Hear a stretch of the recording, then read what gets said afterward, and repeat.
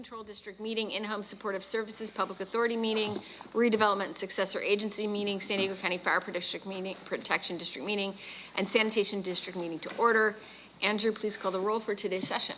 Thank you, Chair Lawson-Remer. Supervisor Anderson. Here. Supervisor Desmond. Here. Chair Pro Tem Aguirre. Here. Vice Chair Montgomery-Stepp. Here. And Chair Lawson-Remer. Here. So before we begin this meeting, I'll take a moment to address and remind everyone of our House rules. Public engagement is the cornerstone of a transparent and accountable government, and these Board of Supervisors meetings are one of the primary venues where all San Diegans can make their voices heard. Our county is committed to a work environment free from unlawful discrimination and harassment, including sexual, racial, religious, age, disability, or any other forms of discrimination or harassment. Under the board's rules, speakers may not use loud, shouting, threatening, impertinent, slanderous, profane, or abusive language to any member of the board, staff, or the general public. All remarks and questions must remain on topic during the duration of your speaking time and must be addressed to the board and not to county staff. Any speaker who engages in comments that break these rules will be issued a warning. After one warning, you will be asked to leave the chambers for the remainder of the meeting. Finally, speakers threatening violence may be reported to law enforcement and removed from the meeting. This is a space for community engagement, deliberation, and progress, not for harassment, violence, and hate. We will now proceed with non-agenda public communication. This is an opportunity for the public to address the board on subject matters within the board's jurisdiction, but not an item on the meeting agenda. The only action we board members may take is a referral to the CAO. Speakers may speak once per meeting for non-agenda public comment, either at yesterday's land use legislative session or today's general session, but not both. And to facilitate our meeting, we will have 5 non-agenda public comment speakers in person and 5 by phone in the beginning of the meeting, and the remainder will be heard at the close of today's session. In order to ensure timely completion of today's agenda, for any discussion item with 10 or more speakers, individuals will have 1 minute to share their opinion. And a reminder, according to Rule 4A, members of the public that are non-English speaking and need interpretation assistance receive twice the allotted time for their comments. Audience members may not whistle, clap, stomp feet, or do anything that disrupts the proceedings. If you disrupt the meeting, you will be given 1 warning, and after that 1 warning, if you disrupt the meeting again, you will be directed to leave the chamber for the remainder of the meeting. Andrew, please call the speakers. Thank you, Chair Lawson-Remer. We have 28 requests to speak on matters not listed on the agenda, 15 individuals in person, and 13 requesting to speak by phone. For those that requested to speak by phone, please dial into the conference line using the instructions that were provided to you. We'll begin with the in-person speakers, and we'll now randomly select the first 5 speakers in person. All the remaining speakers will be heard at the conclusion of today's session. We'll begin with the in-person speakers. As your name is called, please come forward and stand on the arrows until it is your turn to speak at the podium. You'll have 2 minutes to address the board, and I'll ask you to begin by stating your name for the audio record. I'd like to invite forward the first 3 individuals: Shariah Adapa, Doyle Morrison, Tay Bland Aruya, and they'll be followed by the final 2 speakers in person, Oliver Twist and Anna. If I've called your name, please come forward.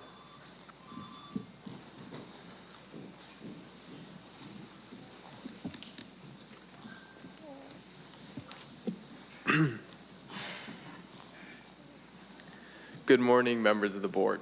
My name is Sharia Adapa, and I'm currently an intern with the Summer Youth Academy with Supervisor Monica Montgomery-Stepp, and I wanted to address potential littering and pollution concerns. Currently, California laws make littering punishable by fines up to $1,000, yet enforcement is virtually non-existent. The burden of the cleanup falls entirely on the county, costing taxpayers millions in reactive spending rather than attempts to fix the problem. Research in social behavior demonstrates that visibly neglected environments send the signal, a signal that tells people littering is the norm. So I urge the board to explore community-centered solutions, particularly ones that engage the youth to participate in the cleanliness of their own neighborhoods. Thank you for your time and this opportunity. Thank you. Next speaker, please. Hello, my name is Tay Bland Aruya, and I'm with Supervisor Montgomery-Stepp's Summer Youth Academy. Thank you for your time today. I want to first acknowledge and appreciate the work this board has already been doing and programs currently in place to support people experiencing homelessness. I recognize and value those ongoing efforts. Homelessness is a serious issue in our community, and I'm here to urge continued investment in long-term solutions. That means strengthening services like mental health care, substance use treatment, job opportunities, and supportive services that help people regain stability. Prevention is also key. Rental assistance, crisis support, and outreach can help prevent homelessness before it starts. Homelessness is a community issue, and it requires a continued community response. I urge and encourage continued support for the existing programs championed by this board while building on them to expand their impact. Thank you for your time today. Thank you. Thank you. Next speaker, please.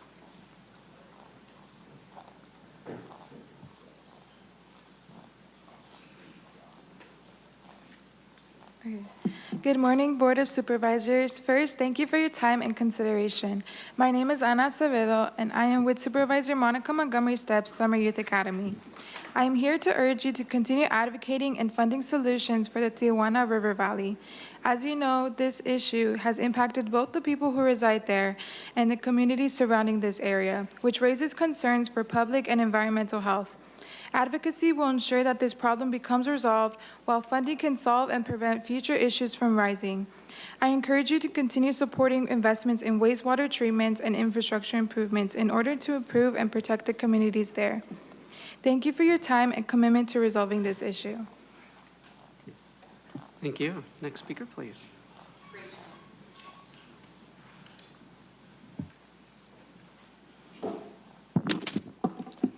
Good morning, Oliver Twist. First, I'm happy to see the young people developing their public speaking, so thank you for that program.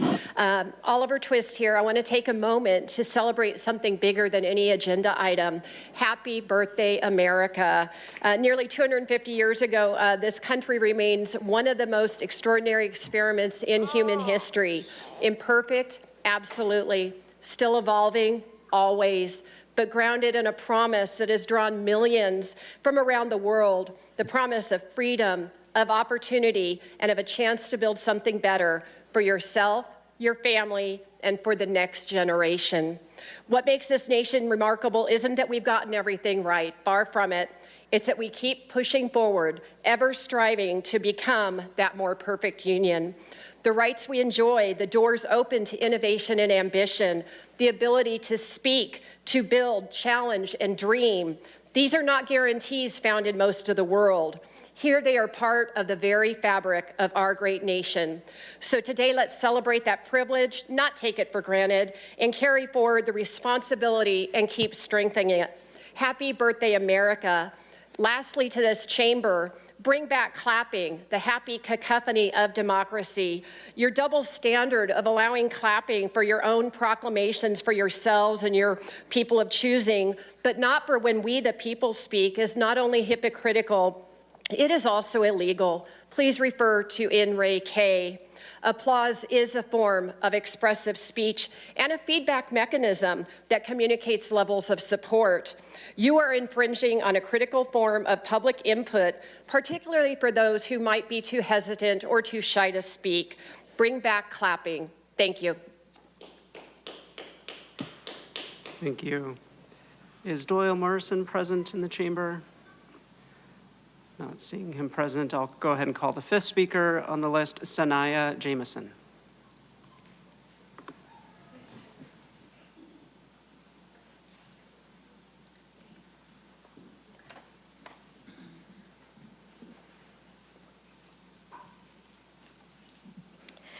Good morning, Supervisors. My name is Sanaya Jameson, and I am here with Supervisor Monica Montgomery Stepp Summer Youth Academy. I am here to speak about juvenile justice and the importance of creating a system that prioritizes rehabilitation, accountability, and opportunity. Investing in safe environments, mentorship, education, and supportive resources allows youth to grow, make positive changes, and contribute to stronger communications. Thank you for your time and consideration. Thank you. We'll now hear from the individuals that requested to speak by phone. Again, in accordance with the board's rules, we'll be hearing from the first 5 callers. The remaining callers will be heard at the conclusion of today's session. When it is your turn to speak, you will be unmuted and you will hear a recording that will tell you to begin your comments. We will start with our first caller.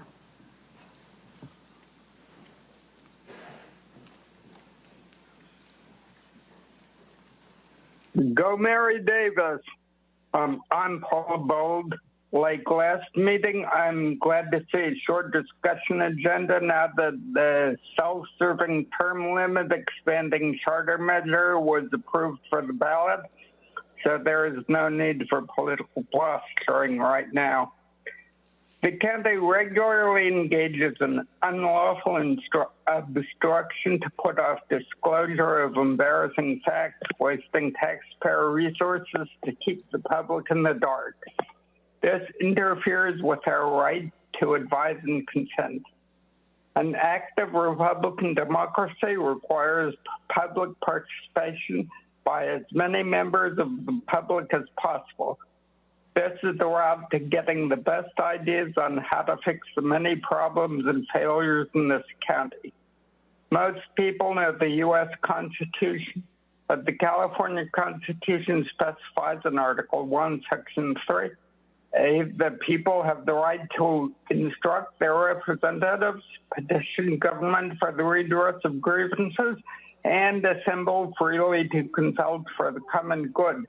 B, the people have the right of access to information concerning the conduct of the people's business, and therefore the meetings of public bodies and the writings of public officials and agencies to all be open to public scrutiny. And since Section B7 says each local agency is hereby required to comply with the California Public Records Act and the Ralph M. Brown Act, and with any subsequent statutory enactments amending either act, that act is, in effect, part of the Constitution. And if your silly rules are contrary, they're just that, silly. We'll hear from the next caller.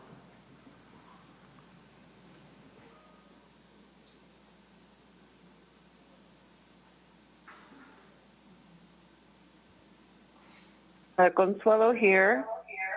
The system is failing now more than ever. We have local county officials willy-nilly throwing money at silly things like soccer events while their people within their districts are in need of the basics. The system remains the same, although the only difference is that it's growing more corrupt and sloppy, while officials have the audacity to become more arrogant as they fail at the basic task of their roles they play. We have truth tellers, whistleblowers, people exposing truths being punished. Some sit in jail, Andrea Ebbing. Some have gag orders on them. Isn't it something the length the system will go in order to maintain itself? Rules and laws for thee, but not for me. That seems to be the motto of our local county government agencies. So as I was sitting thinking of what to say, I was just reminded of how I feel as though I've said it all, and already I don't mind being a broken record, as I said yesterday, broken record, because I do realize that there are people who are waking up to the illusion, and that illusion is this. We live in a world where people look up to those who hoard money, who believe in a left-right paradigm, who still believe that there are selected officials that are coming to save them. As I mentioned, people who hoard money while children starve, and they are not people to be admired. They are moral failures of our society. And just as the selected officials of our county, they too are moral failures that work and promote for the globalist agendas while pretending to fix our county's problems. Instead, they are putting... Thank you. Hear from the next caller.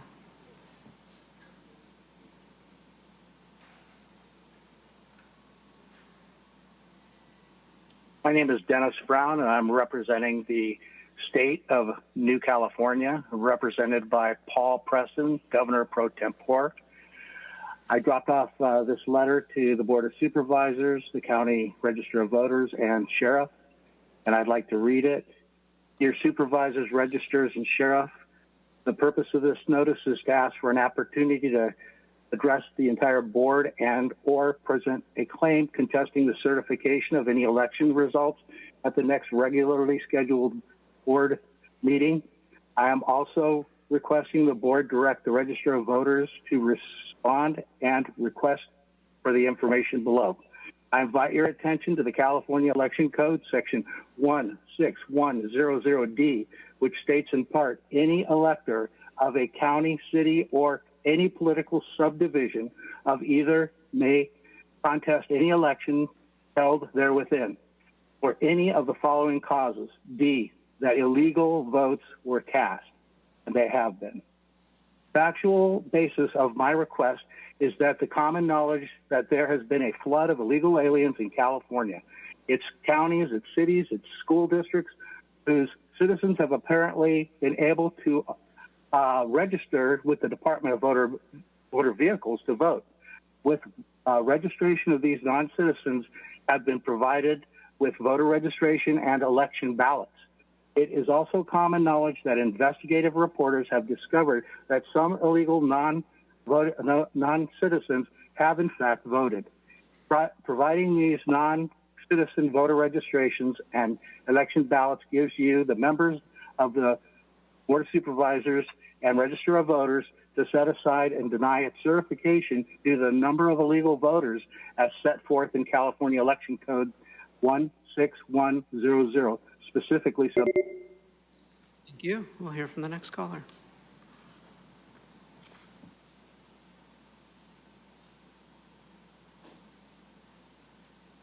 Good morning. My name is Becky Rapp, and today I'd like to raise concerns about moving forward with a socially equitable cannabis program at a time when the marijuana industry is already struggling throughout our region. Just recently, Jack's Cannabis in Ramona closed its doors. The business shut down in April, reportedly due to taxes owed. This means that one of the 5 existing marijuana storefronts in the unincorporated county is no longer operating. That closure should be a warning sign. If existing businesses cannot remain financially viable, why is the county considering creating additional permits and expanding the industry? Before launching a new program, we should first evaluate the performance of the businesses that already exist. The county has spent years discussing social equity and marijuana expansion, but residents still have many unanswered questions. How much public money has been spent developing and administering these programs? And how many existing operators are actually succeeding?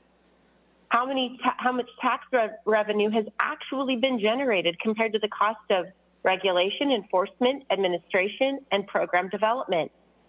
Before moving forward with this program, I urge the county to provide a full accounting of all expenditures related to marijuana regulation and social equity planning.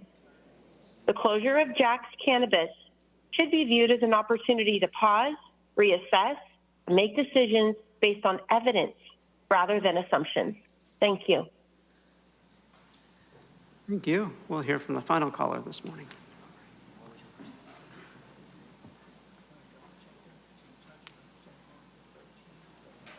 Good morning, Board of Supervisors. Ann Riddle here.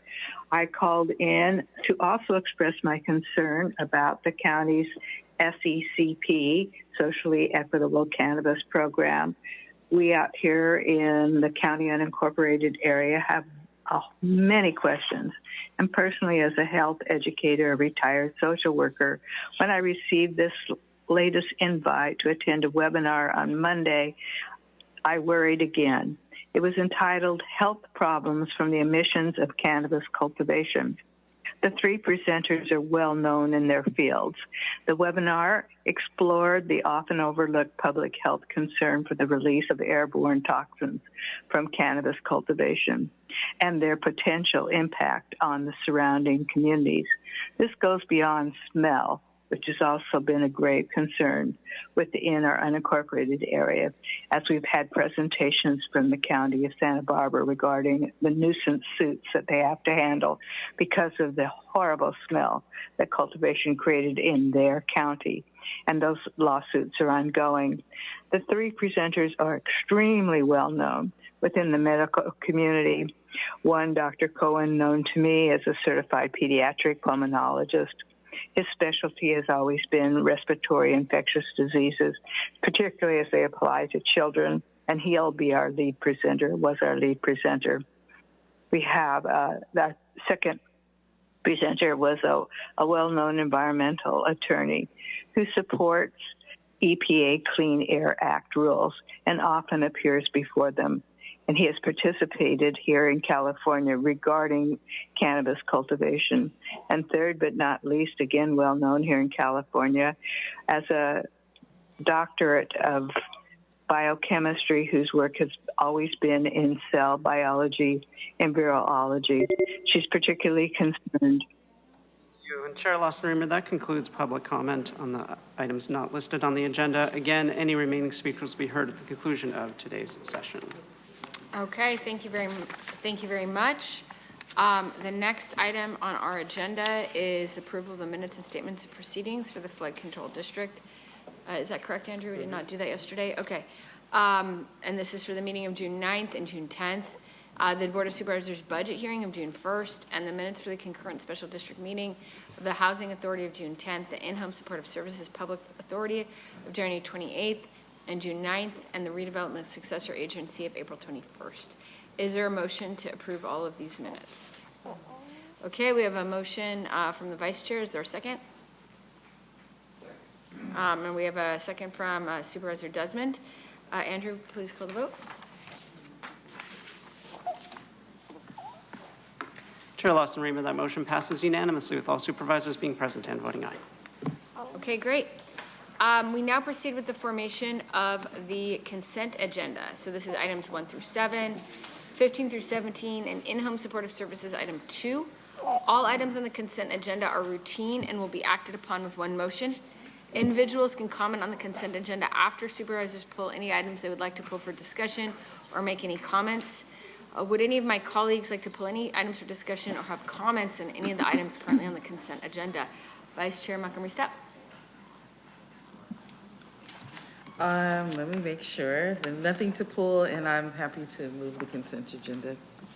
Okay, thank you very much. We have a motion on the floor from the Vice Chair, Chair Pro Tem Aguirre. I'd like to pull item 15. Okay, we will be pulling item 15. Supervisor Anderson? I have nothing at this time.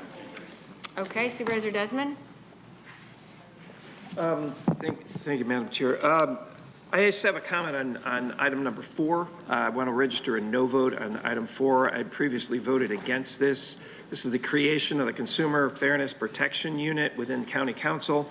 The District Attorney's Office already handles consumer protection cases, and if consumer protection is a priority, we should hire more people in the DA staff, not create a duplicative department. So I'll be registering a no vote on item 4.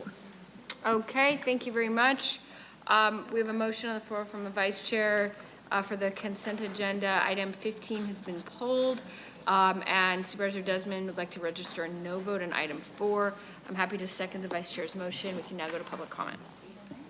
Thank you, Chair Lawson-Remer. Before we go to public comment, I would like to note for the record that agenda item 16 on the general legislative session consent agenda and item 2 on the in-home supportive services public authority consent agenda seeks approval of adjustments of the compensation for the Chief Administrative Officer, Clerk of the Board of Supervisors, Chief Probation Officer, and the in-home supportive services public authority, or IHSS, Executive Director, pursuant to Government Code Section 54953(3)A. Prior to taking final action, the legislative body shall orally report a summary of a recommendation for a final action on the salaries, salary schedules, or compensation paid in the form of fringe benefits of local agency executives. The proposed adjustments would set the compensation at hourly rates as follows: $207.39 per hour for the Chief Administrative Officer, $119.23 per hour for the Clerk of the Board, $144.49 per hour for the Chief Probation Officer, and $91.13 per hour for the IHSS Executive Director. Subject to approval, these adjustments would all be effective June 26, 2026. There were no other changes to the existing fringe benefits and paid leave applicable to these positions. With that statement in the record, these items may remain on consent for approval. With that noted, we do have 15 total requests to speak on items on the consent agenda, 4 individuals in person, 11 requesting to speak by phone. As a reminder, item 15 was pulled from the consent agenda for discussion, so any individual that requested to speak on that item, please hold your comments until the board discusses that item. We will receive public comment on that item separately. For the phone callers, this is the time to call in to speak on the remaining items on the consent agenda. Please dial into the conference line now using the instructions that were provided to you. Go ahead and begin with our in-person speakers. As your name is called, please come forward and stand on the arrows until it is your turn to speak at the podium. You will then have 2 minutes to address the board. If you could please begin by stating your name for the record. Also, when speaking, please identify which consent agenda items you are speaking on. I'd like to invite forward the first 3 individuals: allegedly Audra, Natalie Rash, and Marco Espinoza.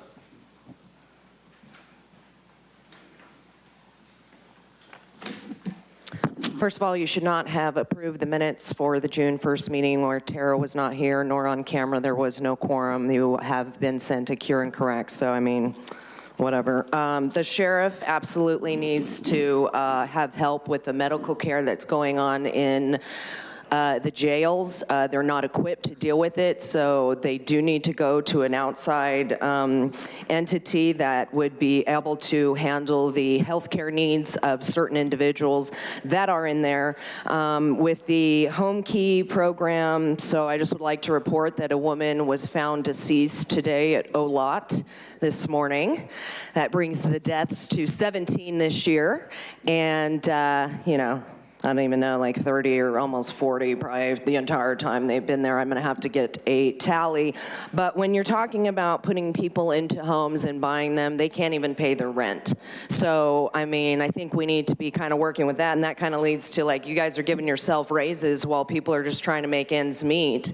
I don't think any raises should be taking place, especially when people who are getting such significant amounts of money are the ones determining the things for people who don't have anything. And like they would never be able to, you know, have any kind of understanding of what that's like. So all of the programs that you guys do actually don't benefit the people that you claim that they will. And this behavioral health stuff, it's very concerning what's going on with behavioral health because it is being used to silence people, like Andrea Ebbing being deemed incompetent. Now she can be put in one of your mental facilities and totally drugged up so that she doesn't continue to talk about Summer Stephan and the crimes that have been perpetrated against her and her children. So it's very concerning when it is being used as a weapon, and it will continue to be, and I'm sure you want to use it on Justin as well. So when people are trying to get change to happen because of such egregious things, you shouldn't be silencing them using your behavioral health unit. Next speaker. Called for Natalie, Marco, and we also have Michael Brando. You may come forward in any order.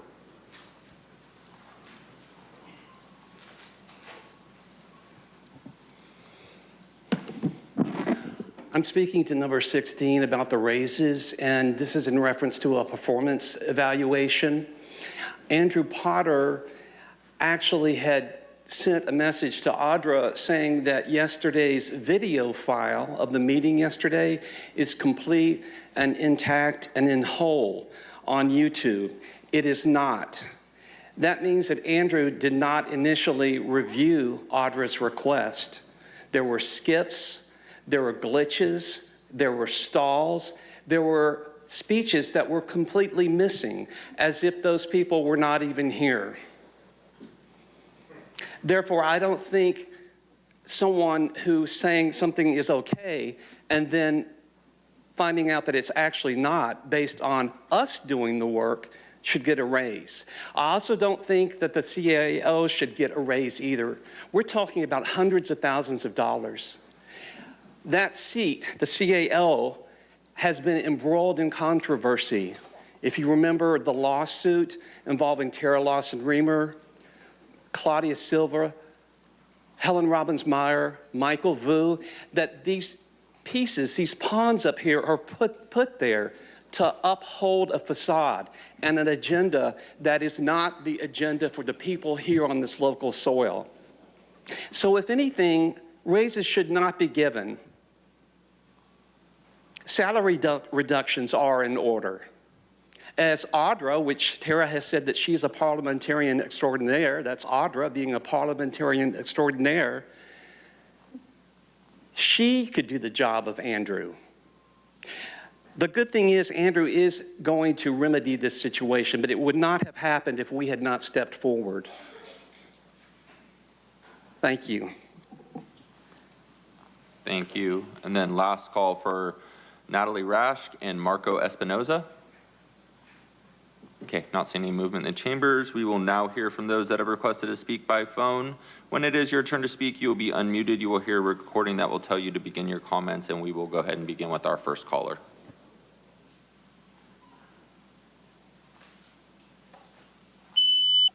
Paul LeBold, our raises, limit them to $20 an hour. See how the lower incomes, the kitchen workers live? 4, litigation authority. What concerns me most is that this authorizes the county council to pursue litigation up the appellate chain, which could involve the county in significant costs and consequences. It also seems to me that item F is wrong and should be deleted. If the county places a juvenile in detention or placement by court order, the county should be responsible for the cost of that placement. Item K, eviction, should specify regarding county-owned property like item L. Item N opens the door to unnecessary litigation. I agree with Jim that you shouldn't open up a new department either. This is not a dictatorship, and the decision whether or not to initiate litigation affects the entire county and ultimately may involve every one of us in the consequences. The decision therefore needs to be a joint decision like a vote. The board should not be abdicating its authority. The rest looks okay. 3, LPS guidelines. I'm glad that the first guideline reads involuntary detention under the LPS Act constitutes a significant deprivation of civil liberties, et cetera, et cetera. It is important for many people in government, no names mentioned, to realize that they can't put someone away just because they don't agree with whatever they say, which is kind of like the Independence Day party where people have to sign on to whatever the county. Thank you. Your time is up. We'll go ahead and go to our next speaker.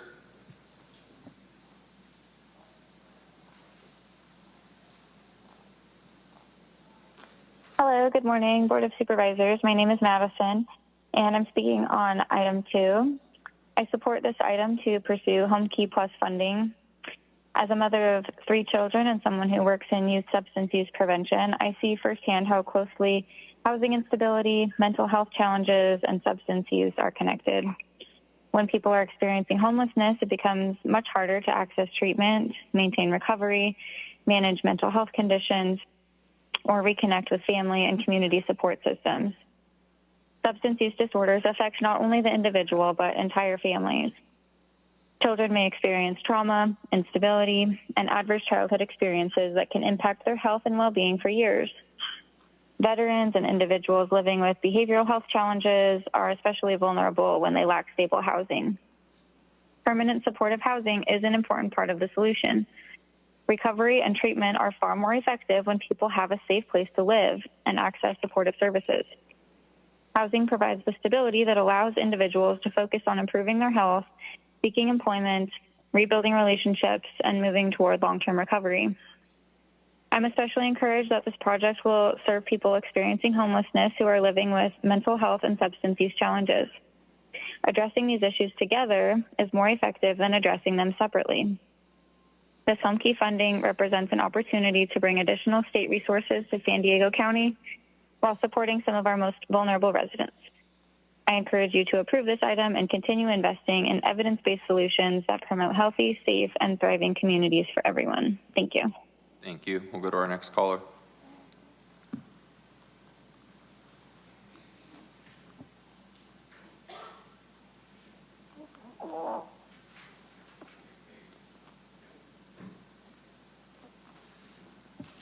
Our next caller. Solo here. Thank you. Okay, so more raises for the out of touch who are calling the shots for the ones barely surviving. Gosh, it's such a curse being awake and paying attention to have to call you all out.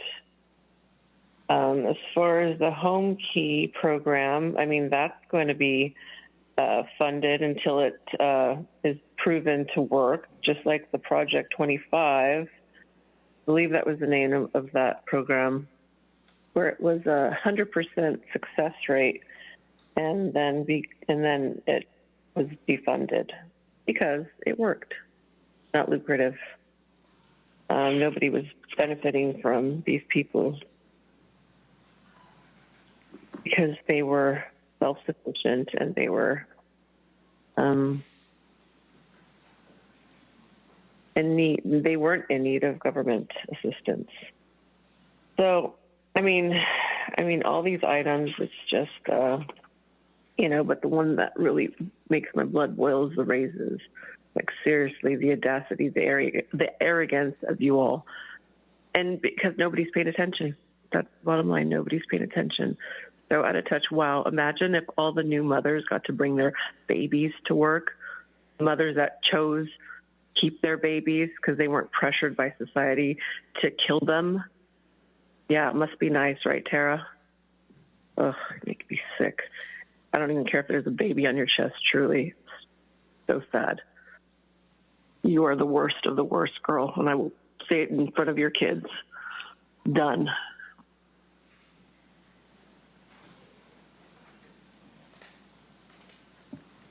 We'll go to our next caller.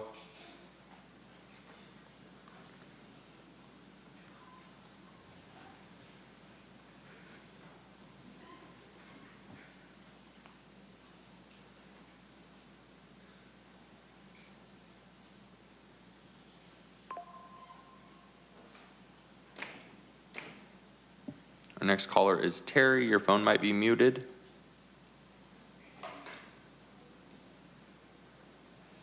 Oh, I'm calling on some discussion items. I guess I'll have to call back. That is correct, yes. Okay, thank you.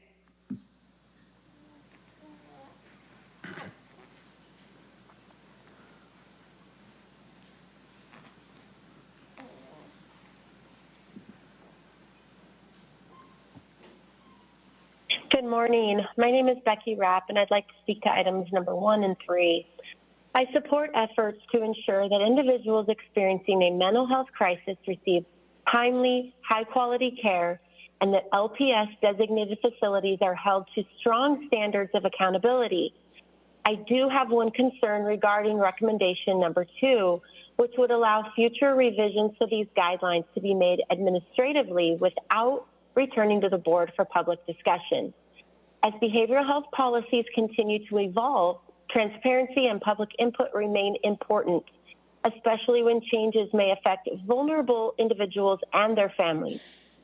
I would also encourage the county to consider a serious issue that is often missing from conversations about mental health treatment, and that's the role of marijuana use. Scientific information is released almost daily, linking high-potency marijuana use with increased risks of psychosis, schizophrenia, depression, suicidal ideation, and psychiatric hospitalization, particularly among adolescents and young adults.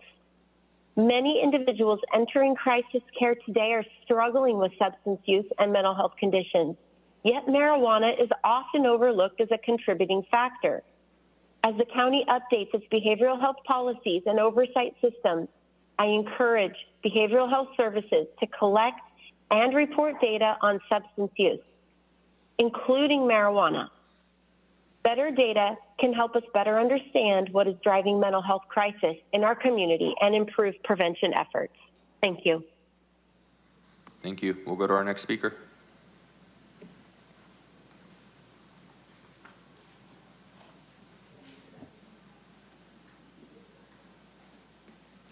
Good morning, Board of Supervisors. Ann Riddle. I called in to speak to item 3 and 16, which I realize you pulled, and IAO2. 16 and IAO2 have to do with an increase in salary, and I kind of object to the euphemism of adjustment in compensation. Could we just say a raise in salary? I think that would be the optics of using that type of terminology of adjustment isn't fair to the public. My concern about 3 is, one, I support it. Having had to use this with a family member, which is the idea behind it is to strengthen the requirements associated with bringing those involuntarily to mental health services. On the face of it, the terminology is scary. The goal behind it is excellent, however, and you hear about it all the time from families who have individuals who are psychotic and definitely incapable of making that decision for themselves to seek mental health. And so we need, as families, to have this opportunity. I echo the previous speaker's concern. In the case of my family member whose psychotic episode, it was caused by marijuana. And I don't think we're giving cannabis the spotlight it needs regarding what happens to our people in our county who are using. Both in suicide ideation as well as accomplished suicide rates are higher, and psychotic breaks. It's very difficult in a family to watch that marijuana use create that situation, and people that treat marijuana use so frivolously. It is not. And I wish we could see more recognition within the behavioral health services for its role. And I agree that more data collection needs to happen so we can understand its role in the services. Thank you. Your time is up. We'll go to our next caller.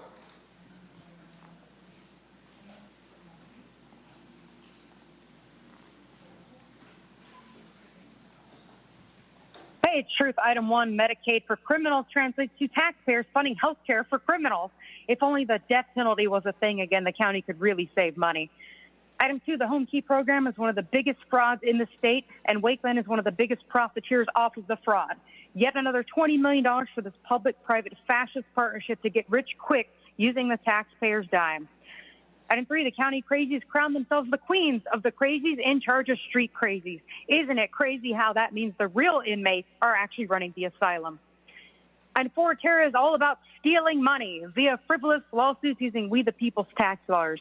Example, she had Manny Paloma out there exploiting sushi chefs to extort profits from Japanese companies, all to justify the usurpation of the DA while refusing to investigate Buena Forqueta for labor exploitation and human trafficking. Item 5, online filing is now available for Manny's future unpaid property tax bills. Future because she has a nasty habit of expecting everyone else to pay her debt. Item 16, $119 an hour for Andrew to sit there and say, next speaker, please. Wow, he does answer emails fast, so I'll give him that. And $207 an hour for Ebony to sit there and smile while the county burns down in debt and corruption. No to all raises. Item 17, the county and the city of Escondido have obviously decided East Valley Parkway is now a stack and pack dumping ground to the benefit of the San Diego Community Housing Corporation and the National Community Renaissance of California. The Housing Corp is owned by the San Diego Housing Commission, Monica's old buddies. They don't need a bailout as they have $25 million in assets and $5.3 million in revenues. Their CEO, Theodore Miyahara, makes $323,000 a year. National Corps has over 10,000 apartments, 110 properties, and $1.3 billion in assets. They don't need our help either. Their CEO, Steve Pontel, has zero experience in housing. He's an overpaid consultant who funds the La Jolla Institute that works on viruses. No to all grift, approved by psychotic grifters. Thank you. Your time is up. We'll go to our next speaker.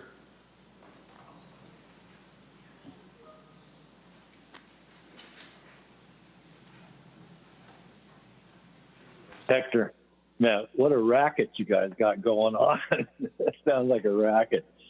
Hey, I want to comment on 1 through 7.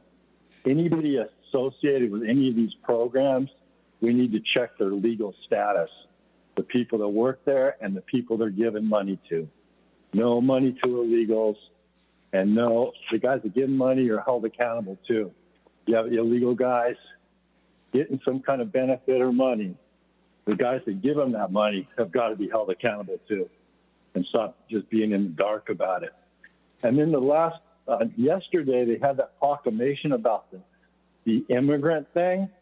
Why don't you put legal immigrant in front of it? Quit having these immigrants that are illegal be immigrants that are legit. They're not legitimate immigrants. They came here illegally. And so you guys are promoting that stuff. Just because you're sitting in San Diego County doesn't mean you're an American citizen or deserve the benefits. So you got to try to have some integrity. And then about the only one thing you should be doing now is focusing on the sewer plant down at Tijuana. While all those are on our side, all the people are breathing that air. All the Mexican kids, the poor kids, the white poor kids down there, they're sucking the sewer gas every day. It's unavoidable. And you guys got no intention of where's the plan for the sewer plant? Where is it? You guys got one drawn up yet? It starts with a plan. You got to get the plan, and then you got to start getting the money or just doing it. Have the Mexicans down there build the thing. It's just unacceptable, man. On Friars Road the other day, they're opening up the sewer line down and make the hookups. I cook a whiff of that stuff on my bike. Thank you. Your time is up. We'll go to our next speaker.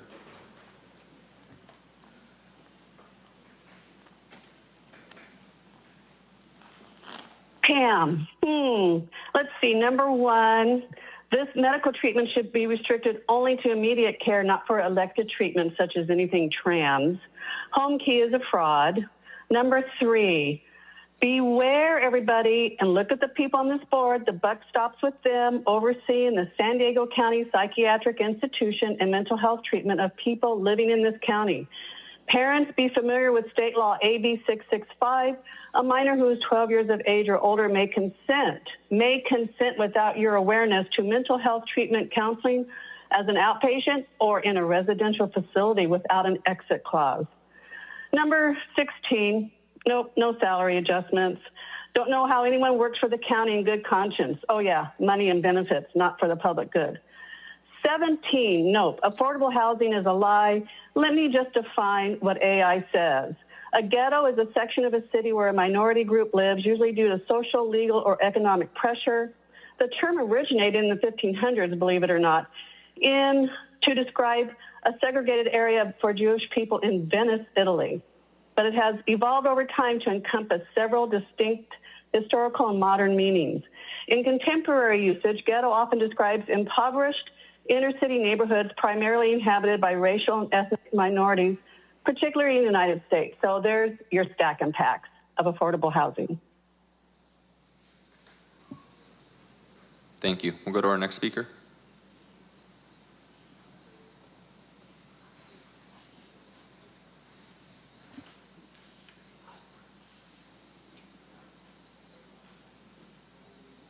Good morning, Supervisors. John Brady with Lived Experience Advisors. I am calling to speak on the items related to housing and behavioral health and jails. As well as the salary issues.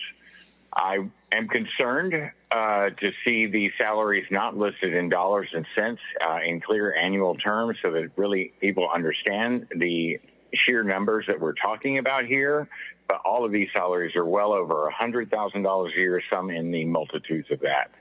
I would echo that this is very concerning given where we're headed in our economy. Now, as to behavioral health and jails, as you know, the Neil Good Day Center is formally going to be closed by the city of San Diego as of December of this year. I'm asking the county take over this facility for public health and behavioral health reasons. This facility offers the only 9-stall or 10-stall male-female bathroom facility with sinks in all of downtown for people experiencing homelessness. It is a loss of more than half of the entire public bathroom offerings in downtown. As you know, we've had multiple public health outbreaks. It is also responsible for providing laundry, as well as a place to wash your personal items. And most critically, it is the only place that any homeless individual can go during the daytime and be unmolested by police or anyone else. This is a safe space for women who cannot sleep during the day. We offer to operate the facility at expanded hours, 12 hours a day, 7 days a week for $900,000 a year. That's got to be the best investment you could make today. Thank you. And with that, Chair Lawson-Remer, that concludes public comment on the items on the consent agenda. Okay, thank you very much. We have a motion on the floor by Supervisor Montgomery Steppe, a second by myself. Supervisor Aguirre had some comments. Yeah, just a quick comment on Project Home Key. I just want to thank Wakeland Housing and the City of Chula Vista for their partnership on this grant application, even though it's still pending. It's going to bring significant amount of units to District 1 that continues to see critical need for affordable housing. Thank you. Thank you very much. We have a motion on the floor in a second. A reminder that item 15 has been pulled. And Supervisor Desmond has registered a no vote on item 4. Please go ahead and vote. And Chair Lawson-Remer, that motion passes unanimously with all supervisors being present and voting aye. And again, noting for the record, Supervisor Desmond voted no on item 4. Okay, we will now begin with our most central item for today, which is our budget. This is items 8, 9, FL1, IHSS1, RSA1, FP1, and SA1. These are all our budget adoption discussion items, which will be held concurrently. These are all 4-vote items, and we have a county team presentation that we will hear first. Then we will take a moment if there's any particular questions on the presentation. Then we'll do public comment, and then we'll have an opportunity for board discussion. So please, Joe. Thank you. Oh, go ahead, Andrew. Thank you, Chair Lawson-Remer, members of the board. Your items for discussion are items 8 and 9 on the Board of Supervisors General Legislative Agenda. Item 1 on the agendas of the Flood Control District, the In-Home Supportive Services Public Authority, the Redevelopment Successor Agency, Fire Protection District, and the Sanitation District for your deliberation and adoption of the operational plan. These items will be heard concurrently, acted on with one motion should you desire to do so. On May 18th, 2026, the Chief Administrative Officer's recommended operational plan for fiscal years 2026 through 2028 was released. Budget hearings began on Monday, June 1st, 2026, with members of the public being given the opportunity to provide oral and written testimony. Budget hearings concluded on June 11th at 5 p.m. All comments received on the operational plan have been provided to the board and made available online. Today's actions request that the board consider the change letter and ultimately approve the resolutions adopting the budget for the County of San Diego, county service areas, community facilities districts, certain maintenance districts, permanent road divisions, the Fire Protection District, Flood Control District, In-Home Supportive Services Public Authority, Redevelopment Successor Agency, and the Sanitation District. With that noted, I'll turn it over to Chief Financial Officer Joan Bracci. Okay, thank you. Good morning, Chair Lawson-Remer and members of the board. Today we are presenting the fiscal year 26-27 revised Chief Administrative Officer's recommended operational plan for the board to consider. Last month, we presented to you the CAO recommended operational plan, which reflects the enormous efforts through the organization to deliver a budget that is balanced and fiscally sound, supporting services for the public that residents can rely on today and into the future, advancing county priorities, reflecting community voices, and evolving needs. The budget is driven by our values, including critical safety net services, as well as behavioral health and public health support. It makes our region a better place to live, work, and play, with major investments in public safety and fire protection, roads, parks, and libraries. The budget supports sustainability through open space and agricultural protection, new collaboration to identify long-term solutions in the Tijuana River Valley, and green building practices.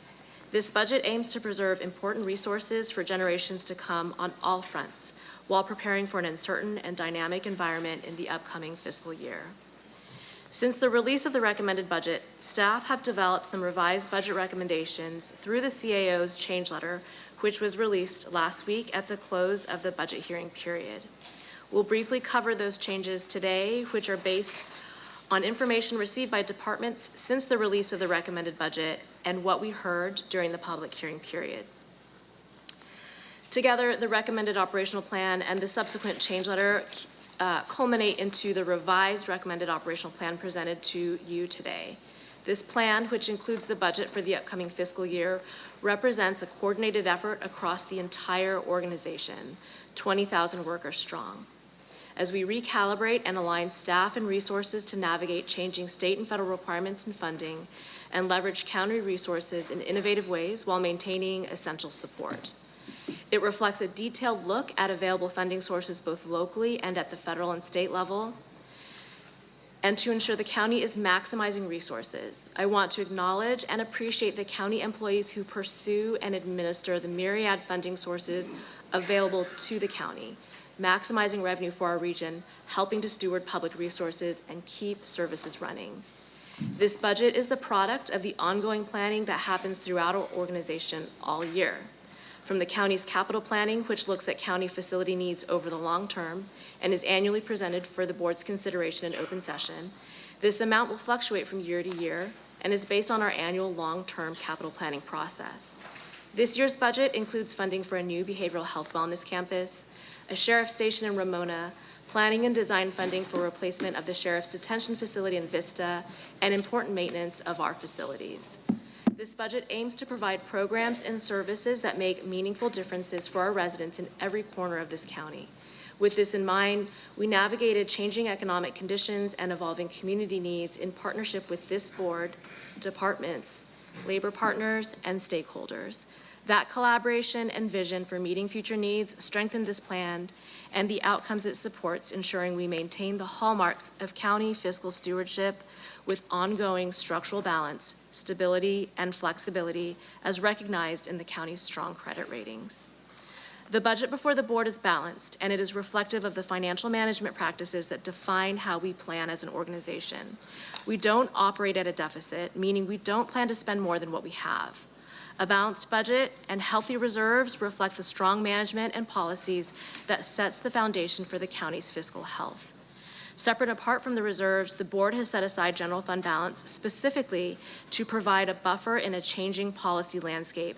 That amount of fund balance we call unlocked reserves, providing time to respond and to recalibrate to steadily manage the services our communities rely on and to manage the county's long-term ongoing cost structure. I want to thank each of our supervisors and our governing board as a collective for your leadership in serving the residents of this region. I want to thank members of the public, our communities for their thoughtful input and collaboration all year long. Today's presentation will briefly review the revised CAO budget recommendations and highlight considerations that are top of mind as we enter into fiscal year 26-27 and plan for the years beyond. I'll now turn things over to Amy Thompson, Deputy Chief Financial Officer. Thank you, Joan. Today we're presenting the revised recommended budget, which reflects updates through the CAO change letter.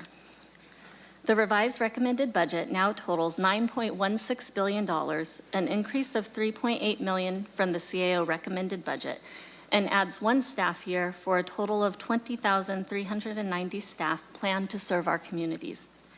This budget maintains essential services and reflects what we heard throughout the year from residents, partners, employees, and this board. It is values-driven, community-informed, and focused on delivering real results. The change letter makes small adjustments to the CAO recommended operational plan by proposing in the Sheriff's Office additional funding and one more position for increased law enforcement services and grant-funded services to help re-entry success of justice-involved adults. In land use and environment, added funding for road improvements and updated wastewater utility charges in the Department of Public Works. To continue transitioning behavioral health services, we plan to shift staff and associated costs from the Health and Human Services Agency to behavioral health services and human resources, realigning functions without adding net positions. The majority of transfers were included in the CAO recommended operational plan, and this subsequent action reflects further work on the transition that continued into May.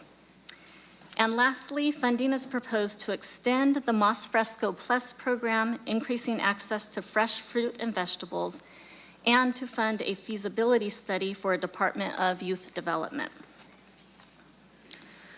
This slide summarizes the total revised recommended budget compared to prior adopted budgets, including the changes that were just described. For fiscal year 26-27, the CAO's revised recommended budget is increasing $522.5 million, or about 6%.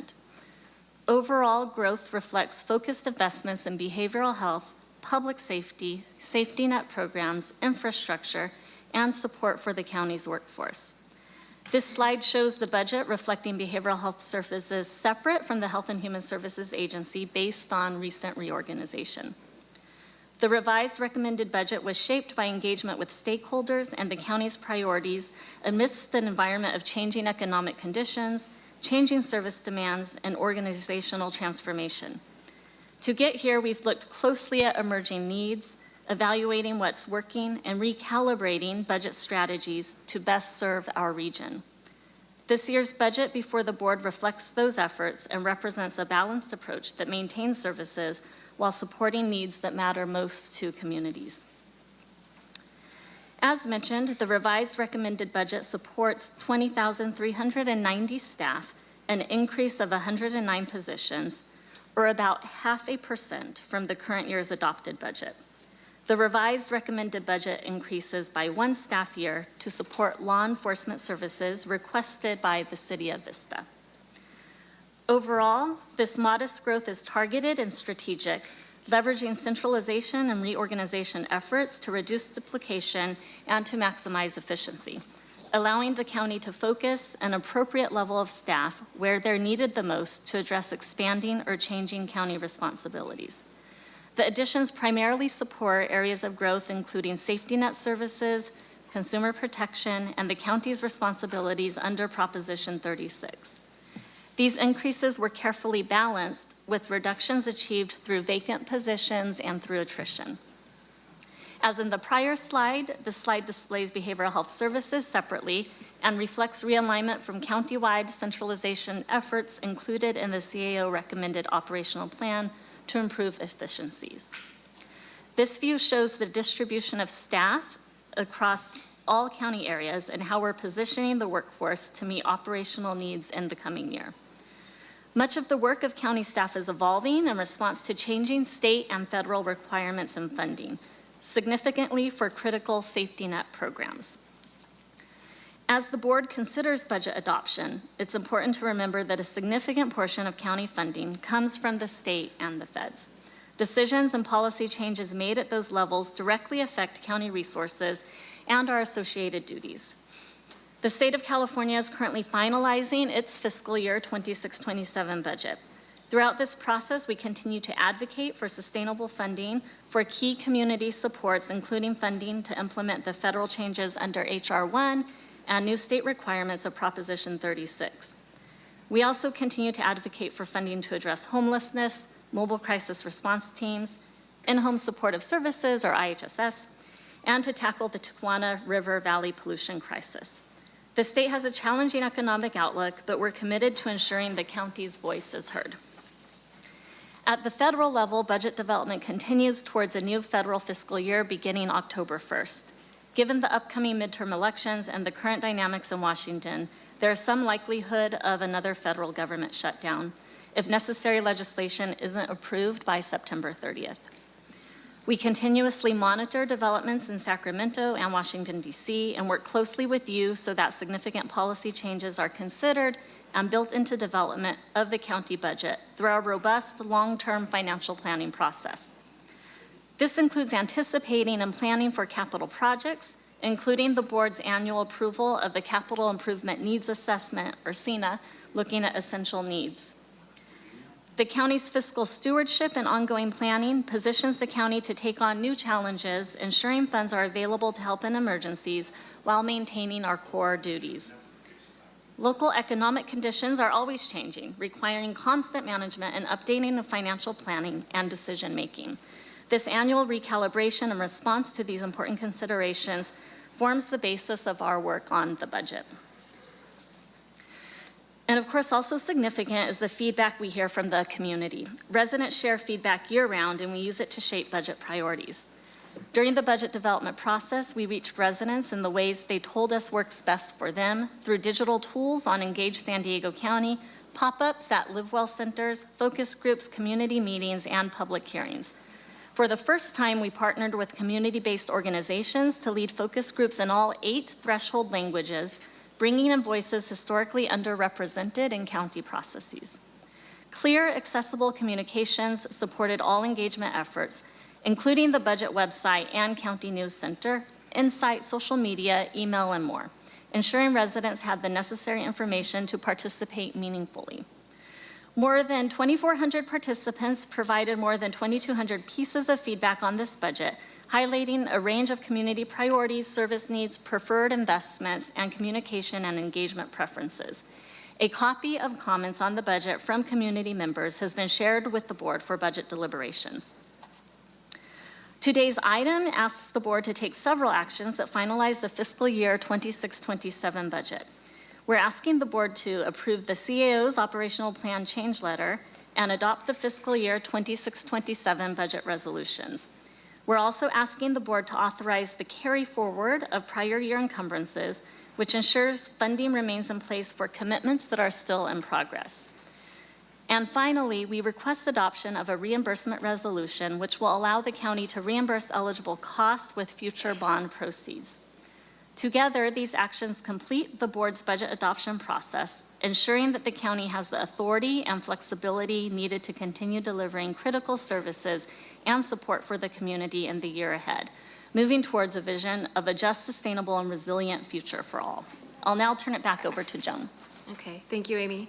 The county team has taken a thoughtful, collaborative approach, working with the community and other stakeholders to prioritize critical services, streamline operations, and propose solutions that are responsive to the needs of our region today, while ensuring financial stability and flexibility for the road ahead. This budget is the product of the hardworking members of the county team, including the program groups under the leadership of the general managers, department heads, and the many experts across our departments who have generously shared their knowledge of the services we provide and innovative ways to deliver them more effectively, including our mighty deputy CFOs and finance directors, department finance staff, and the Office of Financial Planning. We are also grateful for the partnership of elected officials who lead a dedicated workforce, including the assessor, recorder, county clerk, district attorney, sheriff, and treasurer tax collector. And at the heart of it all, we value the many community members, the people we serve, who make time to share their voices. Engagement throughout the year matters, and it is reflected in what is before the board today. We remain committed to working together to meet today's needs and build a stronger future for this region. Subject to your questions, this concludes the staff presentation. Thank you so much. Any quick questions from my colleagues before we go to public comment? Okay, let's go to public comment. Thank you. Thank you, Chair Lawson-Remer. We have 56 requests to speak on these items, 43 in person and 13 requesting to speak by phone. Also note for the record that we received 40 e-comments, 36 in support, 2 in opposition, and 1 neutral. For any individuals that requested to speak on the operational plan items, that again, those are items 8 and 9 and the special district items, by phone, please dial into the conference line using the instructions that were provided to you. We'll begin with the in-person speakers. As your name is called, please come forward and stand on the arrows until it is your turn to speak at the podium. Because there are 10 or more speakers on this item, you'll have 1 minute to address the board. And I'll ask you to please begin by stating your name for the audio record. I'll be calling you in groups of 3, so I'll ask you to please listen for your name. I'd like to invite forward the first 3 individuals, Nicole Lilly, Liliana, and Luis Guetta. If I've called your name, please come forward.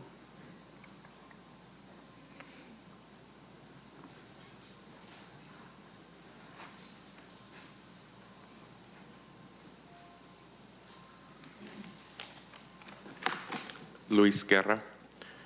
Good morning, Supervisors. My name is Luis Guerra, a District 1 resident representing the Immigrant Defenders Law Center. I'm here to urge you to approve the $13.2 million needed to fully fund the Immigrant Legal Defense Program. As one of the largest immigrant legal service providers in California, we've seen demand surge. In the past year alone, we've received over 3,500 calls, but could only represent 300 individuals. The need far exceeds our capacity. The legal support we provide is a lifeline. Our immigration system is complex and often unjust, with limited access to due process. No one should be separated from their family simply because they lack legal representation. ILDP ensures people have a fair chance to be heard, protected, and remain with their loved ones. We respectfully urge you to invest in ILDP. Thank you. Thank you. Next speaker, please. I'll go ahead and call additional speakers. Nayeli Castillo Santuario, Patricia Mondragon, Jesus Martin Gallegos Munoz. I've called your name. Please come forward.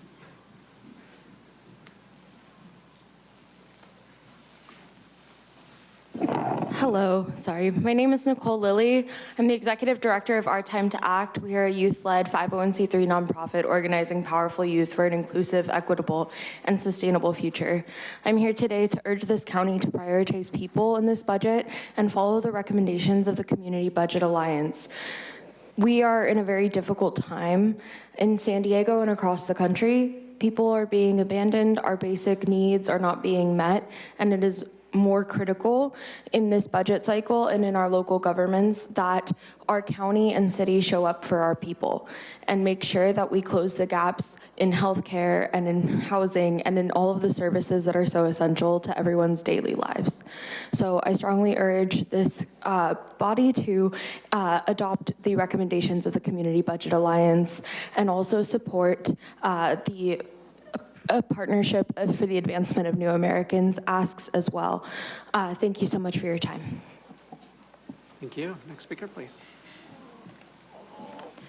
Good morning.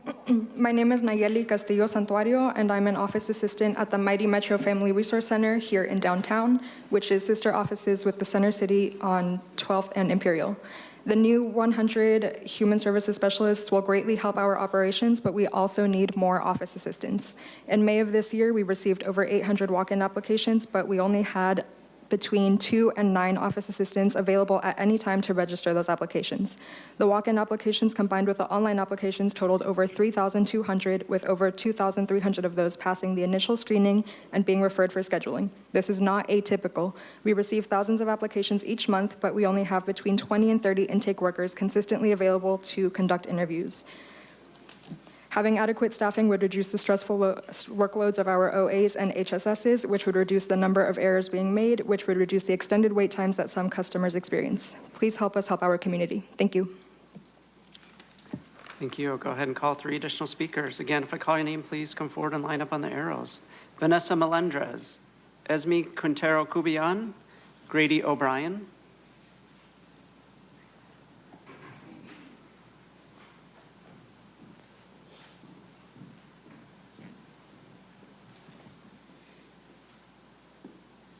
Howdy, Supervisors. My name's Esme, and I'm a resident of D4.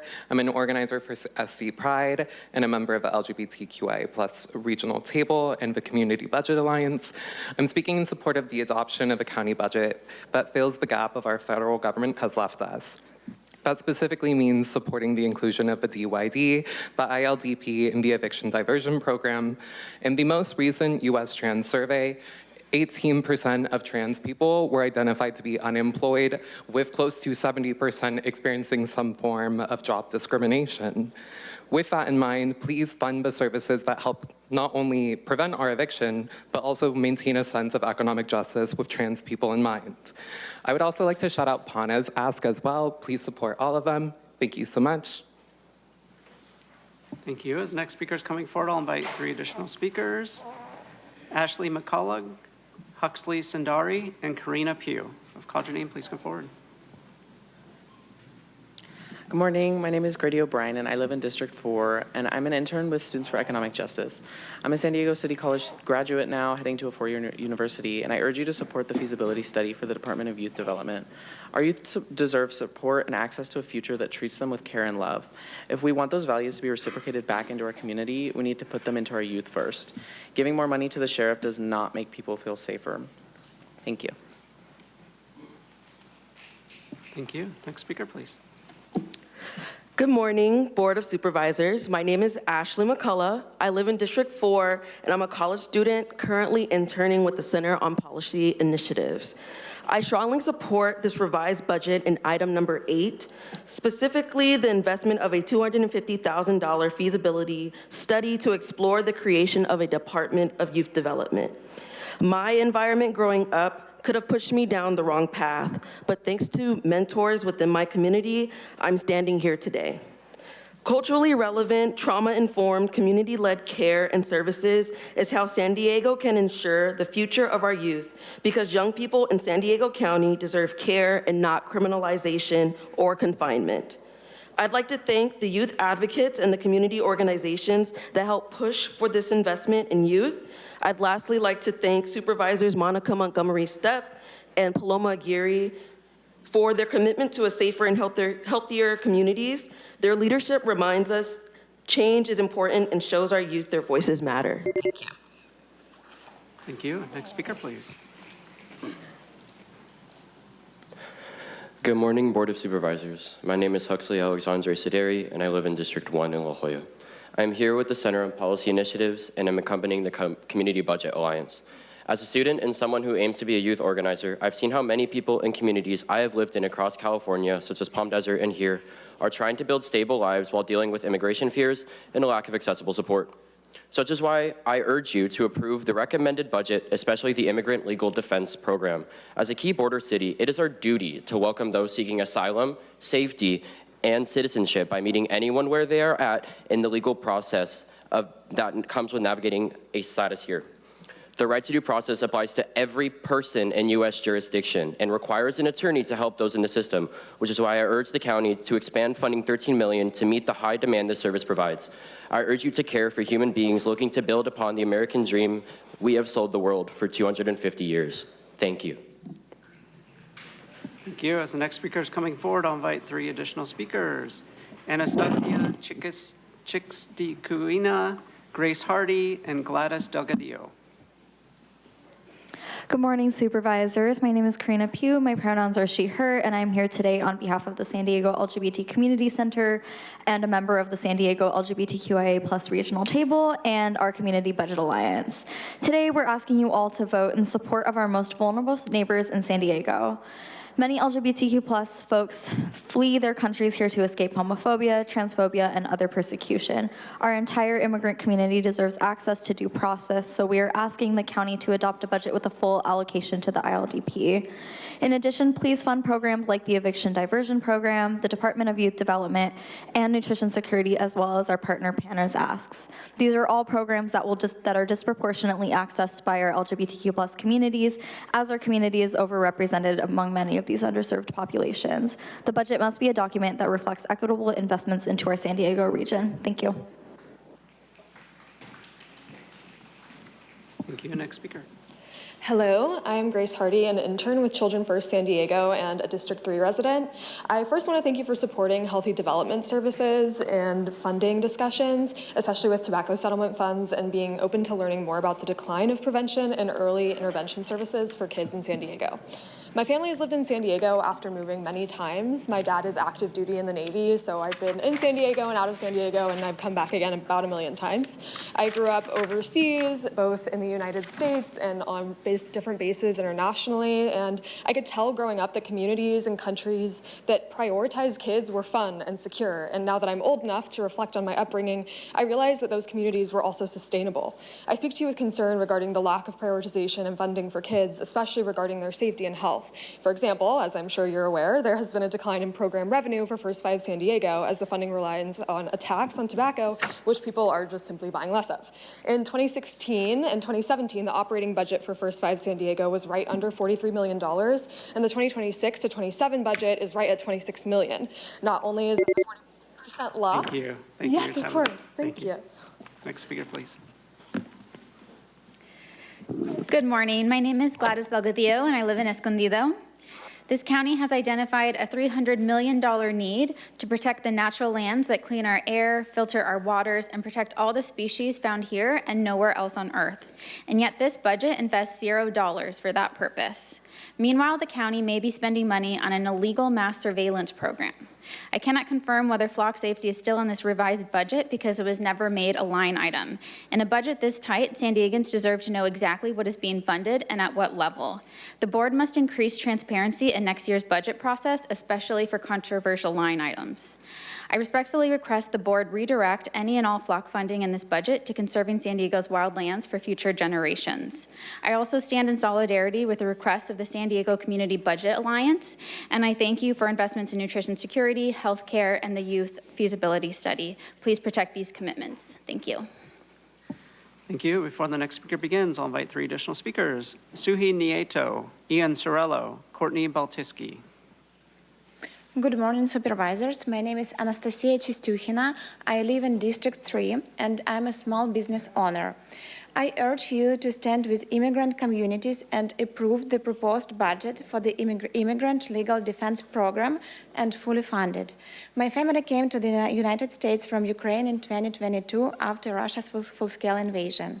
As someone who is rebuilding their life here and still navigating the immigration system, I know how complicated and stressful it can be, even for people who are legally present in the country. When someone faces detention or immigration proceedings, access to attorney can make all the difference. No one should have to face complex legal system alone simply because they can't afford legal help. Immigrant Legal Defense Program helps protect due process and ensure that vulnerable people have access to legal representation when they need it most. I respectfully urge you to support the ILDP. Thank you. Thank you. Next speaker, please. Good morning. My name is Euge Nieto. I live in District 8, San Isidro.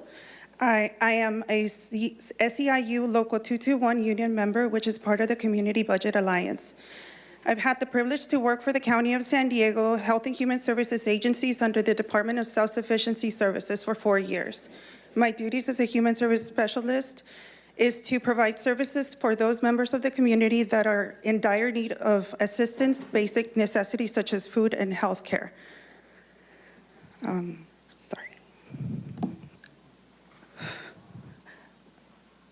This brings me to the reason for my participation today, which is to bring awareness of the impacts of HR 1 has had on self-sufficiency services.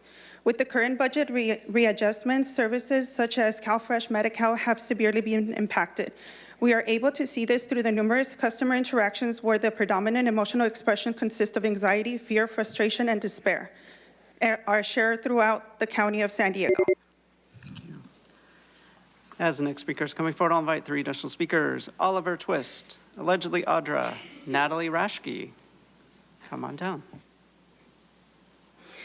Thank you and good morning, honorable supervisors. My name is Courtney Baltiski with the YMCA of San Diego County. We're also leaders and partners in the Children First Collective, the Tijuana River Coalition. We want to thank you for all of the hard work of staff and the supervisors and teams throughout the budget process. We've had incredible experiences lifting important issues with each of your 5 teams across this fiscal year, everything from safety around water and ocean side to greater awareness about bike safety. But we still have a significant need for guaranteed funding for some of the most important health and safety issues in San Diego. That includes dedicated funding for childcare and safe spaces for our youngest learners. And it also includes the Tijuana River Valley, which we know will be considered out of reserves. It's extremely disappointing to hear that some of the state budget asks are falling through, and we need guaranteed funding to end this pollution crisis. Thank you. Thank you. Next speaker, please. Hi, good morning. Oliver Twist, aka Mary Davis. Thank you for the report and for the emphasis on the balanced budget. However, what goes unsaid was the fact it's a services deficit. And I would actually like to see a chart that shows the things that you're aspiring to do where you're falling short instead of covering it up and acting like that there is not a gap there. So let's be honest about that. Also, I would like you to do whatever the city of San Diego is doing, you do the opposite. Stop the progressive pipe dreams and puffery. We need to return to pragmatism, where we are focused on a Maslow hierarchy, that we are funding our needs and infrastructure first. In particular, the Vista detention facility is critical. What happened with the Lake Hodges Dam, when they put that off, it went from $275 million to now estimated $700 million. You are only going to get yourself in a further hole in the ground. Also, I'm here to advocate for the unincorporated areas. Start showing love to La Presa. They're a very underserved community. Thank you. Thank you. Next speaker, please. Hi, good morning, Board of Supervisors. My name is Liliana Soriano. I am the Director of Policy at YouthWell. We're a youth advocacy organization, and we're also a member of the Community Budget Alliance. Also, as myself, I live in District 4, but we do work across the county. My vision for the county is one where every young person has everything that they need to be happy, healthy, and reach their full potential. And that's why I urge you today to approve the recommended budget, which includes full funding for key people first investments such as nutrition security, the Immigration Legal Defense Program, a feasibility study to create a Department of Youth Development, and funding for the Global Village. These are kinds of investments that keep people supported, housed, and connected to opportunities throughout the county. But while our communities struggle to afford housing, healthcare, and basic needs, money continues to pour into criminalization, from Prop 36 to sheriff overtime, to build more jail capacity, and that doesn't support young people directly. So I urge you to choose care over criminalization, invest in the services and opportunities of people. Thank you. Thank you. I'd like to invite forward 3 additional speakers: Maria Elena Greenman Lind, Belen Hernandez, and Marco Espinosa. If I've called your name, please come forward. Hi, thank you for hearing me today. Natalie Rashke, District 3. I just wanted to share some of the things that you have to deal with when you're unhoused, let alone all the other things. During my time of being homeless, this is what I was dealt with. These are all tickets. These are just some of them. So add that on to working the 20 hours a week, trying to get sleep, dealing with life, and this. This is just some. These are tickets for being parked. You can get ticketed for so many things, and now we have to worry about how we're going to get food. I have an EHV that gets cut in November. I will be homeless again in November. 4 children. Thank you. Next speaker, please. Good morning, County Board of Supervisors. My name is Maria Elena Greenman Lind, and it's an honor to be here with all of you. I had a speech ready, but something that really caught my eye, and I would like for all of us to reflect on these 3 beautiful visions of San Diego County, of what San Diego County could look like. But what we do see missing are 2 juvenile detention facilities that represent who our youth are currently right now. So I want to ask you guys, every time you guys come in here to make a decision, specifically for the $250,000 adoption for the feasibility study, think about, is this really who San Diego County is? And do we want to reach that vision? I ask you to please take into heart the youth voices that need to be heard. Their experiences need to be uplifted and created better resources. And I truly believe this $250,000 feasibility study will create this vision into our reality of San Diego County. Thank you. Thank you. Speaker, please. Good morning, Supervisors. My name is Belen Hernandez, here speaking on behalf of the Mid-City Community Advocacy Network, Mid-City CAN. And I want to say thank you for being receptive to our students, the youth, and the adults who have been here to speak for the Department of Youth Development.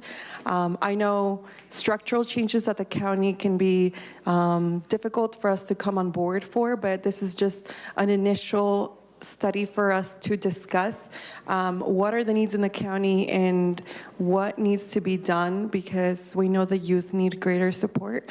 So we look forward to working with you in the coming months to structure that study in a way that makes sense and see what we can do next in our county. And thank you again. Thank you. Next speaker, please. Good morning, Marco Espinoza. Madam Chair and baby, less than 30 seconds. Nice surprise though. Yes, motion approved, and I'm glad to see the words of heard from earlier this year when about the feasibility study for the Child Development Department is becoming a thing. So excited to see that. Thank you very much. Yield back. Thank you. As the next speaker is coming forward, I'll invite 3 additional speakers. Jerry Hall, Harohan Hariharan, and Jesse Schmitty. $9+ billion, and we only get 1 minute to address the negligence that takes place. And I have significant concerns about you developing a youth development department when I have firsthand witnessed the crimes against children that you guys are engaged in by ripping families apart and saying that children are adoptable. And so that's a reason to adopt them out, not to protect them, but because they're adoptable. It's a very lucrative business, and you're very much engaged in terminating parental rights. In fact, I know a handful of children, including Malika and Zaya Robinson, Omar, Bayani, Waylon. There are so many children that are set to lose their families, and this is the kind of stuff that you engage in.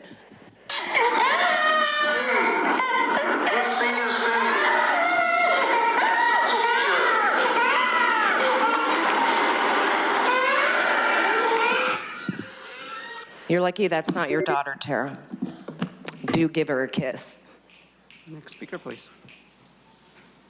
Okay. Good morning, supervisors, chair and baby, and the community. I speak to urge you to Can you please state your name? Our Please planning, state your name. I'm sorry, my name is Jerry Hall with District 1. I applaud your spending the money to conduct the feasibility study for the Youth Development Department. Much like that department, though, there's opportunities to save tens and tens of millions, if not hundreds of millions, in our public safety system. And if we have to go through this process, it's frustrating because it's a brief process where we can need to get community support and get everybody's attention. And these are things that should be happening in a planning process throughout the year. So right now, our behavioral services, we put out a budget in April, and here we are 60 days later after all the community meetings, and the programs and services budget did not change by $1. Thank you. Next speaker. Good morning, Chair and Supervisors. My name is Jesse Schmitty, State Policy Manager for Alliance San Diego. Thank you all for working with our organizations and coalitions as we close discussions around the county budget. We respectfully urge your support for both the Immigrant Legal Defense Program and the Eviction Diversion Program. Here in San Diego, we are on the front lines of immigration policy. We've seen civil immigration arrests increase by more than 1,500%, while detentions at Otay Mesa has surged dramatically. At a time when families are facing unprecedented uncertainty, access to legal representation is not a luxury. It is a matter of due process. The Immigrant Legal Defense Program ensures that people are not forced to navigate a complex legal system alone and helps keep families together during some of the most difficult times of their lives. Likewise, the Eviction Diversion Program helps prevent homelessness before it actually happens. It keeps families housed, reduces strain on public systems, and is far less costly than responding after someone loses their home. These programs reflect the values of our region, fairness, stability, and dignity, and I thank you all for your continued support. Thank you. Next speaker, please. Good morning, everyone. My name is Arohan Hariharan. I'm a recent graduate of UC San Diego, and I am one of the Housing Justice Directors of Our Time to Act.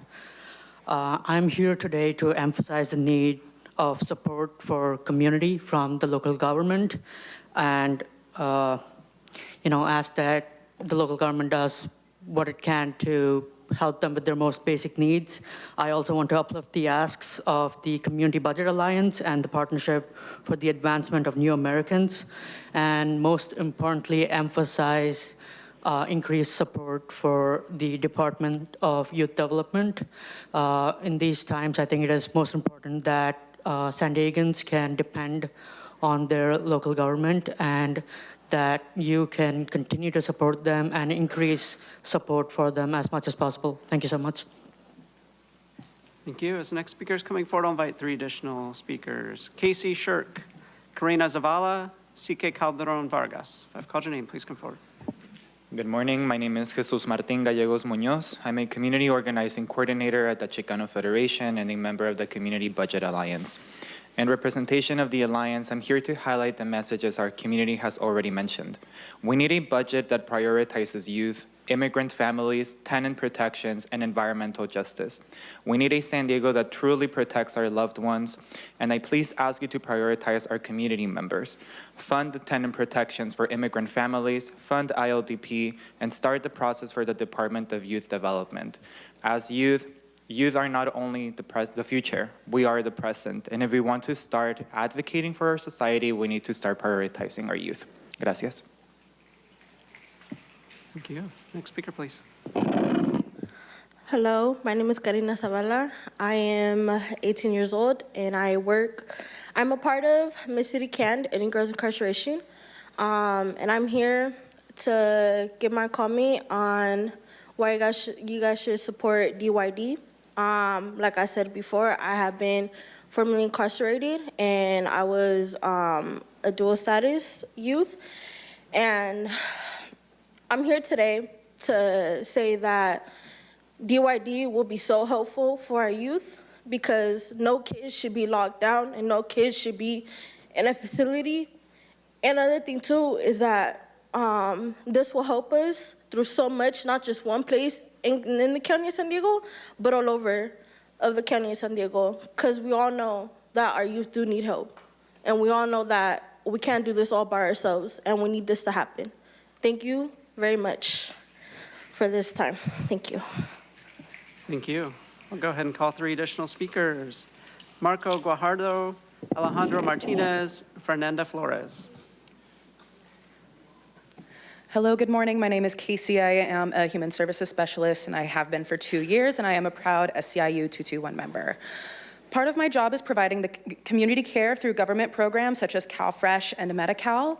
For many of my clients, receiving these benefits is the difference between staying housed and living on the streets.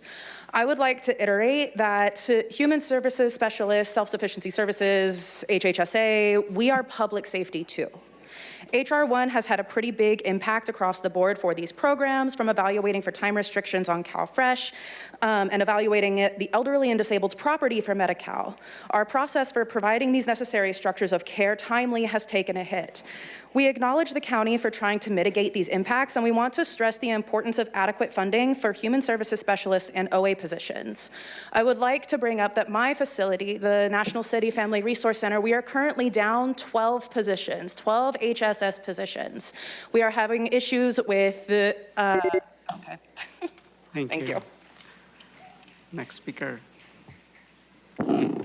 Good morning, board, or afternoon, or still morning. My name is Marco Guajardo, resident of District 4. I'm an intern with Students for Economic Justice at the Center on Policy Initiatives. I'm here to urge the board to unanimously adopt the revised budget, specifically the inclusion of a $250,000 feasibility study to explore the creation of the Department for Youth Development as laid out in item 8. For us, youth development is public safety.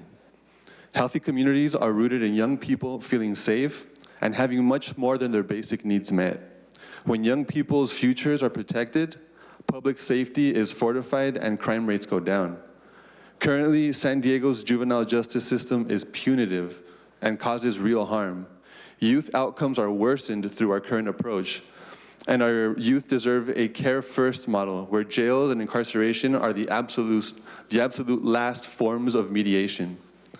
It's vital to recognize that San Diego is currently engaged in the ending. Thank you. Thank you. Next speaker. Good morning. My name is Fernanda Flores. I'm the political director with IATSE, the International Alliance of Theatrical Stage Employees, Local 122.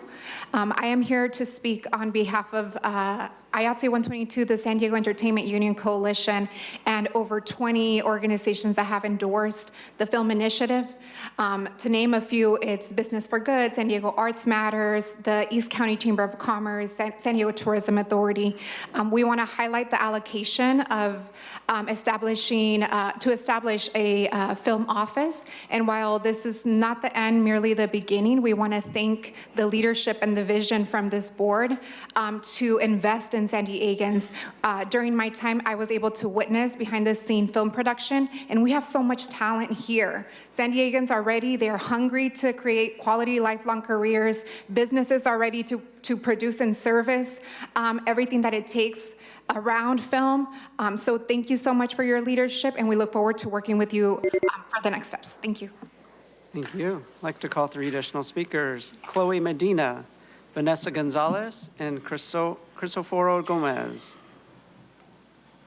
Thank you. Good morning, Board of Supervisors. My name is Alejandro. I'm with Mid-City CAN, the Youth Justice Momentum Team, and CBA. I first and foremost want to thank Supervisor Paloma Aguirre, Supervisor Monica Montgomery-Stepp, Supervisor Tara Lawson-Reamer, and Supervisor Joel Desmond for their support on this $250,000 feasibility study for Department of Youth Development.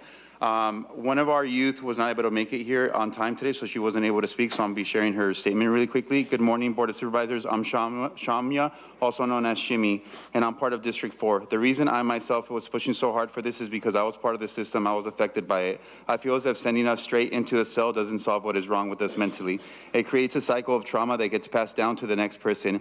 Funding us will help with not only trauma, but our communities that we are sent back to. The trauma that is caused inside, we take it out, but everyone has different ways of showing it. Working with lived experience and people that are like me actually helps more than people who aren't lived experience, who haven't been through what I've been through. Thank you. Thank you. Next speaker, please.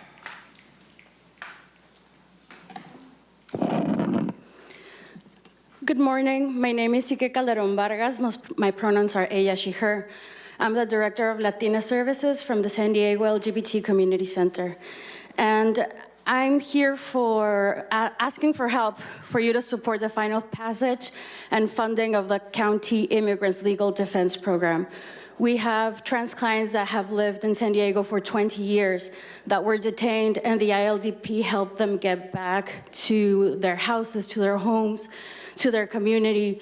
The ILDP is helping so much. Please fully fund it. Thank you. Thank you. Next speaker. Good morning, Supervisors. My name is Chloe Medina, and I have been an educator for over 20 years. I currently live in District 2 and work in District 5. And I'm here to demonstrate my support for the revised budget, specifically the investment of $250,000 to conduct a feasibility study for the Department of Youth Development. I began my career in education with the goal of supporting system-impacted youth and their families, and that continues to be my priority. The future overall health, safety, and well-being of our communities will be determined by how well our children are taken care of today. What has been confirmed for me through many experiences, and what the studies and data also back up, is that the current system does not work. In fact, it perpetuates harm. Young folks are more responsive and more capable of growing into their full potential when they are met with love and support rather than threats and harsh consequences. That is why we need to invest in care-first, community-led approaches where culturally relevant, trauma-informed services are accessible to all. Thank you. Next speaker, please. Good morning, Board of Supervisors. My name is Vanessa Azucena Gonzalez, and I live in District 5. We need to allocate the $250,000 for a feasibility study to explore the creation of Department of Youth Development. As someone who works directly with youth in residential treatment, supporting youth with significant mental health and behavioral health challenges, I have seen how quickly a young person can be labeled as a problem when they really need support, safety, and positive youth development and experiences. Many of the young people I work with have experienced trauma, instability, and system involvement with punitive responses that often deepen those challenges rather than address them at the root cause. San Diego's juvenile justice system is causing harm and worsens outcomes for many youth. Young people deserve a care-first model that prioritizes healing, mental health services, community support, and opportunities for growth. Jails and incarceration should be the last form of intervention, not the foundation of our response. Investing in youth development is investing in public safety. Thank you to Supervisors Monica Montgomery Stepp and Paloma Aguilar for their leadership and commitment in creating. Thank you. Thank you. Next speaker, please. Good morning, Supervisors. My name is Cristoforo Gomez. I'm a District 1 resident and an organizer with the San Diego and Imperial Counties Labor Council. We represent over 130 unions and 200,000 working people across these counties. And today I'm speaking on behalf of many of these members that have both directly and indirectly experienced the cruelty of the federal administration's immigration enforcement and asking that you fully fund the immigrant legal defense program. This violence has fallen on the backs of hardworking people who are simply trying to survive and make ends meet. And we believe that in this critical moment, it is incumbent upon local government to do everything in its power to protect its constituents. This funding, along with other items in the package that deal with things like eviction diversion, nutrition access, and the youth feasibility study, are avenues to do just that. So we urge your support. Thank you. Thank you. I'll call 3 additional speakers: Homaira Yusufi, Caitlin Radigan, and Lucky Aiden. Patricia Mondragon with Alliance San Diego, members of the San Diego Immigrant Rights Consortium and the Community Budget Alliance. We thank the CAO and supervisors for fully funding the Immigrant Legal Defense Program to keep it operational. This is a critical due process investment that reflects San Diego County's commitment to fairness, dignity, and justice.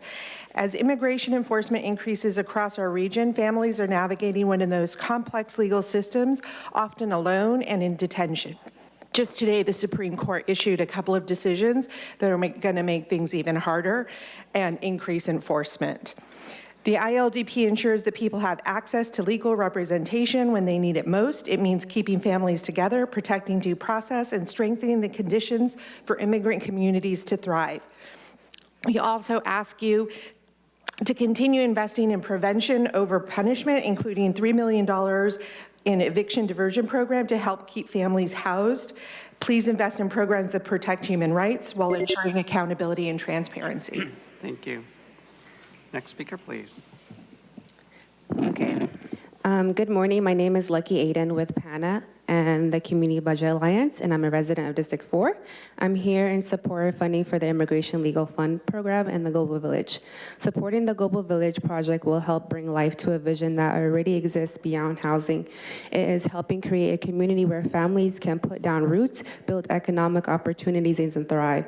The Global Village will provide over 144 largely affordable homes and create pathways for small business owners through our Global Village. It's a designated place where people can live, work, and thrive and connect together.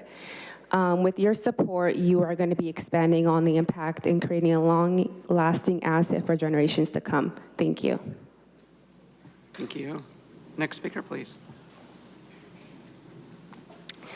Good morning, Chair and Supervisors. My name is Caitlin Radigan. I'm a resident of District 2, and I currently serve as the statewide policy manager for California Youth Connection. I'm here today in support of the revised budget that includes the $250,000 feasibility study for the establishment of a Department of Youth Development. I think that this is more than a study. It's really an opportunity for us to intentionally invest in our young people.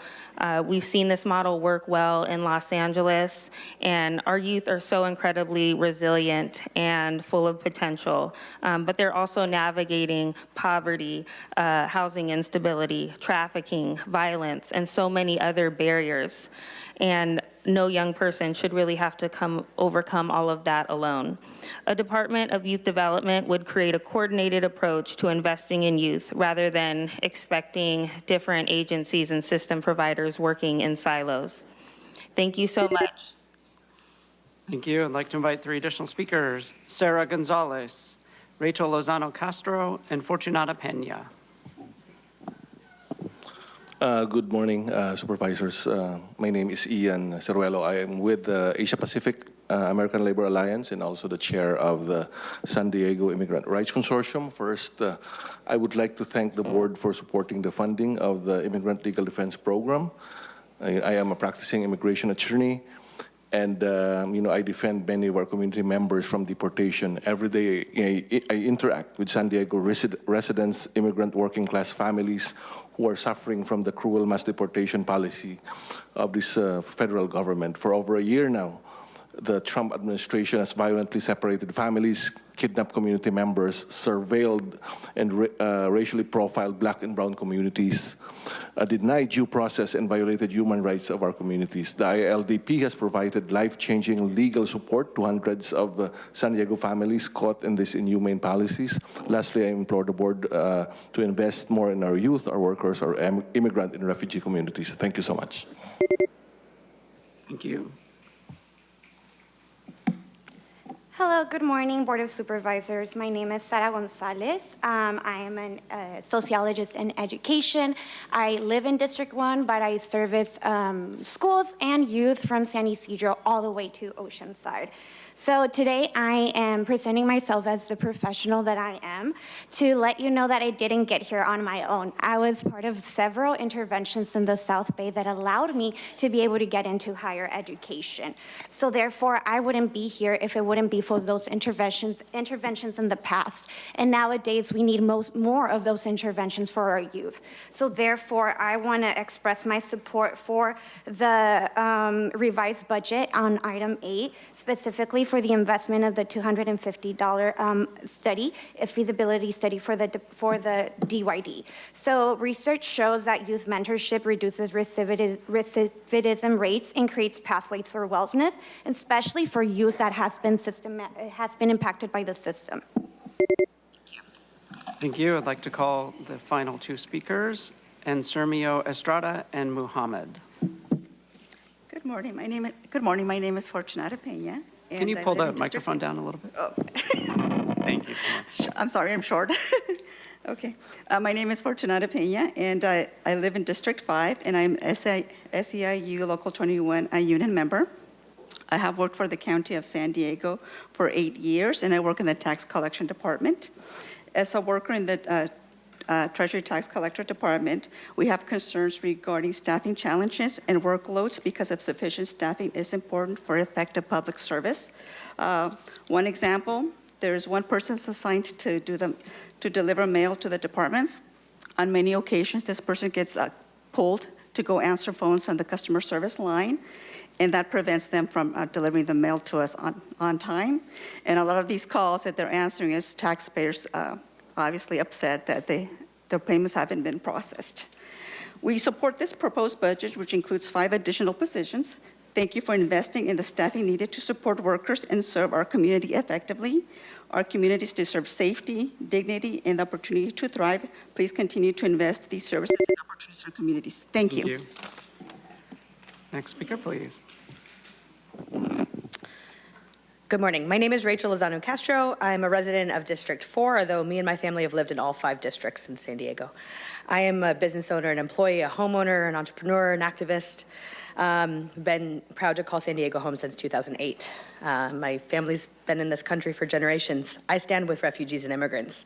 I would like to thank the leadership. I'm also with PANA and the Community Budget Alliance and many other coalitions. I'm here to speak in favor of this budget and to thank the Board of Supervisors for investing in quality of life for all San Diegans. And I mean all. When this county invests wisely, which I believe it is trying to do, it lifts up longtime residents and newcomers alike. That's the San Diego I believe in, that's the San Diego I want to live in, and that's the leadership I'm grateful to see from this board. I urge you to continue supporting the Immigrant Defense Fund and the Eviction Diversion Program, which help keeps families safely housed, protects vulnerable residents, and strengthens our communities. These are not just programs, these are lifelines.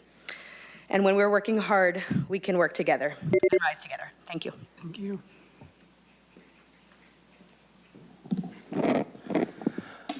Good afternoon. I'm Sergio Jake Estrada with the San Diego Building and Construction Trades Council. We have members across this county. I'm here to be in solidarity with CBA, with SEIU Local 221, with everybody here that is asking you to meet what is clearly barbarism from the Trump administration and his Republican enablers in Congress through things like massive tax cuts with H.R. 1, to meet that head on with good governance and with moral clarity, and that's what this budget is. This is an opportunity to flip the script for local governments about what is public safety. It's investing in food security. It's investing in homes for San Diegans. It's investing in an immigration defense fund that keeps San Diegans with their families when a government is trying to actually rip them apart. These things have consequences for our communities, and this board, this budget that you all will be voting on is the first step into answering that head on. And please make sure this goes forward. Thank you. Thank you. Next speaker, please. Good morning. My name is Mohammed Omar. I'm with the Partnership for the Advancement of New Americans, and I'm also a resident of District 4. I'm here today to express my strong support for continued funding of the Global Village, the Eviction Diversion Program, and the Immigrant Legal Defense Fund. The Global Village is more than an affordable housing development. It is a long-term investment in housing stability, economic opportunity, and community resilience. With over 144 deeply affordable homes, cultural and civic spaces, and a trusted community hub, it will serve families for generations to come. At the same time, the Eviction Diversion Program helps keep families safely housed and prevent homelessness before it begins, while the Immigrant Legal Defense Fund ensures that vulnerable residents have access to legal representation and due process. Together, these investments strengthen housing stability, public safety, emergency preparedness, and economic opportunity for all San Diegans. I respectfully urge you to continue supporting these critical programs in the budget. Thank you. Thank you. Next speaker, please. Good morning, Board. Noah Yayik with the Center on Policy Initiatives and the Community Budget Alliance. I'm proud to be part of a community that has shown up time and time again to engage in this budget, and I look forward to doing it again. Working class communities, communities of color, and young people help shape this budget, and I'd like to acknowledge the Board and CAO team that listened when San Diegans spoke clearly about what they need to thrive. We urge you to approve the revised recommended budget, but our work is far from done. The county has taken important steps forward in promoting workers' rights and fighting wage theft. Given the scale of wage theft and how it impacts San Diegans' ability to pay for rent, food, and other living expenses, we need your continued leadership and partnership to strengthen OLSE and make our county one where all working families can thrive. Over $2 billion towards criminalization, Prop 36, and systems that harm our youth do not help us achieve that vision. We must invest in real safety, which comes from stability, opportunity, and dignity. Thank you. Thank you. Next speaker, please. All right. Good morning. My name is Aaron High. I'm president and co-founder of Carpe Diem Outreach. We're a youth mentoring organization in North County that teaches social and emotional learning through restorative practice. I'm part of District 5. I stand here today not just as a community member, but as someone who was incarcerated at 16 years old and spent the next 27 and a half years inside the system we're talking about. I speak from lived experience and from the research when I say our youth deserve better. San Diego's juvenile justice system is still rooted in punishment, and punishment has never healed a young person. It didn't heal me. What changed my life was education, mentorship, accountability, and people who believed I was more than my worst moment. That's what the Department of Youth Development represents, a care-first model that actually works. Organizations like Carpe Diem Outreach, Community Wraparound, Mid-City Can show what's possible when we invest in youth instead of incarcerating them. We work directly with the young people across North County, helping them build emotional intelligence, leadership, and community connection, the things that truly prevent harm. So thank you. Thank you. I'd like to invite forward Rama Abdi and then do a final call for the speakers I previously called, Vanessa Melendrez and Homaira Yousefi. If I've called your name, please come forward. Good morning. My name is Rahma Abdi. I'm the Director of Organizing with PANA and also a member of CBA. Thank you for supporting Global Village in Mid-City San Diego. Your support means a lot to refugee and immigrant families like mine. Today, you're not just helping build a project, you're helping build a legacy. Many years from now, families may not remember every meeting or vote, but they will remember the leaders who believe in them. They will remember that your investment in places where family can find support and information for opportunity. Global Village will be that buildings. It will be a place of hope. It will be a place where families can learn and connect and grow. A place where every people can get important information in their language. they understand, a place where no one feels left behind. It means our family will be better prepared during an emergency. Your investment today will help families for many years to come. It's important. Its impact will not only stop this generation. Thank you. Thank you. Your time is up. Thank you. Next speaker, please. Hello, my name is Hamaira Yusufi with the Partnership for the Advancement of New Americans, which is a member of the Community Budget Alliance, CBA. I'm here to urge you all to approve this budget. It will provide much needed funding to so many projects, including the Immigration Legal Defense Project. And I particularly want to express my appreciation to Supervisor Monica Montgomery Stepp, Lawson Reamer, and Aguirre for your support of the Global Village Project, which will benefit the entire region for generations to come. This project will not only build much needed, deeply affordable homes, it will create long-term investment in historically underserved communities. While this project is in the Choyas Creek corridor in the Mid-City region, it will serve the entire county. There is a huge need for trusted, culturally appropriate spaces and disaster and emergency relief. So thank you so much. Thank you. We'll now hear from the individuals that requested to speak by phone. Again, when it is your turn to speak, you will be unmuted and you will hear a recording that will tell you to begin your comments. We will start with our first caller.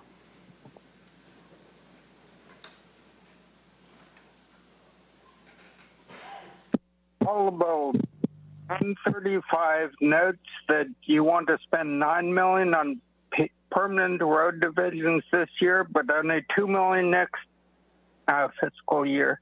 You want to spend $25 million on flood control this FY, but only $14 million next FY.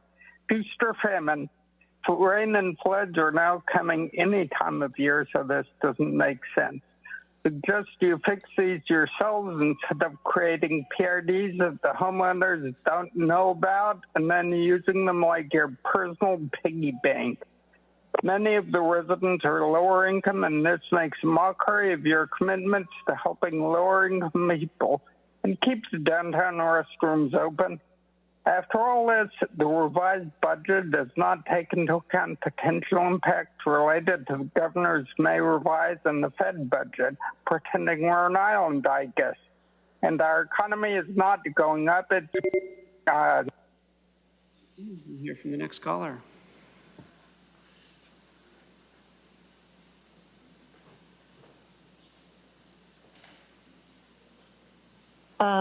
Consuelo here.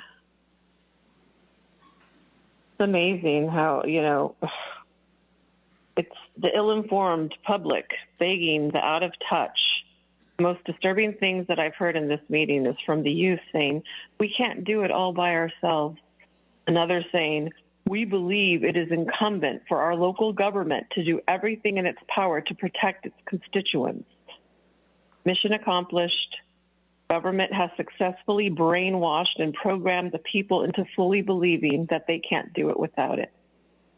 The same system that creates the problem is looked up to and sought out for help and resolutions.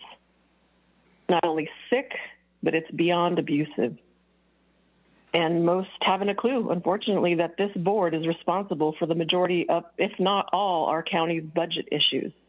The presentation mentioned stewardship. You are delusional, board, if you believe you are stewards of our. We'll hear from the next caller.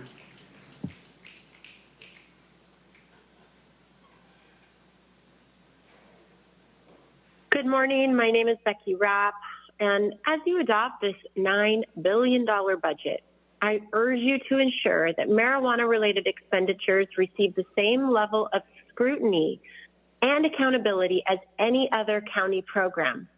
Over the past several years, significant staff time and public resources have been devoted to marijuana policy, regulation, and the social equity planning.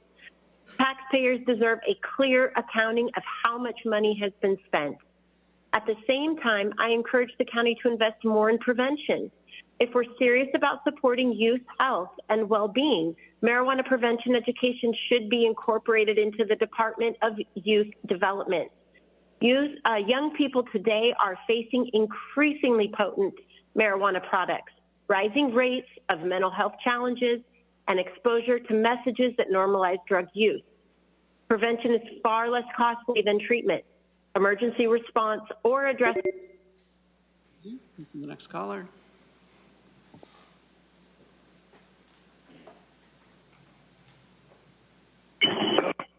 Good morning. My name is Ibrahim Nuru. I'm a business owner, RCA Awardist.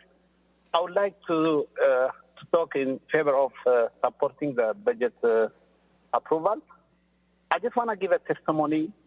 When we are in trouble with my landlord, I have to go to PANA for a legal support, and they find us a person who could do pro bono because we can't afford it.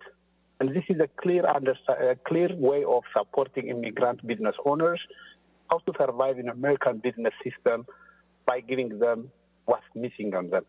So I support strongly this budget approval because it means a small support so that we could succeed in American economy, so that we would be successful business owners, helping our community to grow up, flourish in American system. Thank you so much. Thank you. We'll hear from the next caller.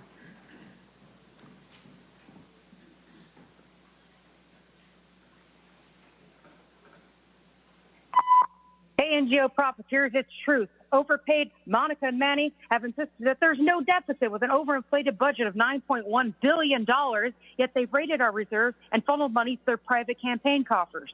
We need less staff and salaries and more CIT and fire. The decades-long neglected Vista Jail is only getting a measly $3 million, while union campaign funders, SEIU, got $14.4 million of our tax dollars. You sued DHS while you allowed Vista to deteriorate and inmates to suffer in deplorable conditions, with child abuse allegations at the East Mesa facility and Polinsky. Hypocrites.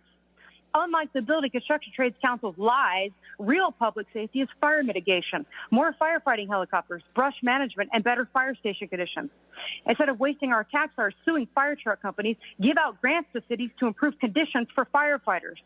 And no to Manny's sewage pipe extension to benefit Mexico, and no to giving illegal aliens $12 million of our budget to protect criminals like the scumbag who killed 8-year-old Aria Asencia Cruz and Julian. How about deporting yourself? You hear from the next caller.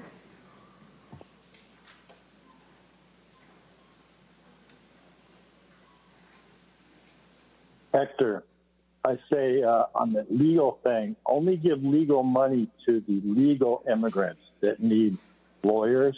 Do not give any money to the illegal immigrants until all the legal immigrants get their fees. And then on the marijuana thing, let's keep it amongst the dark people. Let them lose their souls. That's a good one. And the village thing, the immigrant village, make sure you got a lot of cameras and a lot of license plates readers, because the orange van is coming with ICE. And they also offer free health care now in Mexico. So if you need health care, go to Mexico. It's free. And then also you get $1,000 if you self-deport. So don't think we're not trying to help you guys to get out of here. $1,000 to self-deport, and you can take the blue line for free. They won't give you a ticket if you're heading south on the blue line. Tell them you want it.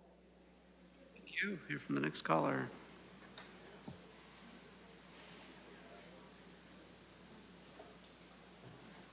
Pam, wow, it is sickening to watch these activists begging for money to perpetuate chaos. Many of the public speakers today must not have access to the youth in this county. This board has illusions they can manage the multi-million-dollar budget even with extended terms. Immigrants, illegal and otherwise, are not new Americans and should not be prioritized over American citizens in need. No money to the anti-American, anti-assimilation global village. Consider 2 Supreme Court wins today. Migrants turned away at the border before entering the U.S. are not entitled to apply for asylum. And no judicial relief postponing the revocation of temporary protected status of Haitian and Syrian nationals. So therefore, no money for the illegal immigrant defense fund. Criminals must be deported, not coddled. Sorry, I'm walking. I'm out of breath. No funding of special privileges to individuals based on their sexual behavior and preferences. Fund law enforcement, fund core services above all else. Stop pillaging the American citizen taxpayer. Thank you. We'll hear from the next caller.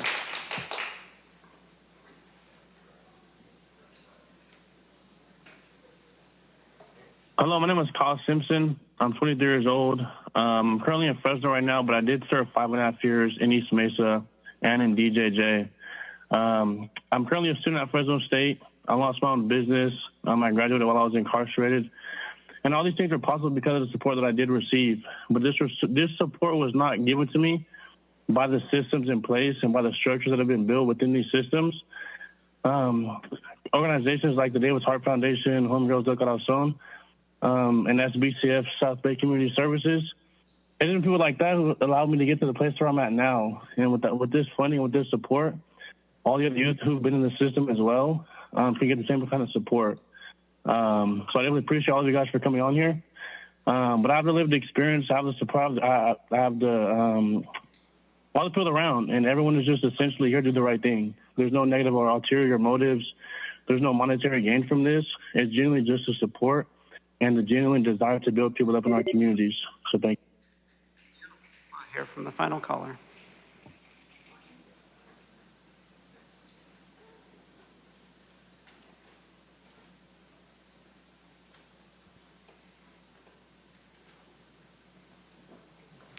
Blair Beekman. Hi, Blair Beekman. I do not attend enough Board of Supervisor meetings. I wish I did as a person from the public. I've been living in San Diego for over 4 years now. There has been many issues in dealing with a new jail in Santa Clara County, where I come from, San Jose area. We're working on that a lot. Nice dialogue today asking that if you build a jail, you have to be considering all the other social programs we can be doing in its place. That has to be first and foremost. And with that, there's been so many deaths at our county jail here in San Diego, the same as in Santa Clara County. Can you guys work together to solve this death issue and learn to limit the amount of deaths before anything you build in the future? And good luck on budget practices and working towards social equity first and then austerity. We're learning good lessons in San Diego City. Good luck in your efforts. Thank you. Thank you. Chair Lawson-Raymer, that concludes public comment on this item. Okay, thank you very much. First, I just want to take a moment to thank all of our public commenters and our speakers. Thank you for your participation today, but really thank you for your participation in this entire budget process. We've really been moving over the last number of years to try to create a more inclusive budgeting process that creates avenues for input and participation and collaboration on shaping our county's budget much earlier in the process, so that hopefully by the time we get to this point, that the budget can reflect the major needs and priorities of our community. Today, we are voting on a balanced budget. And I think it's a pretty extraordinary budget. It protects the core services that San Diegans count on: public safety, fire, emergency response, behavioral health, healthcare, food assistance, homeless services, veteran services, parks, libraries, arts, roads, and the day-to-day work of our county government. This is a responsible budget. It's a balanced budget. I think it's a visionary budget, and it is a budget built for the moment that we are in. Because this is not a normal year. The Trump administration has been pushing costs and paperwork on counties across America, including San Diego County, and this budget prepares us to respond.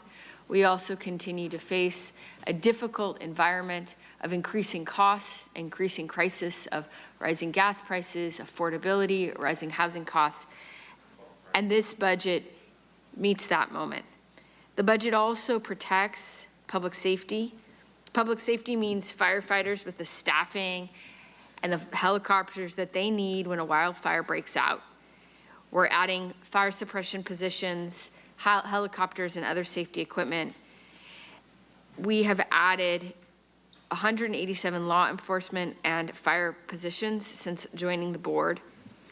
This budget also protects due process because I believe we should live in a country where the government cannot pull you off the street, lock you up away from your family, and force you to face deportation alone simply because you cannot afford an attorney. That is the rule of law, that is the Constitution, and defending the Constitution is public safety. This budget also cuts waste and inefficiencies and makes our government work better. We are modernizing outdated phone systems, getting rid of fax machines, reducing leasing costs, and doing so many other small adjustments so that our county can continue working in big ways. I'd like to thank our county staff, our CIO, Ebony Shelton, and every department that worked with us on this budget. It has not been an easy year, but we are stronger because of this hard work. But I also would like to be honest that we're not out of the woods. This budget gets us through this year and sets us on a good path for the next few years. But coming years could be even harder. We're facing hundreds of millions of dollars in additional costs and cuts depending on what happens in both Washington and Sacramento. So this vote is incredibly important. It's extraordinarily important, but it is not the end of our work. It is the beginning of the next phase. We will need to keep working, keep fighting, keep talking, and keep finding solutions for our community. So I'm proud to support this budget. It is balanced, it's responsible, it invests in all the key programs that I think are so essential to protecting the most vulnerable members of our community and fighting for working families. But we are not done with this work. So I would like to begin our conversation discussion at the board by making a motion to, number one, approve the CAO's change letter, which is recommendation number one.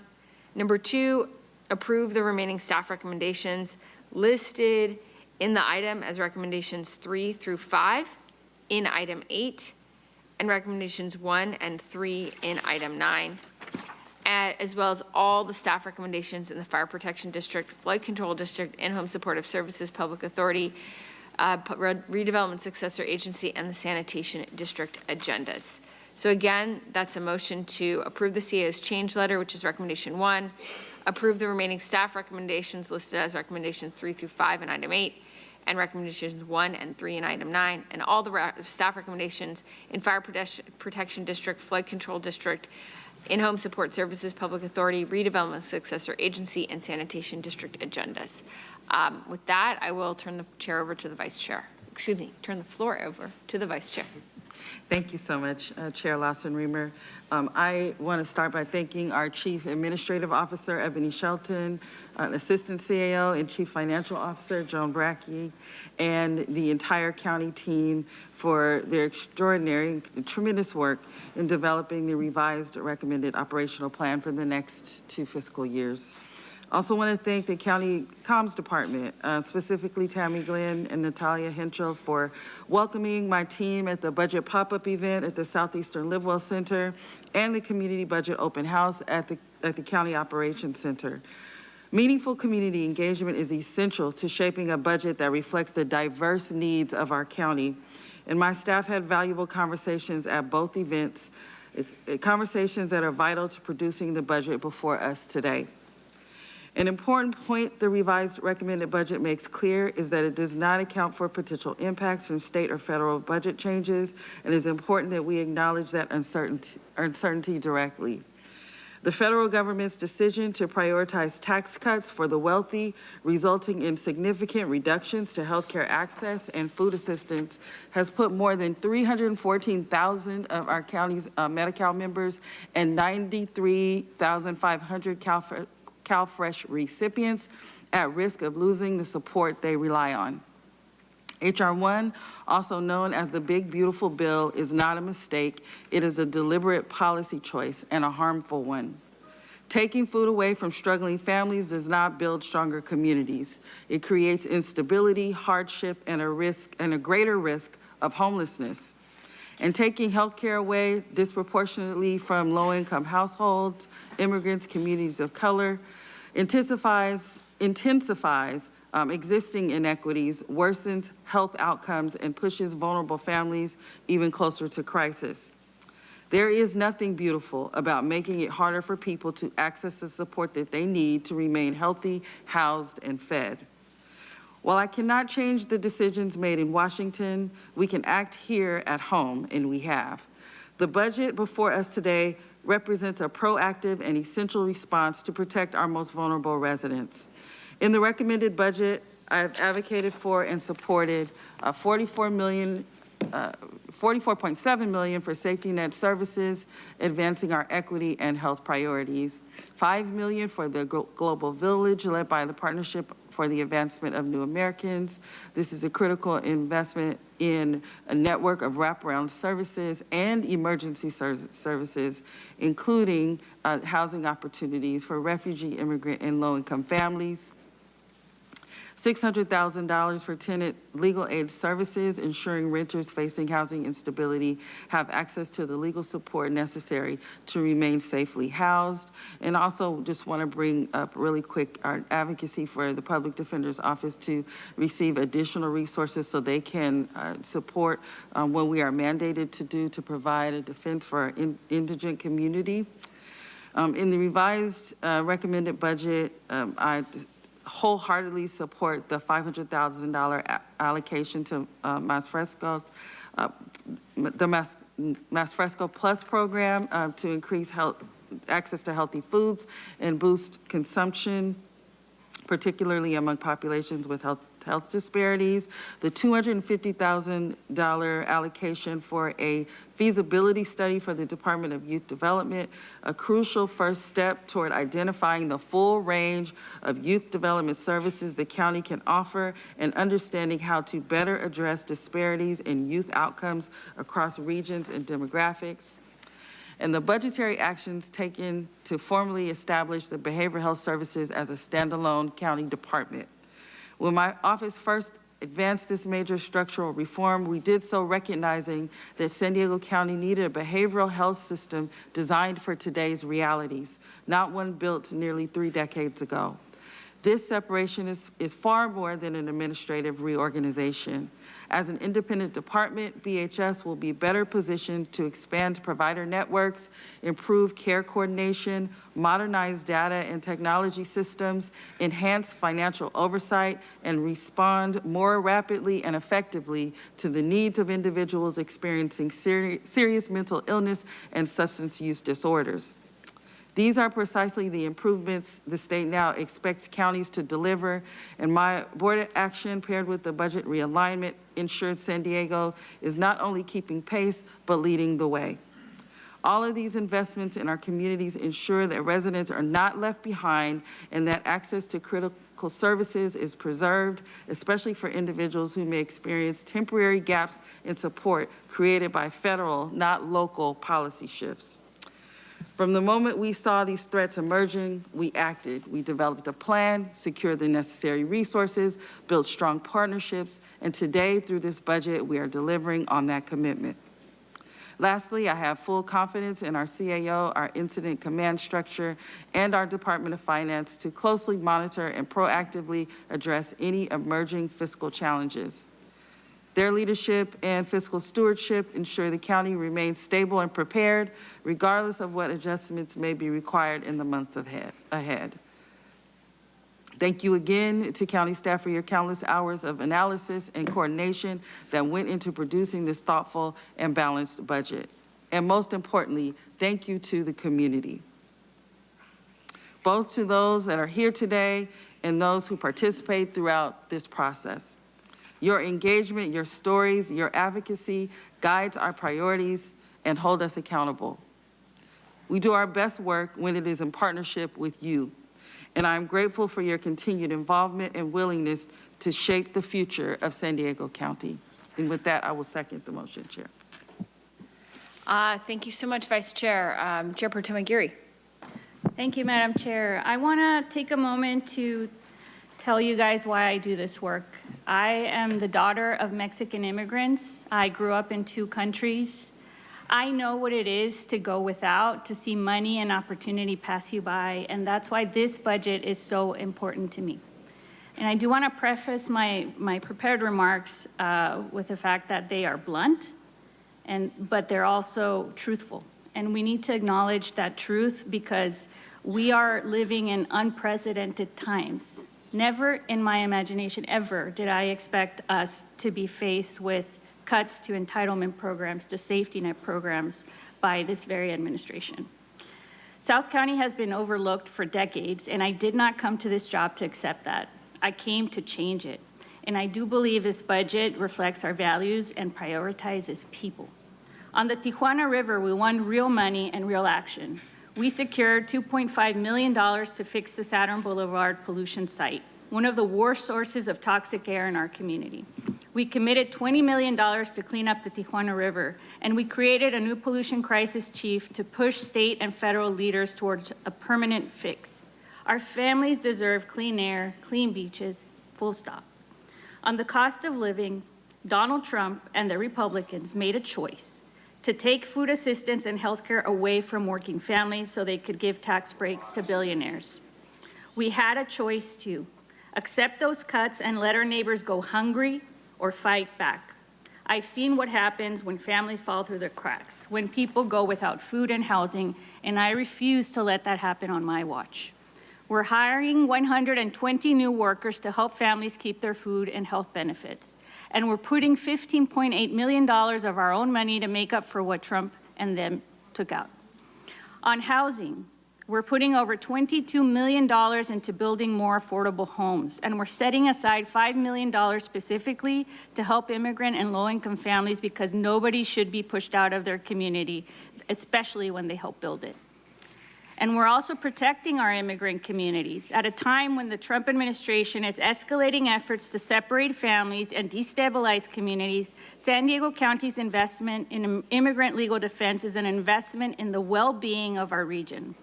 Providing legal representation helps protect working families from unjust deportations, keeps parents with their children, and preserves the social and economic stability that neighborhoods depend on. When families can remain together, children experience greater security, workers can continue contributing to our local economy, and communities remain stronger, safer, and more resilient. I especially want to lift up the powerful youth advocacy we have seen throughout this budget cycle. Your determination delivered $250,000 for a youth development feasibility study, a major step toward a future Department of Youth Development. Advocacy takes courage, even when it's just speaking up at the podium. And it has been inspiring to see our youth not only asking for change, but leading the call for it. These are not empty promises. This is real money going to real solutions. Now, some out there, and we've heard the narratives in some publications, that we spend too much. I want to be honest about what spending less would have meant. Seniors paying more for their bills, families going hungry, people losing their homes, and the Tijuana River staying a mess. That's not being irresponsible. That's fighting for the people. Also, this budget is balanced. Our reserves are 100% fully funded, and we have a top credit rating from every major financial agency in the country. We're not, as some would say, putting county finances at risk. We are investing in its solutions, and there's a big difference when it comes to that. And let me also say, when right-wing opponents tell lies about this budget, what they're really saying is that it's okay to leave people behind. It's okay to leave people who look like me behind and that community behind. I think it's deeply cynical. We see that from Donald Trump. We see that from the majority in Congress. We're seeing it here in San Diego, too. And it's not to inflame, it's to be clear because the people deserve to know the truth. In summary, I would like to say that we are not done. The fight for a clean Tijuana River continues. The cost of living crisis is not solved by any means. District 1 families deserve their fair share, and we're not there yet. Every day, we need to make different choices, choices to help families succeed, especially working families. So today, we celebrate. Tomorrow, we continue fighting. Thank you to everybody who spoke out in support of this budget. And I want to especially thank Ebony, Joan, Nadia, Liz, Davia, Andrew, and Brian, and everybody at our team for all their work for this budget. Thank you. Thank you so much. Supervisor Desmond. Thank you, Madam Chair. Appreciate it. And I also want to thank staff for all your hard work and effort that putting this budget together. There's a lot in this $9.1 billion budget, for example, that I like. The increase of $98 million going to public safety, as it should be, for sheriff services, and unfortunately, yes, for jail improvements. I'm all in favor of more schools, but unfortunately, we still need jails, and the ones we have are in pretty bad shape. So this public safety money is going to sheriff services, jail improvements, opioid enforcement programs. It includes additional fire protection for the region through staffing increases, county fire for water tender trucks, and the night flying helicopter. We learned from the LA fires that having mobile and large quantities of water is critical for saving lives and property. For behavioral health, we're pursuing crisis services for youth in North County. I'm happy for that. And we're maintaining services and not scaling back on libraries, parks, road improvements. In fact, hats off to our Department of Public Works for reaching the target of a 70 pavement index for the unincorporated area roads. I also appreciate the CAO for taking feedback and input, continuing funding for the drowning prevention and swim lessons for kids, and for the new youth sports defibrillator program for all of our sports programs in the unincorporated area, and for funding the drowning prevention. It's very important we here in San Diego, after all, swim lessons actually save lives. And what I've noticed in the drowning prevention programs in North County, it's not just for kids, parents are actually enrolling in these classes and learning to swim, which is good. However, there are some items that I don't support, and I want to voice my opposition for the record, including the $13.2 million for the Immigrant Rights Legal Defense Fund, providing legal services for immigrant in federal court facing deportation. I do not think that is what local taxpayers should be paying for. This is a federal issue. This is not what local San Diego County folks should be paying for. That money should be going towards local efforts, not towards people who just walked into the country and all of a sudden need legal issues. Also, I don't support the division created by the county council's office, not by our county council, but for the Consumer Protection Department. This is a function that's already performed by the district attorney office. They're doing a great job, and I think this is totally redundant and unnecessary. And I haven't supported, and I do not support, unlocking the use of reserves. I think reserves should be held sacred. That funding is too valuable and limited to be spent in a manner it's being spent now. I voted against using reserves ever since we started doing this. There's too many ongoing services and operations being funded by this finite pot of money. There's going to come a day when we no longer have this reserve dollars. It was opened up through politically generated mania and hysteria that the sky is falling because of H.R. 1. It's not. This is fear-mongering, and it tries to make the public think the sky is falling and everyone's going to lose food and health care. They're not. Ultimately, it's able-bodied people that between the ages of 18 and 64 with no dependents, who aren't willing to work, volunteer, or go to school 20 hours a week, or turn in the paperwork to show it, and the people that are here illegally are the only ones at risk of losing their Medi-Cal benefits. So if they're able-bodied, they're single, got no dependents, are able to work, we're only asking for 20 hours a week of volunteer or work or some type of service to pay for the services that you're receiving. Those are the ones that are not willing to do that at risk. Anyone else who is qualified and who has needs these services will get them. It's only the ones at risk. The only ones at risk are those that aren't willing to participate. As it turns out, the sky is not following. In fact, so far the impacts are estimated to be $8 million for additional staffing to address the increased work and reporting requirements of twice a year. And depending on how much the state funds, we're still not sure, $15.7 million that serves the existing entitled recipients, that only puts at risk a potential of $24 million. And that's if everyone who's eligible to work doesn't turn in the paperwork. So we've opened up $381 million of reserves for this $24 million shortfall. potential shortfall. And this board is spending it down at a tune of $95 million a year. But all we really needed up to this point is a potentially $24 million, and we may not need that much. This could have and should have been addressed by prioritizing our own budget, which increases about 5% every year. 5% of $8 billion is a lot. We should not be spending these reserves, and I think this is a false hype and mania created to trick the public into accepting the board opening and spending emergency reserves. We could have retrieved half of that $24 million with this illegal alien defense fund. We could have taken that $13 million and put it towards this $24 million. As we spend these funds in this manner, this money's just not going to be there once it's spent. This is $368 million of reserves. Once it's spent, it's gone. That money alone would earn $11 million a year. And now we're taking it out of the reserves. $11 million a year. And if you compound that, that's a lot more over 5, 10, 15 years to take $380 million out and spend it on one-time things. These are valuable reserve funds that are not going to capital improvements, which could last for years to come.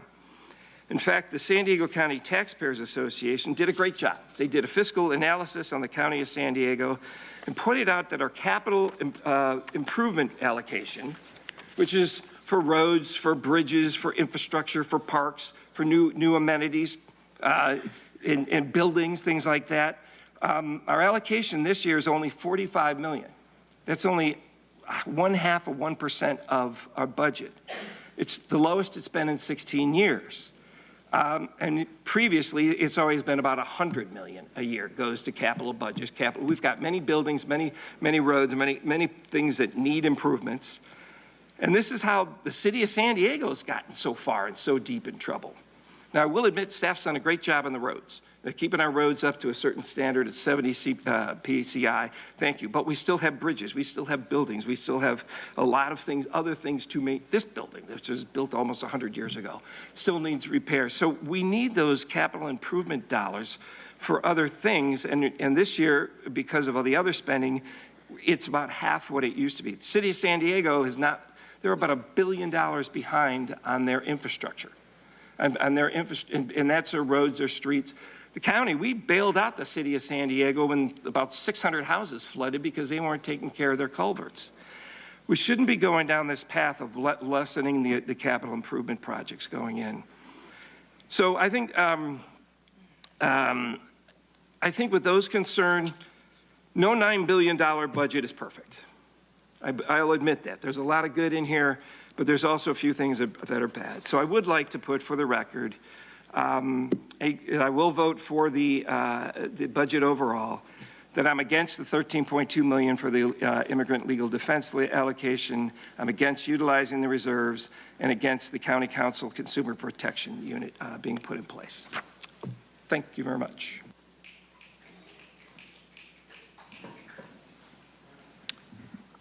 Thank you. I have some additional comments, but I'll turn to the Vice Chair if you just put your name up. You want me to go ahead? Okay, great. Thank you all very much. So again, I just want to thank county staff and Joan for everything you've done, the whole team, everyone here, how much work we've put in. And I want to, again, just acknowledge the moment that we're in historically and in our country. We are at a moment where in Washington, we're seeing severe disinvestment in our communities, $70 billion being allocated to ICE while healthcare is cut, while food assistance is cut, while the ability, sir? Okay, that is your first warning. If you disrupt the meeting again, you will be asked to leave the meeting. Thank you. So I am very proud of the work we've done here in San Diego to create a budget that does invest in working families, that does do everything we possibly can to make sure that people have access to food and don't go hungry, are able to keep a roof over their heads, that invest deeply in tackling homelessness and our affordability crisis, especially our crisis around affordable housing, that prioritizes investments in public health, especially in health equity like the Tijuana River crisis and the sewage crisis, and makes enormous strides towards a safer, cleaner environment and future for San Diego families. And a budget that does everything we can to protect our Constitution, protect rule of law, and make sure that if you are in this country, that you cannot be kidnapped, deported off of our streets, and disappeared into jails in El Salvador and other countries in other parts of this world. So with that being said, again, acknowledge that this is the beginning and not the end, that this is important work, and that these are investments that are incredibly important for the future of our community. I'm very proud of the budget that we've put together today. I'm proud of the partnership of my colleagues in bringing this budget forward, and really hope that we can pass this budget today for the future of San Diego County. Vice Chair Montgomery Stepp. Yeah, just briefly, we all were voted in by our constituency, so we have different perspectives on the budget. But I just want to say I believe that there is such a thing as being fiscally responsible and then morally responsive to people. And that I don't believe that it's worth walking around and over people in our streets, but being okay because we're earning $11 million on interest. I don't think that that's okay. I think that, well, I know what I do know, because I checked the numbers, right? I want to be responsible. And what I do know is that we have over $950 million in our reserves. We have the amount, which represents 16.7% of our entire budget. We have the amount that the general accounting principles says through their best practices we should have. And this is not a hedge fund. This is a government entity that is mandated to take care of our most vulnerable communities. That is not anything we made up. And the last thing I'll say is, I remember when the reserves conversation was being had before I even thought I would be a supervisor. That has always been an issue in our community, and that wasn't a direct, it wasn't a direct impact of what is going on now with the federal government, because we have seen over the years, and you can throw in the state here too, right? I don't care who we blame, but it's been an issue where people have been suffering for a while, and we have been sitting on money on top of money and hoarding it here at the county. So that is, I just believe we can be fiscally responsible and we can be morally responsive to our constituency, no matter what district they live in. So appreciate the discussion. Thank you very much. Supervisor Anderson. Thank you, Madam Chair. First of all, I'd like to start off by thanking our staff for doing such an outstanding job. When you made the motion, I don't see it anywhere, and I want to make sure items are in it. Great. You went quickly, and I don't want to hold everybody up, but I want to make sure that the $2.8 million for the shallow rent subsidy is in it, the $34.3 million for the new Ramona Sheriff Station's in it, the $460,000 for the Scanso Fire Station is in it, and that the $265.9 million for roads and infrastructure are in it. And those will have been in 8, but when you called out individual items in it, I didn't know if we skipped over or missing any of those. Those dollar amounts are important to me.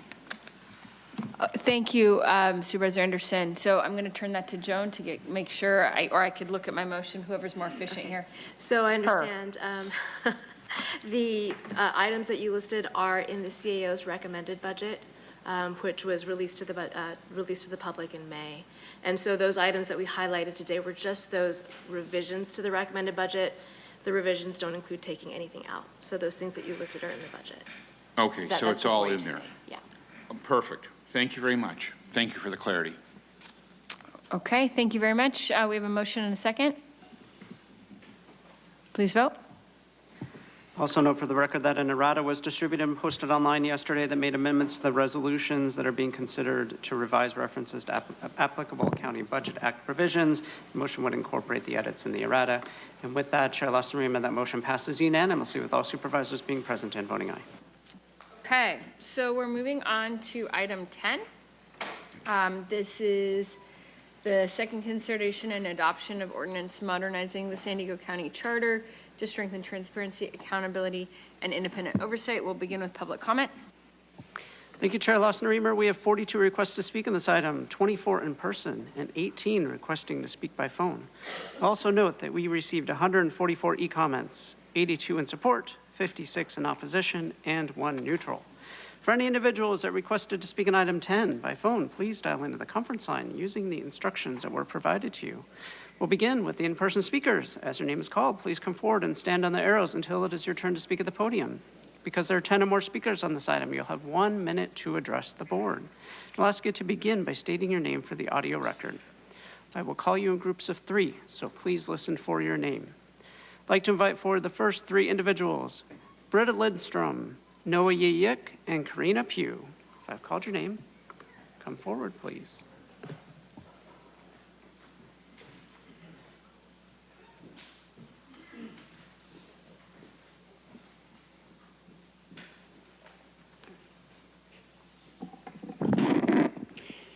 Hello, Britta Lindstrom, District 3. This proposal is deceptive and inaccurate when you state it strengthens transparency, accountability, and independent oversight. You know that is not true. You supervisors will control appointments, removals, and administrative processes of the bodies doing the independent oversight. How on earth is this transparent, accountable, or independent? Also, the conclusions are advisory, not obligatory. Also, you were elected by voters for 2 terms. That was the contract. Now you're extending this for yourselves. The way it will be written, undoubtedly, the voters will miss this deceptive point and will not know what they are actually voting for. I find it ironic also that several of you organize rallies opposing politicians that act like kings, and here, you 3 ladies are acting like queens. Stop deceiving your constituents and actually be transparent. Thank you. Next speaker, please.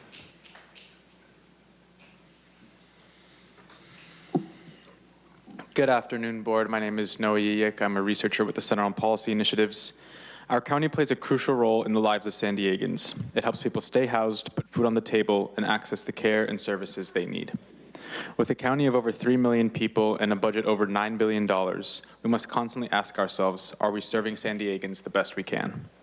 Right now, our government is left to answer that question on its own, which leaves communities without real accountability. These reforms change that and are designed to be implemented without new cost to taxpayers, using what we already have more wisely and making our county work better for San Diegans. An independent program auditor ensures we are measuring real impact, whether people's lives are improving and whether San Diegans have what they need. An independent budget analyst ensures decisions are grounded in clear, honest information so resources are spent equitably and prioritize communities with the greatest need. Every single public dollar should improve the lives of San Diegans. Please vote yes to put these reforms on the ballot. Give San Diegans the power to shape what kind of county we want to live in. Thank you. Thank you. As the next speaker is coming forward, I'll invite 3 additional speakers, Dolly Madison, David Levine, and Andrew Lawson. Good afternoon, supervisors. My name is Karina Pugh. My pronouns are she, her, and I'm here today on behalf of the San Diego LGBT Community Center, asking you all to vote in support of this item. Transparency and governance is essential to ensuring that our community can properly advocate for themselves. Additionally, adding independent oversight options, including an independent budget analyst, will help our county spend dollars more equitably, effectively, and efficiently. Please support this item and government transparency. Thank you. Thank you. Next speaker, please. Good morning, supervisors. Good afternoon now. My name is David Levine. I'm a deputy public defender, and I'm a board member of the Public Defenders Association of San Diego County. The PDA supports item 10. Independent fiscal analysis serves workers. It serves taxpayers, and it serves the public interest in knowing what the county can actually afford. The The PDA has a direct interest in one provision of this measure, the option to appoint the county public defender by ordinance. We will be watching that closely. Public defense depends on independence from the government we are required to check. The county may write the check for the public defense. The public defense must be free to check the county. Thank you. Thank you. Next speaker, please. D. Madison. Speaking today, I have accepted your 1-minute time frame. I have entered into a contract and one that you will hold me to. Is it fair if I should take more time just because I want more time? No. Voters voted for a specific term for the San Diego County Supervisors. You won 8 years. That is what you get. That is what you agreed to. That is what the people you represent agreed to. This is a dishonest attempt to extend your term by amending the charter and pairing with other ideas that sound good and have the look of transparency and accountability. What you are doing is attempting to lock in your majority. Would it be okay if President Trump to try and change the rules to gain another term after serving 8 years? When he has finished his term, should he be able to get 4 more years? No. Don't be selfish. Let other San Diegans have the opportunity to serve their community. Thank you. I'd like to invite forward 3 additional speakers, Oliver Twist, allegedly Audra, and Natalie Rashke.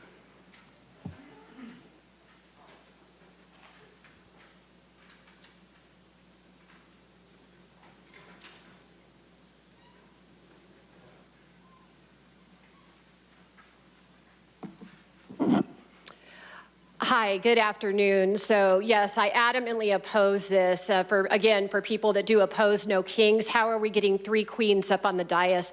And before I get to, I do want to start out with an apology, and that's how I meant to. This is for your CAO staff. I used the term covering up, and I want to be really clear. I was talking about semantically smoke and mirrors covering up, not any indication of wrongdoing. I greatly respect your CAO and her staff, and so I just want to make it really clear I was talking semantically only. And now back to our No Queens programming.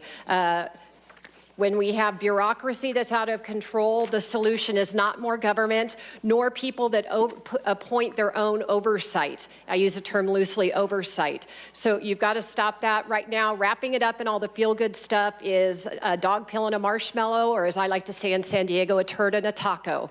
It stinks. Don't give yourself a more term. No more queens in San Diego. It's just more political theater. Thank you. Thank you. Next speaker, please.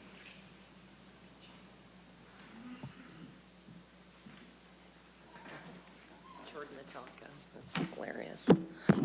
I have significant concerns regarding you guys with transparency and accountability when you can't even run a meeting, making sure that the fundamentals of doing that are followed, which would be having a quorum. Tara, suddenly you have a disability that would allow for you to not show your face on camera when Monica and Puta Paloma were the only ones here, therefore leaving it to be that there was no quorum. And yet you guys continue. I'm not sure why you showed up now. And it's interesting that you brought Ava Kai here because, it's like I'm talking about mothers that you're terminating and then you go ahead and give her a kiss, kind of like a fuck you. I have my child and they don't, because it'd be like me going to somebody who's homeless and asking for food while I've got it in my hand and I take a bite and I just walk away. So it is disgraceful that you do stuff like that to virtue signal as though you are, somehow better than the mothers you terminate their parental rights of. Thank you. As the next, I'd like to invite 3 additional speakers, Doyle Morrison, Alicia Morrison, and Marco Espinosa.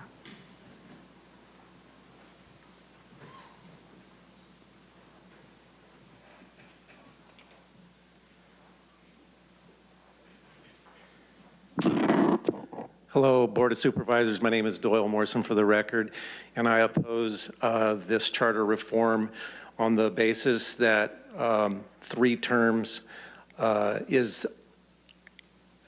unclear whether or not that's retroactive. So I am opposing this because I believe that the 3 terms will start once this is approved, if it's voted on by the voters.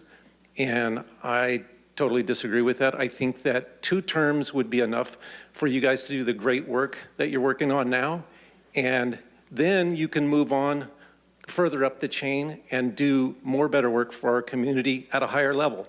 So I appreciate what you do, and I want you to do more, but I think 2 terms is enough. Thank you. Thank you. Next speaker, please. Can we just pause one moment, please?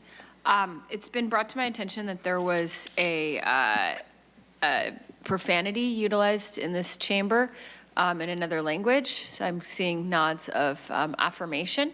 So that is not acceptable. That is not appropriate. We do have a board policy against that kind of language in this chamber. We don't need to go backwards. We will go forwards, but this is one warning. If we hear that kind of profanity again directed at anyone, you will be asked to leave the chamber. Thank you. Good afternoon. Alicia Morrison. I respectfully oppose this item, especially increasing 3 terms. June 8th, 2010, voters passed Prop B to amend the charter to limit Board of Supervisors to 2 terms. Let's not forget what happened on January 6, 2021. Because what is next? The 22nd Amendment of the U.S. Constitution?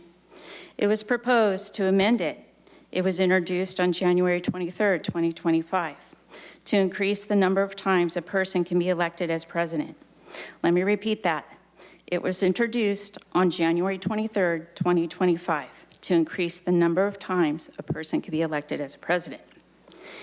That is a very scary thought. Comments were made earlier about the Trump administration. Imagine a 3rd term for Donald Trump. You had 8 years to work hard for your district, so set up the success for the next person and pass the baton. Thank you. As the next speaker is coming forward, I'll invite 3 additional speakers, CK Calderon Vargas, Fernanda Flores, and Jocelyn. Afternoon, Marco Espinoza. I apologize for my ignorance on this item. I was expecting a presentation beforehand, before public comment, and I did not educate myself on the agenda much before. I really came today for what happened earlier this morning, and now I'm just here because the view is nice and I like being here.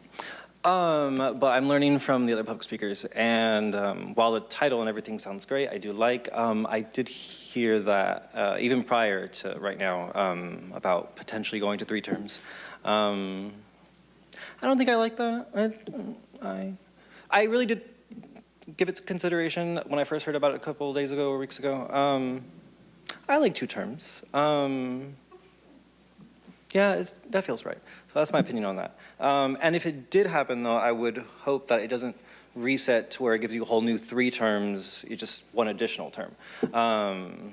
That would sit better with me than a whole reset. Thank you. Next speaker, please. Good afternoon, Chair, Supervisors. My name is Ike Calderon Vargas. I'm the Director of Latina Services at the San Diego LGBT Community Center. I speak in strong support of item 10. The families I serve rely on this county for health care, legal defense, and safety, especially now as federal cuts threaten those services. In a government this large, transparency is not a luxury. It is how our communities know the system is working for them. An independent ethics commission, an independent budget analyst, and an independent auditor, and a budget the public can actually see. These are the checks our residents deserve. Please move this measure forward and let the voters decide in November. Thank you. Thank you. Good afternoon, Supervisors. My name is Fernanda Flores. I'm with IATSE Local 122.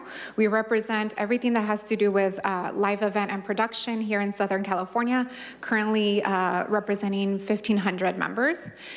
We are here in full support of advancing this forward. You have our continued commitment to getting this not only passed today, but also passed in November at the ballot.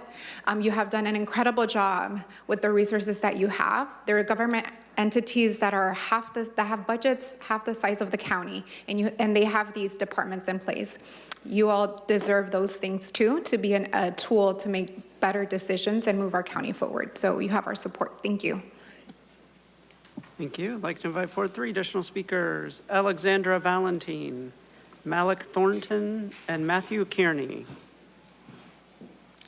Hi, I'm here to refute the content and title of this proposal. The word transparent, accountability, and independent oversight sounds so good. However, this bill does none of these purported actions. How is it independent oversight when the Board of Supervisors gets to determine who gets hired and who gets dismissed when they don't like the outcome? You people on the left freaked out when President Trump says that he's going to be in office for the 3rd term. And how is this, what you're doing is truly authoritarian, and it is disingenuous. So don't pass this bill. Thanks. Can you please state your name for the record? Oh, yeah. Jocelyn. Thank you. Hello, my name is Alexandra Valentine. I'm a Deputy Public Defender and a board member from the San Diego Public Defender Association. I support item 10 as it promotes transparency and ethical practices related to San Diego County's budget. At the same time, I would note opposition to item 13 as transparency can be taken too far and limit government operations and restrict functionality. Transparency is the foundation of public trust, especially in relation to the county's budget. San Diego County residents and county employees deserve the opportunity to see how budget decisions are reached, who is involved, and what information is being considered in allocation of funds. The proposed ordinance in item 10 for independent oversight is an important step toward ensuring openness, accountability, and engagement, especially when determining budget allocation and use of public funds. Our county continues to grow, and necessary departments like the public defender deserve transparency from the county when budget decisions are being made. Transparency is not just good governance, it is a commitment to the people being served and the employees serving the community. Thank you. Thank you. Go ahead and call 3 additional speakers: Vanessa Melendrez, Crystal Irving, and Michelle Krug. If I've called your name, please come forward.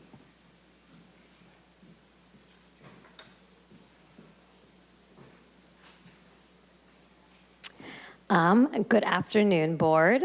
My name is Vanessa Melendrez, and I'm with the Filipino Workers Center with offices in Vista and Chula Vista, and we serve Filipino caregivers and domestic workers in all of Southern California. And I am coming up here today to ask you to please vote yes on these reforms because I didn't expect to get called up so fast. Please vote yes in support of this item because transparency is good governance and it's essential to ensuring our community can properly advocate for themselves. Additionally, adding independent oversight options and including an independent budget analyst will help the county spend their dollars more effectively. Thank you so much. Thank you. Next speaker, please. I don't know if Crystal is here. Michelle, go ahead. Come on up. Thank you.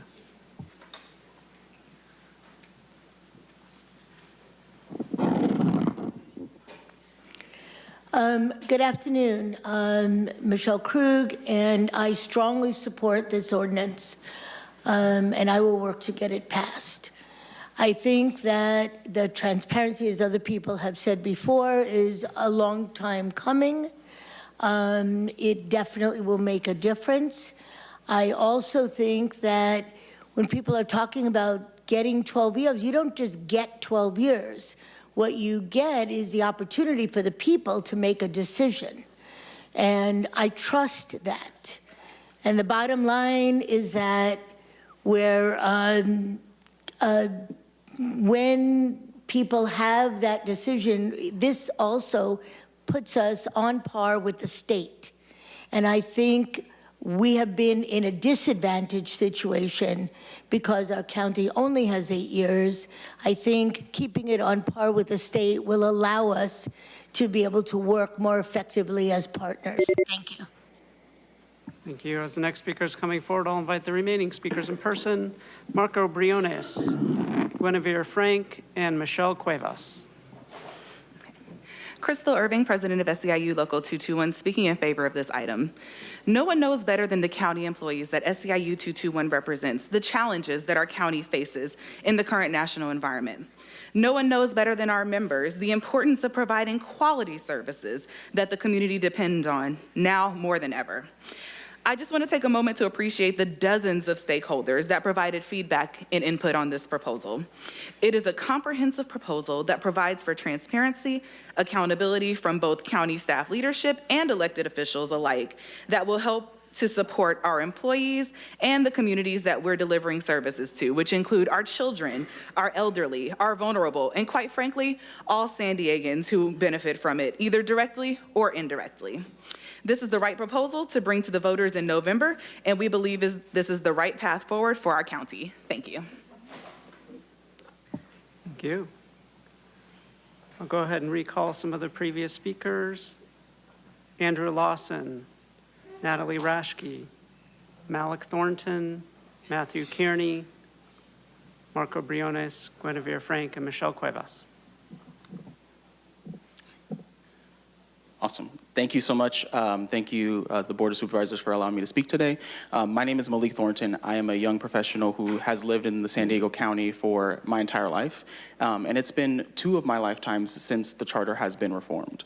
That means that it has been 48 years that we have not touched this charter. That means that this slows down important policy that young people depend on. That means that the Board of Supervisors has not had real accountability, independent accountability, for 2 of my lifetimes. And that means that young people have suffered. And we are on the precipice of opportunity. We have so much opportunity ahead of us, but we will not be able to capitalize on those opportunities if you don't have policies in place that allow you to do your work, because we rely on you. And so I encourage you that if you care about your young constituents, if you want to make sure that we have a future that includes us, that we can have a house and not have to worry about being in debt for the rest of our lives, please, please make sure that you guys pass. Thank you. Thank you. We'll now hear from the individuals that requested. Did I call your name, sir? Yeah, thank you. Come on up. Good afternoon, Supervisors. Marco Briones, Political Director of the San Diego and Imperial Counties Labor Council. We're proud to represent over 100 unions and 200,000 working families in our border region. We're here today because we believe modernizing the county charter ensures transparent and accountable leadership, the kind of county government that workers and working families rely on for fair and effective public services. A more accountable county government helps ensure that policies serve the entire community, not just narrow interests. The people get accountability by being at the table, and this measure does that. These are just a few of the reasons we're proud to stand with this coalition of community members and leadership working towards a better county for all San Diegans. We thank you, urge your support. Thank you. Next speaker. Hey everyone, my name is Gwen. I'm a researcher at UCSD and a proud member of UAW 4811, who represents over 10,000 workers in San Diego County. And I wanted to voice our strong support for modernizing the charter. We're in a period of time where, as a country, we're seeing blatant corrupt spending and outright swindling of American taxpayers at the highest levels of our government. And I think it's more important than ever, across all levels of government, we establish stringent structures to ensure transparency and accountability in spending so we can hold our elected officials accountable, along with all other critical modernizations proposed to bring to our charter. So us and our workers are in strong support. Thank you. Well, now, next speaker, please. Hi, my name is Dr. Michelle Cuevas. I'm a pediatric neuropsychologist, but I'm here to represent the National Union of Healthcare Workers. I see lots of friendly faces that have been with us for our 6.5 month strike. But here I am here to represent NUHW as supporting this transparency. I want to be clear that the county is one of the largest purchasers and providers of healthcare, and that the charter reform helps us create that transparency in ensuring that healthcare dollars are spent to the most appropriately for patient care, helping the most vulnerable in our community. I'm also large support for transparency, particularly related to the independent budget analysis and independent program auditor with respect to the allocation of funds for supporting our most vulnerable populations. Thank you very much. Thank you. We'll now hear from those that requested to speak by phone. We'll start with our first caller.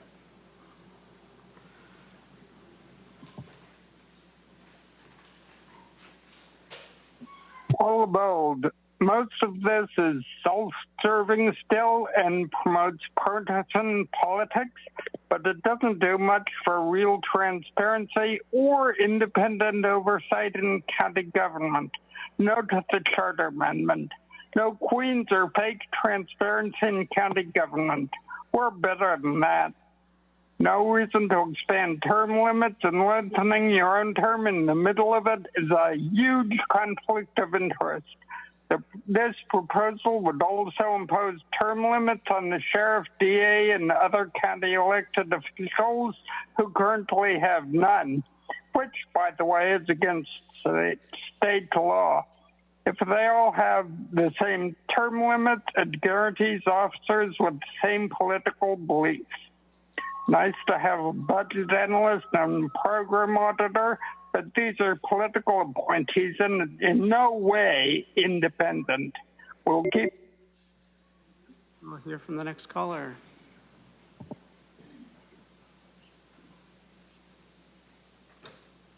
Amen to that. Consuelo here. And to the scripted people parroting transparency. Clearly, again, you're here because you've been asked to be here. Even more clearly is you are all, you're truly not paying attention to this board and their lack of transparency and total opposition of this item. Totally. Term limits, especially for the ones like Tara, who have proven that she's been totally abusive by taking advantage of the ignorant, not only abusive, but entirely entitled and privileged. Honestly, how much time do you need to further destroy our county and further run it to the ground, if that's even possible? I hope the people who put their faith in this corrupt system and board wake up, truly question everything. Wake the freak up, seriously. Slaves, man. Total slaves. I'm done. We'll hear from the next caller.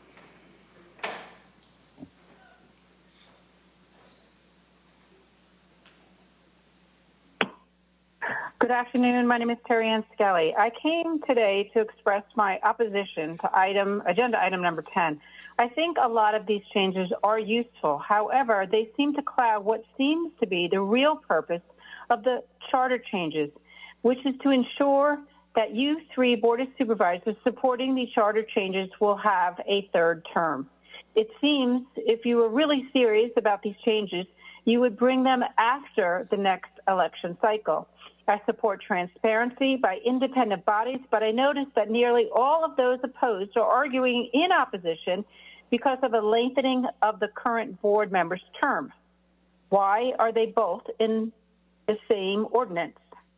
Charter changes are serious and important to our county and need to be separated into different proposals and not lumped together.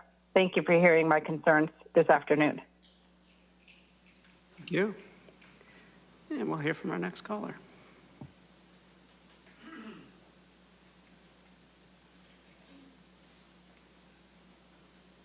My name is Kathleen Lippitz, and good afternoon, Council Board. Sorry.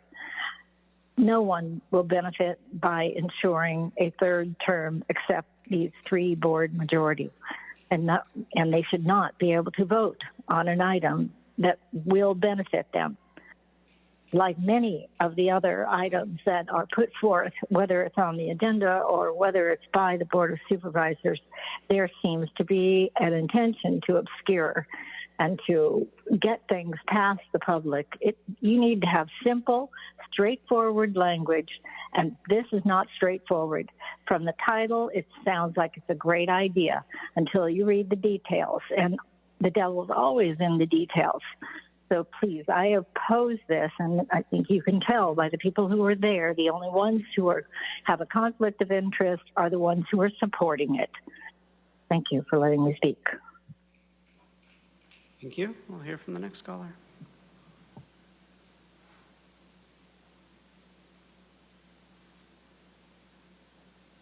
Peggy Walker, good afternoon. I oppose. Public hasn't had adequate time to review very important details that deserve scrutiny, including items such as supervisorial control over employees and contracts.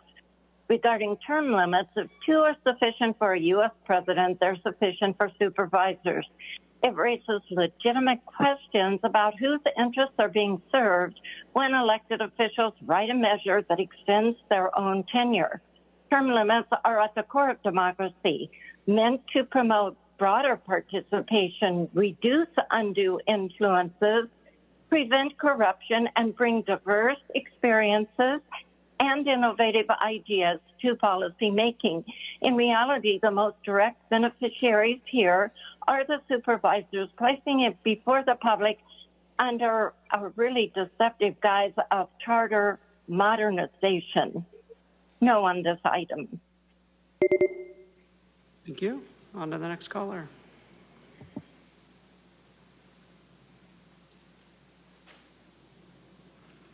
Good afternoon. My name is Becky Rapp, and while I support many of the transparency and accountability measures included in this proposal, I urge you to reject this charter reform package as currently written.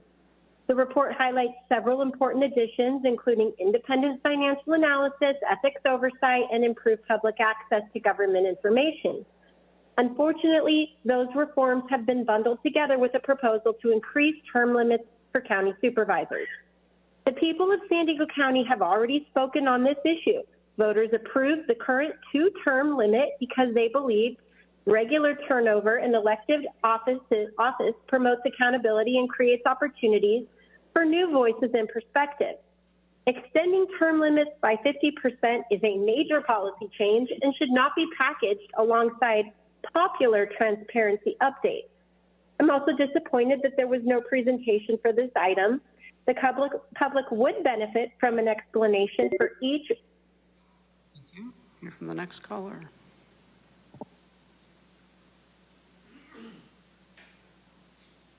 Good afternoon, Board of Supervisors. Excuse me, Ann Riddle here.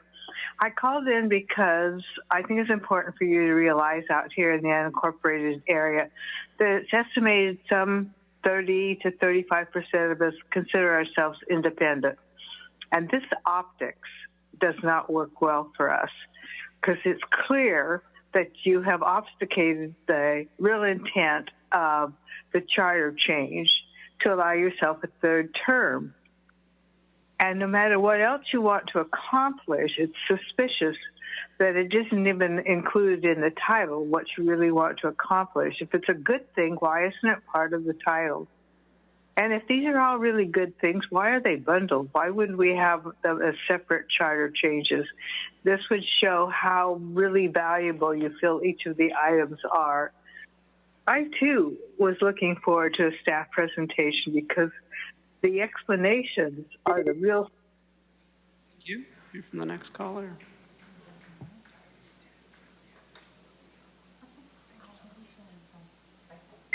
Hey, it's truth. This item is the only reason 20-minute late Kami Mommy Tara is here in person today, using her baby as a prop. She wants to be crowned publicly. Well, pride comes before a fall. We've seen your backroom deals on everything from the CAO, which resulted in lawsuits, to the Center on Policy initiatives on these extended term limits that 68% of voters already opposed in 2010. Maybe the reason Tara wanted supervisors to live from outside of their district is because she has a house in the city of San Diego and Manuela has a house in La Mesa. Tara and her marionette crybaby, Manuela, are not interested in transparency. They're interested in a power grab to create their personal fiefdom endorsed by UCSD, SEIU, and the Building Construction Trades Council, but funded with our money. Now, Tara for prison 2026 would be real accountability, especially since Tara was found guilty of abusing her authority at the part-time lover bar in North Park. Wannabe Queen Tara isn't bringing accountability when she can't even commit to a meeting start time. All she wants is to ensure her reign of terror is indefinite. No corrupt county queen. We'll hear from the next caller.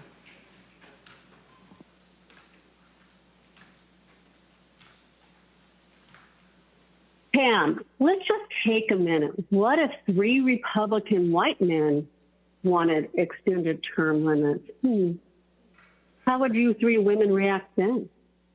This item has always been a scam, a lie, an insult to American citizens who voted for term limits. It is a power grab by Queen Tara and her ladies in waiting. Monica, do you think you'll ever be chairwoman if Tara's on the board indefinitely? The 3 women on this board are in over their heads, fancying they can manage the multi-billion-dollar budget even with extended terms. The board can be transparent and accountable beginning today without changing the charter. Ongoing community engagement can be improved today by lifting the restrictions on the public speakers as dictated by Queen Tara, especially those speaking in opposition. Tara stands for no kings as transference of her hunger for more power. Would you like that mental health behavior term? Don't be her minion. And we're tired of seeing the same activists begging for what they want, almost on their knees. On to the next caller.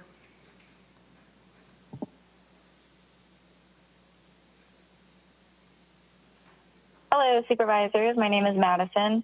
And although I am in favor of modernizing the county charter and increasing transparency, I would ask you to vote no on this proposal because San Diego County voters already decided that 2 terms is the appropriate limit for this office. What concerns me most is that the officials who would directly benefit from this change are the ones advancing it. Families are struggling with the high cost of living. Communities are concerned about public safety, homelessness, mental health, infrastructure, and the future of our region. Those are the issues that deserve our attention, not extending term limits for those already in power. Our government is strongest when leadership is continually renewed and opportunities exist for new people to step forward and serve. Fresh perspectives can bring new solutions to longstanding problems. The voters established a 2-term limit, and that standard has served our county well. I ask you to reject this proposal and preserve the term limits that San Diego County residents already chose. Thank you. Thank you. And we'll hear from the next caller.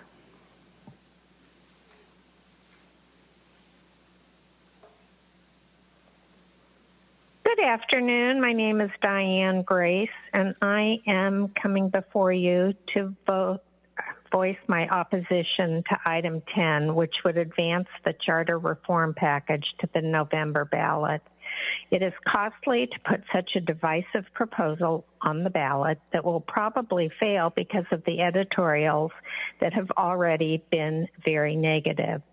Oversight bodies should be truly independent, and the language doesn't seem to support that. And current supervisors should not benefit from changing their own term limits. Voters should be allowed to consider each reform proposal separately. The agenda item title doesn't tell you its true intent, that they want the present supervisors to have 3 terms. As mentioned before, why not include this in the title? Thank you. Thank you. And we'll hear from the final caller.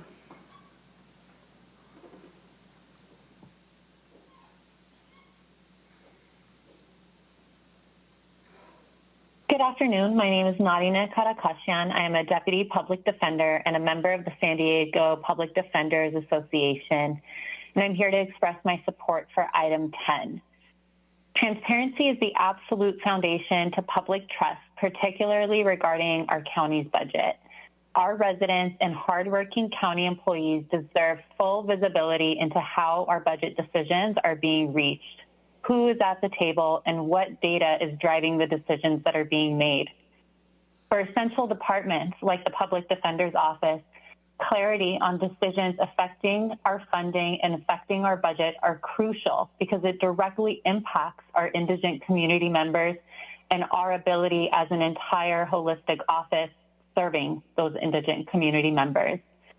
This proposal strengthens independent ethics oversight, provides nonpartisan fiscal and budget analysis, and creates this independent evaluation of county programs so that the public. Thank you. And Chair Lawson-Raymond, that concludes public comment on this item. Okay, thank you all very much. I guess I'll just begin. Happy to make a motion to approve this item. I first just want to thank everyone for this. Has been a long process. There's been huge amounts of conversation and input. People began putting these ideas forward a number of years ago, and it's really been an iterative conversation where some good ideas emerged and some bad ideas emerged, and bad ideas got tossed out and good ideas got stronger. And the process of having these conversations made the package of reforms better and more powerful. And I think that we've really arrived in a great place. This has been a long stakeholder process driven by residents and community groups and business partners and our labor partners, and I just want to thank you for your leadership. This final version has made a number of changes and reflects a number of changes made along the way. Most recently, it removed term limit changes for independently elected county offices in response to input from the sheriff and the DA. We also heard concerns about ballot question clarity, and those concerns have been addressed, but the heart of the reforms remain strong. We still do not have an independent ethics commission. This charter reform would establish that. We still do not have an independent budget analyst or an independent program auditor. This measure gives voters the chance to change that. This measure gives the public stronger tools to see how money is spent, whether programs are working, and whether government is meeting the standards that people deserve. And it does all this in a revenue neutral way because no new spending would be permitted and no reduction in county service would be allowed. So again, I would like to thank the broad coalition supporting and championing this reform package, including firefighters, our deputy sheriffs, environmental advocates, labor unions, civil rights groups, reproductive health advocates, attorneys groups, small business leaders, community organizations, and others across San Diego County. This has been a very broad tent process, and I will tell you, has been incredibly interesting and difficult because these are groups who not only don't agree on every issue, often agree on no issues. So to have found common ground on a package of reforms to make our government work better for everyone has been, I think, pretty extraordinary. And I am very excited to give the voters the opportunity to make a decision for themselves. Again, as has been said from the very beginning, and as I've said many times, these are not questions that are up to us as members of the County Board of Supervisors. These are questions that are up to the voters. These are questions that can only and should only be decided by voters. The question around the structure of our charter and the rules governing our region are basically the constitutional questions for our community. And these are questions that are left to the voters. So what I think we can do and the best we can do in our positions as supervisors is to put forward an option for voters to consider and decide whether these are reforms that they'd like to see adopted and move forward or not. And I'll be very proud to put that on the ballot, but ultimately we'll trust that our voters are smart and wise and capable of making good decisions for themselves about the rules to govern our region. So I'm happy to make that motion. I would like to urge my colleagues to support. And with that, I can turn it over to Supervisor Desmond. Oh, and we have a second on the floor by Vice Chair Montgomery-Stepp. All right, thank you, Madam Chair. Appreciate it. I've made my position on the proposed charter amendments quite clear in our previous board hearings. I'm not going to be supporting it today. And I'd like to ask voters of San Diego County to reject this deceptive charter reform. The voters, I think, are being deceived by using the attractive language such as transparency, accountability, and independent oversight. We should be doing those things already. We should be doing, that's our job. That's what you elected us for, is to be transparent, to be accountable, and have independent oversight. All of those things we can do without a charter amendment. So this isn't about modernizing county government. To me, it's a power grab by extending our own term limits and creating a political patronage system. Section 500.4 of the amended charter would require top-level positions of the county to be approved by the board before they are hired. That's getting our fingers, in my opinion, way down deep into the weeds, and these are going to become political appointments as opposed to merit or merit-based or appointments. This proposal would make all leadership positions at the top of the county government political, meaning people will only get the job if they have the right politics, not the right qualifications. Section 501.9 of the amended charter, the non-interference clause, that's us non-interfering with the staff, historically regulates how supervisors and staff interact with the county staff and bars us from giving county staff directives. But if we have the yay or nay on hiring or firing on hiring them, to me that's getting too deep into the staff section of the county. There's an additional section that grants the Board of Supervisors and their staff the ability to weigh in on the hiring and firing of more than 600 manager positions at the county. So the board should not, I think, and under any circumstances, interfere with the hiring process of the county management up and down the organization. That's what we hire the CAO for. That's what the CAO works for us, and then everybody else works for the CAO. If the CAO is not doing their job, then we need to change, rethink that process. But we shouldn't be hiring people into all the different levels of the county. So Section 600 of the amended charter would extend supervisors' term limits from 2 years to two terms to 3 4-year terms for a total of 12 years. It's already been pointed out, supervisors, that was passed by 68% of the vote of the 2 terms in 2010. So San Diego County residents have already spoken. The 5 of us here, we all ran with the understanding that we get 2 terms. And now that we're in the office, we want to change the rules for ourselves and give ourselves an extra term. I don't think that's right. If we do this 3rd term, it should only apply to new supervisors. Section 702 creates an independent budget analyst and program auditor. I don't know why this would have to go to a vote of the people. Why can't we just do that? That sounds great, but how truly independent are they? We, the board, would hire and fire them. We'd decide their salaries, and they would report directly to us. They need to be reporting to the people. They need to be independent. Same thing with the Ethics Commission. The Ethics Commission would be appointed by the supervisors and our county council, who I trust, but he works for this county board of supervisors. So I question how independent these offices would be. So I can't support this. To me, it's too self-serving. We're sugarcoating this, adding an extra term with the terms of accountability, transparency, and independent oversight. We should already be doing those things. And again, I would encourage San Diegans to reject this deceptive charter reform. Thanks. Supervisor Anderson. Madam Chair, I really want to get to yes, and I'm not trying to poke at y'all, but I really want to get to yes. There's so many good things in this. I'm going to offer a friendly amendment to the areas where I have difficulty.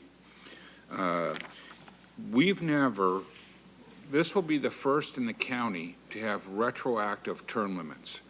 It's never been done in the state. It's always, all term limits have been moving forward with newly elected. And I fear that it's not your intention to have 3 more terms, but rather 1, making it 12 for everybody. And I get that, but it's never been tested in court. And if it were tested, it would give us the potential of being here for 20 years. Not all of us, but for us long-tooth folks, you and I would have 20 years. So my first amendment, or it's a group amendment, but the first portion would be that the term limits would apply for the new terms, not for anybody who's already in office. The second thing is, we're changing the language, and much of this, our colleague, Supervisor Desmond hit, is we have a moat around purchasing right now where we can't unduly influence them And we have all sorts of protections against single source contracts, that we're working with the public's money. We want to make sure that those protections are there. I fear that by removing that moat, that we are running the risk of having undue influence on the decisions. So I would prefer that that be taken out, that's section 705.3. So we wouldn't be able to interact with the purchasing department or the contracting staff directly, the way we have it currently. The third thing is I'd like to remove the proposed language empowering the board to confirm or remove county staff. I think civil service is important, and I think that the language that we're using could be reinterpreted by future boards to go much deeper. And I don't think, you know, if I filled potholes in my district, and maybe I just want to be the best pothole filler there is, and my party registration shouldn't matter. But when you have this kind of oversight, when you have political tensions, all of a sudden we're putting all sorts of pressure on civil service that shouldn't be there. The running of government shouldn't be regulated by the electeds. So I don't believe there's adequate protections that the next board doesn't say everybody's an ACAO and this. And redefining the positions is arbitrary, and that could easily be done with a 3-vote majority. So I'd like to see that removed. And then, of course, requiring the independent auditor be elected and accountable to the public. I don't want this person to be a political appointee. The way it's written, 3 members of this board could choose that political appointee. And I'm not suggesting that this board's going to be nefarious. But what happens if 5 Bidens get elected to follow us, or 5 Trumps? And I threw in both, so everyone has somebody they may not like. Are you going to be happy with these rules if they have that kind of power? You see, if I was a nefarious person, I could weaponize those audits and target political foes because they report directly to 3 members of the board.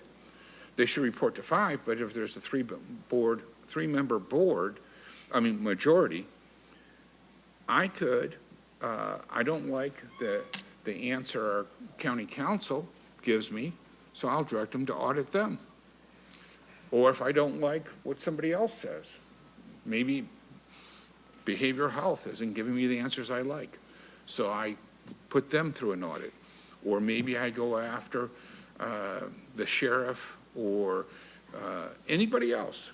And so I'm worried that we're giving incredible power to the people that follow us in office, and I'm not comfortable with that.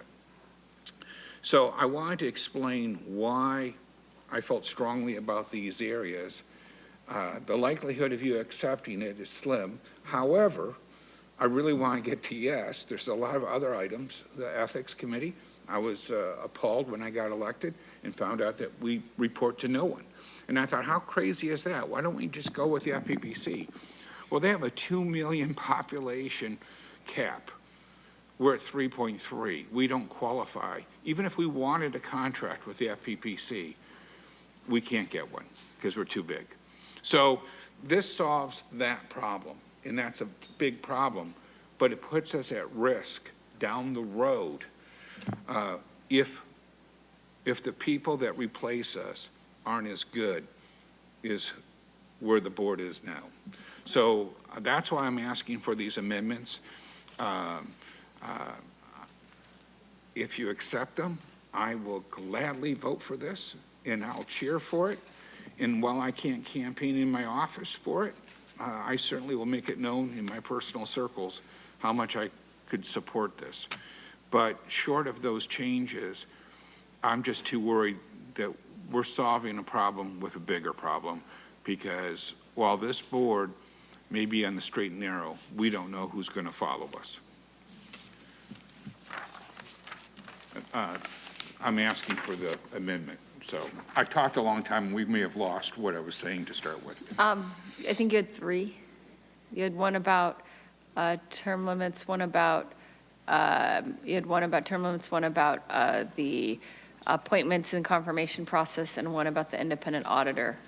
Four total. What was the four? Four total in the package. And I think that you all know this. When I ask for an amendment, you give it to me, I vote for it. So I wanted to package them together. So if you gave me one, I wouldn't be misleading you into believing I'm going to vote for one. It's a package of four. But I wanted to make sure I was clear on that. Yesterday, you were on the line, you may have heard, but I had asked for an amendment. It fell short. And so out of clarity, I wanted to announce that I would not be voting for it, not because I was angry, but because I didn't want to mislead anybody. At that point, when I announced I wasn't going to vote for it, you may have wanted to reverse and not give a partial, because the partial wasn't going to earn my vote. So that's where I am today. I'd love for you to accept those items, and I'd love to vote for this, and I'd love to campaign for, on my own time, not in county office, I would love to campaign for this, because I do think the ethics committee is really important. I think having the independent, truly independent auditor is really important. I think of the ideas that you presented were excellent. I just didn't think we're there yet for solving the problem. And I think this would bring it home. So thank you. Thank you very much. I don't want to speak for the seconder of the motion. I know for myself as the maker of the motion, I would not feel comfortable at this sort of a late stage taking such a significant amendment after all the feedback from the community and the participatory process. But I do really appreciate the spirit in which it was offered. And I also would note that there's a huge amount of work that's going to need to be done to implement all of this charter reform. And that work is going to be the responsibility of the working group. So I would respectfully ask you to just really consider that this is provides a path to potentially implement these reforms, but it doesn't mandate how they would be implemented. And so there would still be quite a bit of space to implement suggestions along the lines that you've just outlined in how the charter reform is implemented over the next 2 years. So again, would love to invite you to join us and take the good with the good and acknowledge that, not necessarily want to throw the baby out with the bathwater, but I also understand if that's not where you're at. But this has definitely not been an easy journey. There's been a lot of different opinions, and nobody, I think, has gotten everything that they've wanted. I think everyone's gotten a little bit of what they've wanted along the way. And that's really been sort of my commitment in trying to put this together. But again, I don't want to speak for my colleagues. If people have a different view, very open. I know we had an extensive discussion last time. So I hear everything you're saying. I would just like to say on the record, because I know in the event that anything is challenged, the record also is important, including the vote. So in the event that this passes today and in the event that it passes in November, we don't know if it will. My understanding of the term limits is that there's no person can serve more than 12 years. That's my understanding. I just want to put that on the record so that if there is are there any legal challenges, that's my understanding. It's now on the record. I think in that vein, it would probably be worth clarifying that with County Council, I see Sherry here, just to make sure that is clear, both in terms of the language as drafted, but also the intent. I don't want there to be any confusion. So, Damon, Sherry, if you need a moment, we can wait. But if you have that in front of you, if you could clarify whether there's any real risk that this could be interpreted as somehow resetting the clock and providing anyone 3 additional terms, or whether it's fairly clear from both comments in the dais and the written content of the charter that it would only be one additional term. It would be 3 max. Thank you, Chair. Excuse me, Chair Lawson-Remer. The way that the language is written is to reflect that it would be a total of 3 terms, 12 years, so that if any supervisor is currently in the midst of 1 or 2 terms, it would not be an additional 3 terms on top of that. I can defer to my colleague Shuri if she has a specific language or other things that she'd like to read to make that that clear, but that is the way that it has been drafted. Well, the attorneys took care of one of your 4 concerns, but go ahead, Shuri. If you want the additional language, there's a provision in the proposed 401.5 that makes clear that a supervisor's service in office prior to the effective date of the amendment counts toward the 3-term limit. If I may, is there any case law that supports this because it hasn't been tested in court yet? I think the concern you are raising has to do with retroactivity, and our research of the case law is that this provision written in this manner is not considered retroactive because it doesn't change anything that has already happened. It adds an additional term going forward. I polled the entire state. We're the first to do this. No one's ever done it. The legal opinions I've received when I was in the state legislature were that it will be struck down in court. That's why nobody's done it. So there's not to say it can't be done, but it's not been tested in court, and good attorneys get struck down in court all the time. Laws get struck down in court all the time. So if it were to be struck down, what would happen at that point? Would that not lead to 3 more terms? I mean, a total of 3 additional terms, if it were struck down in court. Excuse me, Supervisor Anderson, are you saying if the measure itself is this determined? This element of the measure, because I think there's a severability clause, right? Yeah. So I think I can try to answer, but the attorneys can correct me. My understanding is it would revert to what we have currently. It would be 2 terms, because if it's struck down in court, it would be struck down, and then you go back to what's already in existence. It wouldn't be struck down, and then you end up with 20 terms. It would be struck down, and you go back to 2 terms. Because it is severable. Not 20 terms. 20 it years. Would be applicable 12 years moving forward. So if it was sued and they said you can't take because credit. the term, the language itself would be struck down. And so you'd go back to what you, I mean, we don't really know, I hear your point, but it's severable, so we would go back to what is currently the law. You wouldn't create new We don't know that specifically, though. We think that's what's going to happen, but there is still a chance that they'd say 12 more, 3 more terms, that you can't be retroactive at all. I get how you wrote it. It's very clever. It's just never been tested. In all the term limits throughout the county, throughout the state, no one's ever done it before because nobody wanted to run this risk. I get it. It's moving forward, but it's not guaranteed. Did anyone have any additional comments? Thank you for your clarification. Any additional questions or comments from anybody? Okay, we can call the vote.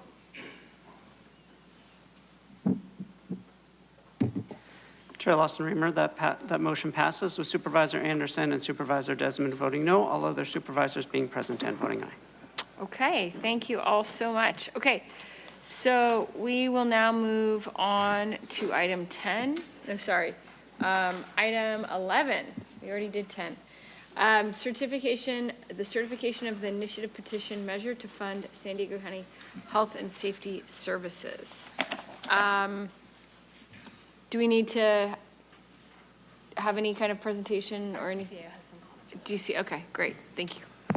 Yeah, good afternoon, Chair Lawson-Remer, members of the board. No presentation, but I do have a brief statement to read into the record. The Registrar of Voters has certified the Citizens Initiative petition titled Measure to Fund San Diego County Health and Safety Services. By law, the board must submit the measure to voters without alteration. The measure is a 0.5% sales tax with revenues dedicated as follows. 22.5% of the revenue to the Tijuana River Valley sewage mitigation, 17.5% to public safety and wildfire prevention, and 60% to healthcare, childcare, and nutrition. The measure requires a 12-member oversight committee, independent audits, and prohibits uses such as salaries and lobbyists. The measure requires a majority vote to pass. There are two options in the recommendations. Option 1, adopt the resolution to place it on the November 3, 2026 ballot today. Option 2, order an impact report due within 30 days and schedule a special meeting to adopt the election resolution. Under Elections Code, Section 1405, the resolution calling the election must be issued at least 88 days before Election Day. That deadline is August 7, 2026, which would require a special board meeting sometime between July 25 and August 7, 2026, if option 2 is chosen. In addition to these two options, the board has the discretion to direct the auditor to review the initiative measure and prepare a fiscal impact statement pursuant to Election Code Section 9160. The auditor must provide this fiscal impact statement to the Registrar of Voters by no later than August 14, which is printed in the Voter Information Guide and limited to 500 words. I also want to note for the record that under Government Code Section 25207, the board retains the authority to order a report at any time independently of the Elections Code options before you today. This means that even outside the 30-day impact report process under Election Code 9111, the board may request an additional analysis it believes is necessary to support its deliberations. Thank you. That concludes my summary of this item. Okay, we'll go to public comment. Thank you, Chair Lawson-Remer. We have 15 requests to speak on this item, 4 in person and 11 requesting to speak by phone. Also note for the record that we received 1 e-comment in opposition. For any individuals that requested to speak on item 11 by phone, please dial into the conference line using the instructions that were provided to you. We'll begin with the in-person speakers. As your name is called, please come forward and stand on the arrows until it is your turn to speak at the podium. You will have 1 minute to address the board.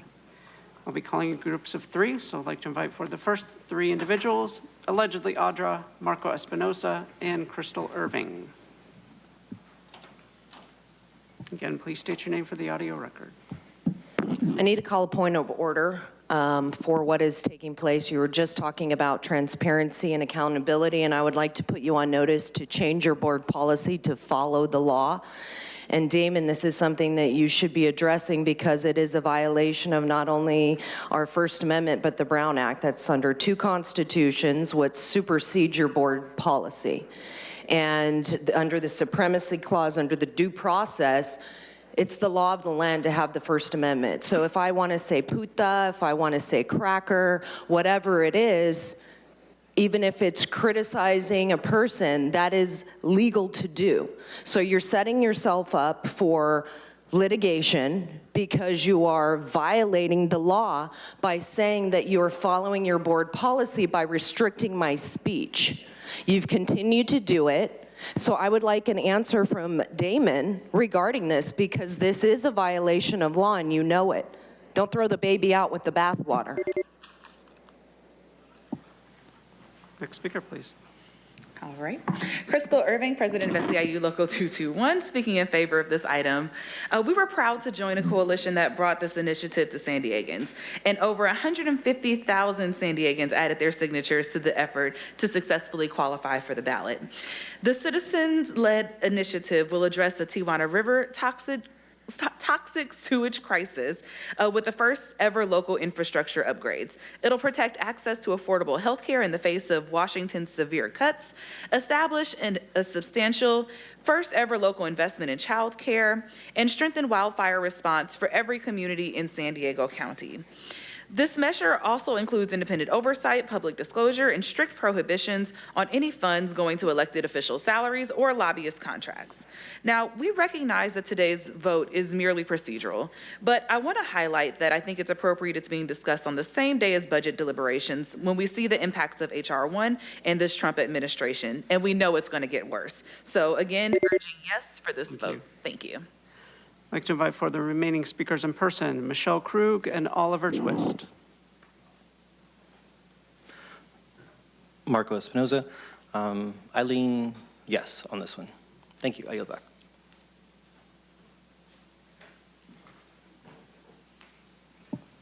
Next speaker, please. Good afternoon again.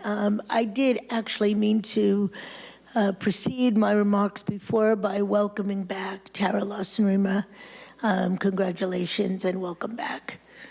I am very glad that we collected enough signatures to get this on the ballot.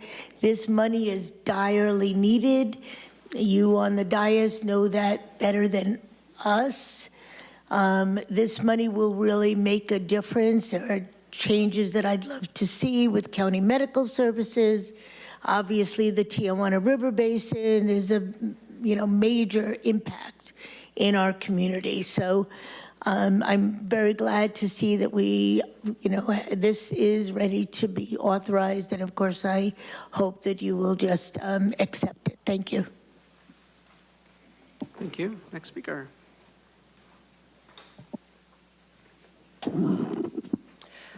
Hi, good afternoon, Oliver Twist. I'm adamantly opposed to this, and I don't think we should have any new taxes in San Diego, either in the city or the county.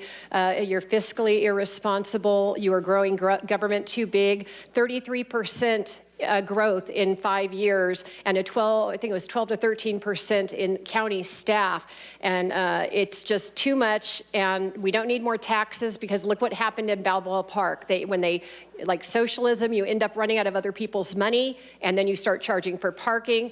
Fix the infrastructure and the things that you're supposed to be working on. And what I would really appreciate is a lot more fiscal pragmatism. People don't understand. They hear progress. All the ideas sound so good, so feel good. But what you're really there is to grow government, grow your county staff, grow your union membership, so it can feed in the cycle of political donations. So rule pragmatically, focus on the Maslow hierarchy, and fix what needs fixing first. Thank you. Thank you. We'll hear from the individuals that requested to speak by phone. We'll start with our first caller.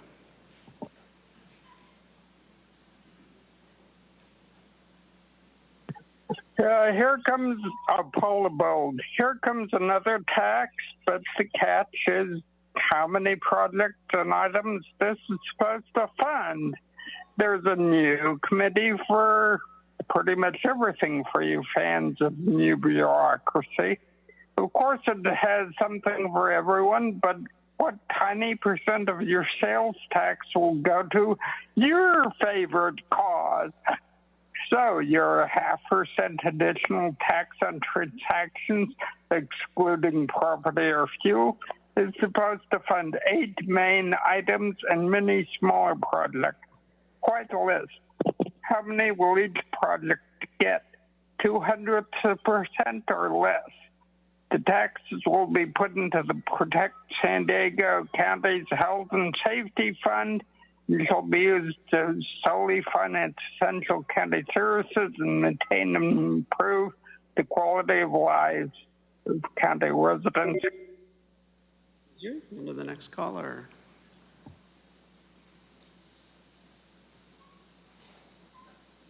Okay, Consuelo here, and all the slaves in favor of bigger government, say aye.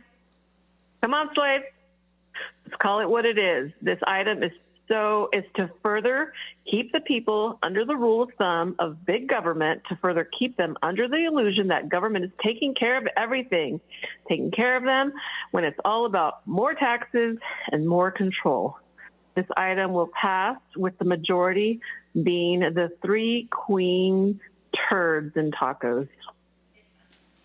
And yeah, it's just more unbelievable shit comes from this dais.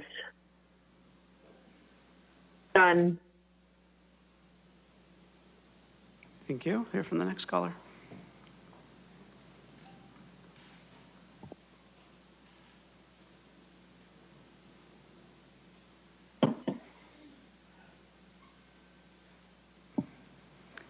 Next caller is Terry Skelly. I'm hoping to speak on item 13, not 11. Come back to you for that item. Thank you.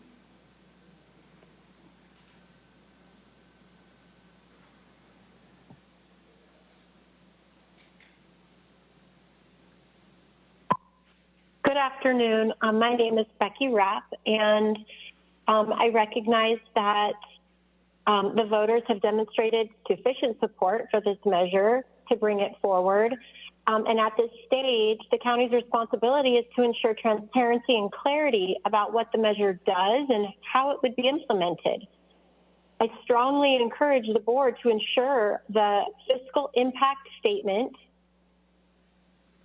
and related materials, and that they clearly explain not only what services may be funded, but what gaps still remain if funding is sufficient. I'm concerned that this health and safety services must include upstream investment in youth prevention, especially youth drug prevention tied to marijuana use, as well as early intervention for mental health conditions associated with substance use. We're seeing increasing pressure on emergency departments, schools, and child welfare systems, and prevention is consistently. Thank you. Hear from the next caller.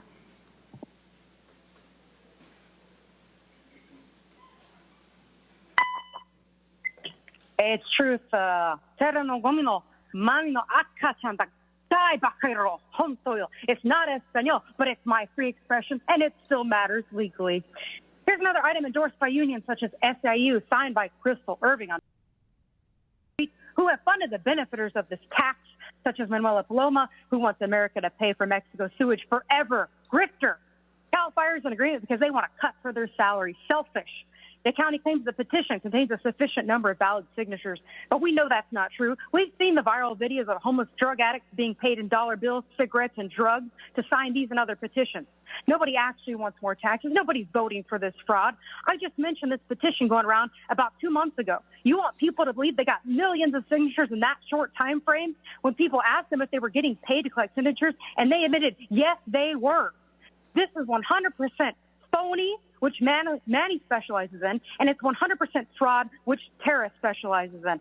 Shame on you, corrupt. Thank you. We'll hear from the final caller.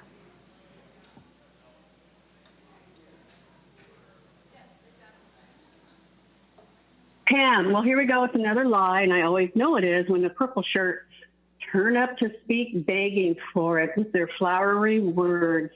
They must have a paid speechwriter. Anyway, no new tax. This is a scam. And it's interesting that on item 10 that was passed, that Tara said that the implementation plan was not ready yet, that it would be left up to the working team. So how do we know this new tax will be implemented according to what is written here? And anything for health and safety services, why aren't the fire lookout towers maintained? There are a few that are closed and not being used because they're in poor state. Why were they not already maintained? So this is a scam. This is to get money to put into pet peeves, pet projects, not to do anything for the county, but to feed, probably unions and activist groups and NGOs, right? You have no idea how you're going to use this. And why does one group get more money and another group doesn't? How does that work? Thank you. And Chair Lawson-Remer, that concludes public comment on this item. Okay, thank you very much. I have a couple comments. Do any of my colleagues have anything to say? Else I can just make a motion. Happy to do that.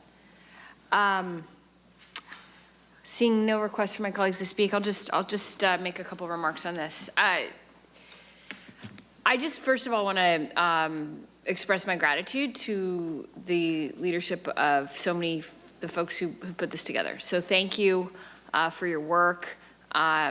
It's a lot of signatures to gather.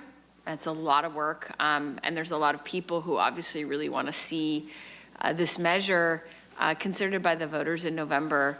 That's just a lot of people to sign this ballot measure. So I hear that, and I think that to me this is real evidence that people in San Diego are deeply, deeply concerned about the Tijuana sewage disaster, about the devastating cuts to healthcare and food assistance that our community is facing, and that people remain very committed to making sure that our 911 emergency response can be the best and can keep us safe in even the worst conditions, and even if the worst and most unthinkable happens to our communities. And we began this conversation, I think, over a year and a half ago, when in my State of the County, I mentioned my deep concerns about what was coming at us and what was coming towards our community in a new Trump administration. And I think this San Diego County Health and Safety Citizens Initiative rises to meet that moment. It offers voters a powerful tool that people can choose to support, to protect our community, to defend our community, to keep our water clean, to keep our hospitals open, and to make sure firefighters and first responders have the tools that they need to keep us safe. Our job today is extremely straightforward.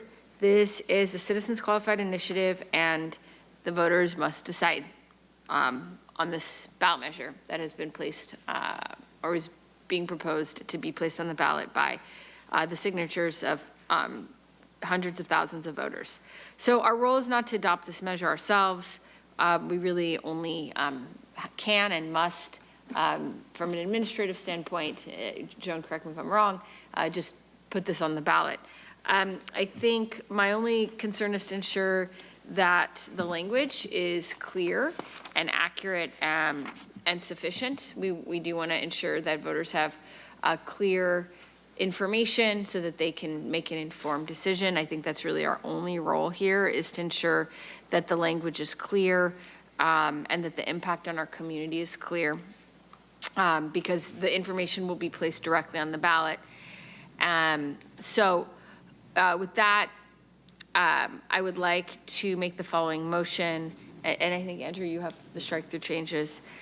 That is to approve recommendation number 1, and then to approve recommendation number 2, option number 1, with the following clarifying amendment to the ballot question in the attachment D resolution to ensure as much transparency as possible for the voters to have clear and accurate information. So this is a funny one, but I was reading this and a lot of folks were not quite sure exactly what the word mitigate meant. Seemed like a $100 word when we could probably have used a 10-cent word. So if we could just replace the word mitigate with cleanup so that people actually know what is being written here and they're not confused. Similarly, maybe this is a $1,000 word instead of a 10-cent word. I don't need to know that we need to confuse people with the term retail transaction and use tax. Like, I don't know what that is exactly. I think we can call it what it is, which is a sales tax. And then seems very important to add the annual amount to be raised until ended by voters. My understanding that was an oversight in the drafting of this ballot question by County Council, because it's legally required to include that. And I know that it's estimated to raise 400 to 450,000, so 400 to 450 million. So that needs to be in there for transparency's purposes, and then take no action on recommendation 3. So that's my motion, and hope to have support from my colleagues. Thank you. Supervisor Desmond. Thank you, Madam Chair. Appreciate it. I just don't think now's the right time to put a half-cent sales tax in front of the people. It's the cost of everything is already way too high. We're always surprised when you go to the grocery store or you go, buy clothes or a car or something. Everything's just gone up and up and up. This tax, is my understanding, there's no end to it. It's a forever tax. There's going to be no end to this. I agree with some of the Tijuana River definitely needs to be dealt with, but I do think we got to be putting the pressure on Mexico. We can not just throw more and more U.S. money after that catastrophe that's happening down there, and we got to get them to stop and make sure they keep their end of the bargain up in creating the infrastructure that they need on their side. I think we have to put pressure on them as opposed to just putting more money after this.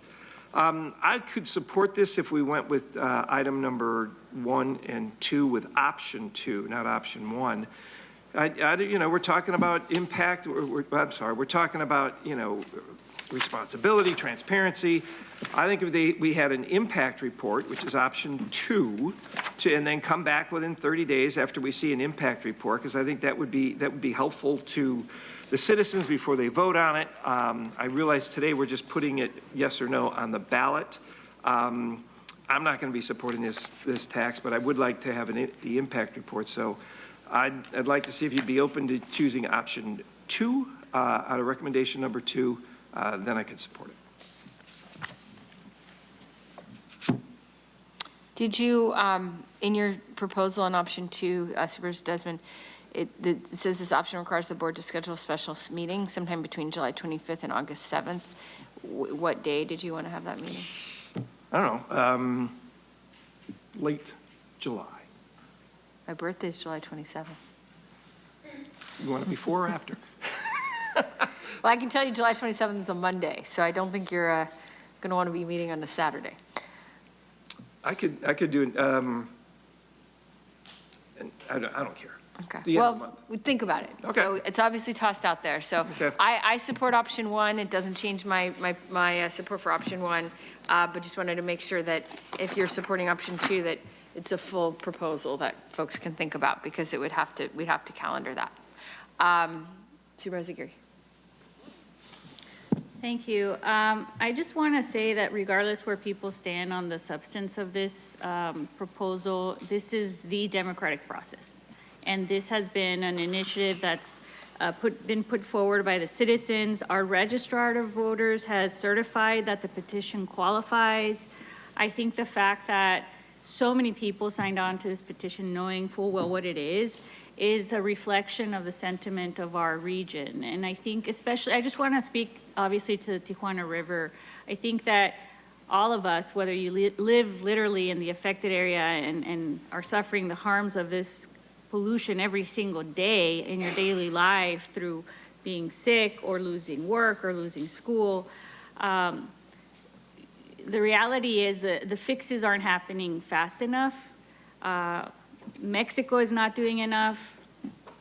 Trump is not doing enough. Biden didn't do enough. And that's just the reality. Nobody's done enough, and that's why we're here. And I see it as a way of the people of San Diego County taking the bull by the horns and bringing a real source of revenue that could truly bring relief. We've made our efforts, and I'm thankful to this board for the efforts that we're making, but that's, like I said many times, it's not going to solve the issue. Something of this caliber, something of this size can.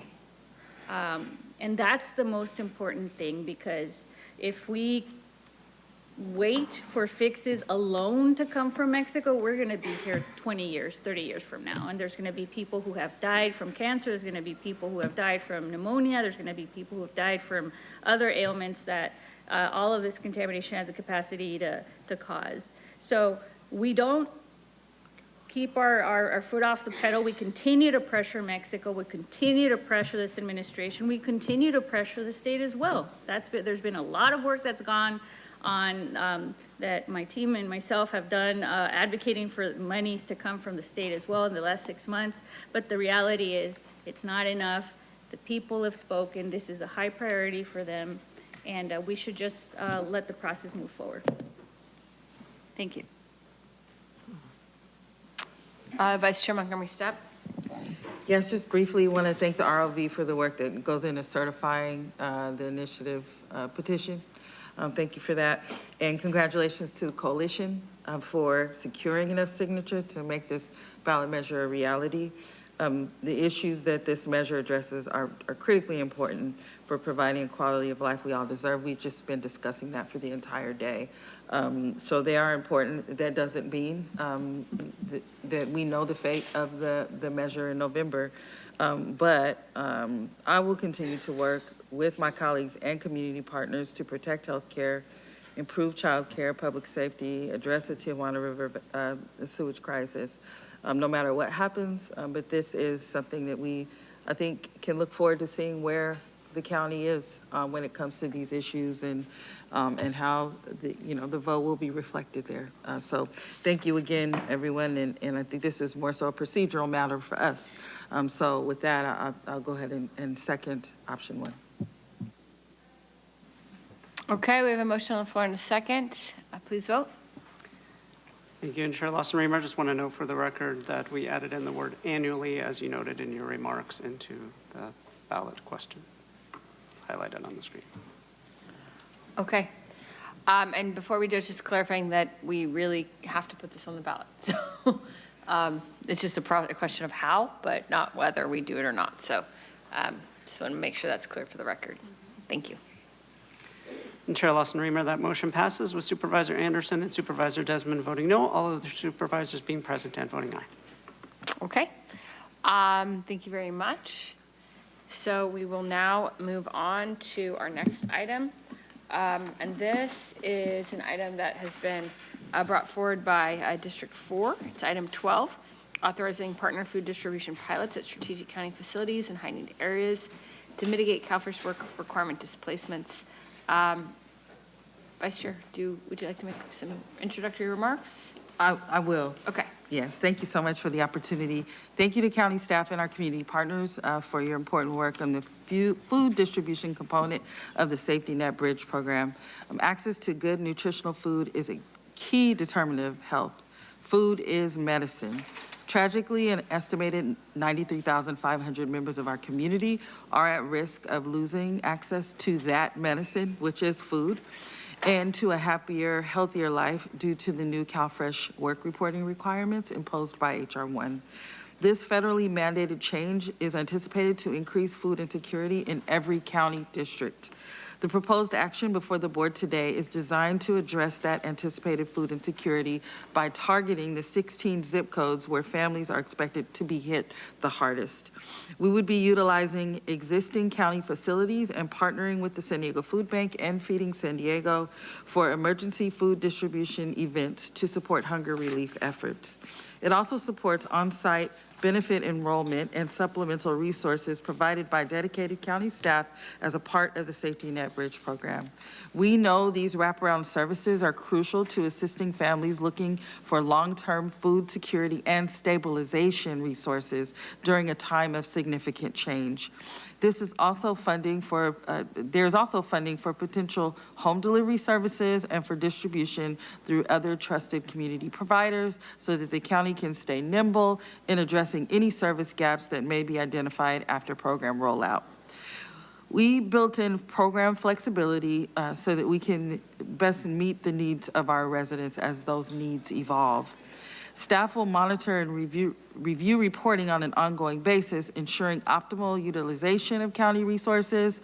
Supporting this proposed action will help prevent families in our communities from having to make tough decisions like food versus housing and food versus health care.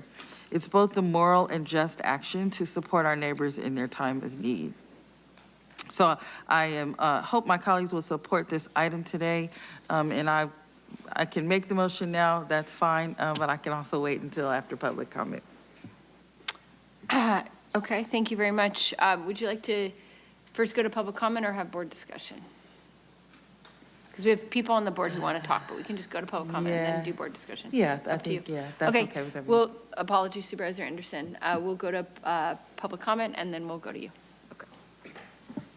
Thank you, Chair Lawson-Remer. We have 30 requests to speak on this item, 13 in person and 17 requesting to speak by phone. Also note for the record that we received 3 e-comments, 1 in support and 1 neutral. For any individuals that requested to speak on item 12 by phone, please dial into the conference line using the instructions that were provided to you. We'll begin with the in-person speakers. As your name is called, please come forward and stand on the arrows until it is your turn to speak at the podium. You will have 1 minute to address the board, and I'll ask you to begin by stating your name for the audio record. I will call you in groups of 3, so please listen for your name. I'd like to invite forward the first 3 individuals, Sam Duke, Noah Yee Yik, and Karina Pugh. If I've called your name, please come forward.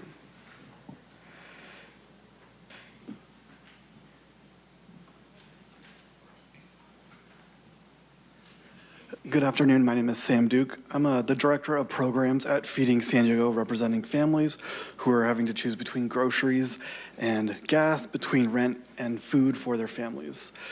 Rising costs have pushed working families to the breaking point they've never faced before.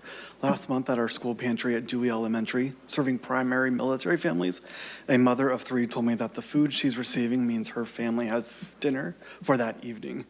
Earlier this month, new SNAP cuts may force even more San Diego families into food insecurity. Your funding approval today would do more than just feed hungry families, though that alone is transformational. These dollars would allow us to strategically strengthen and expand our distribution network that helps increase food rescue and provide more nutritious food year-round. Right now, food assistance is increasing every single day.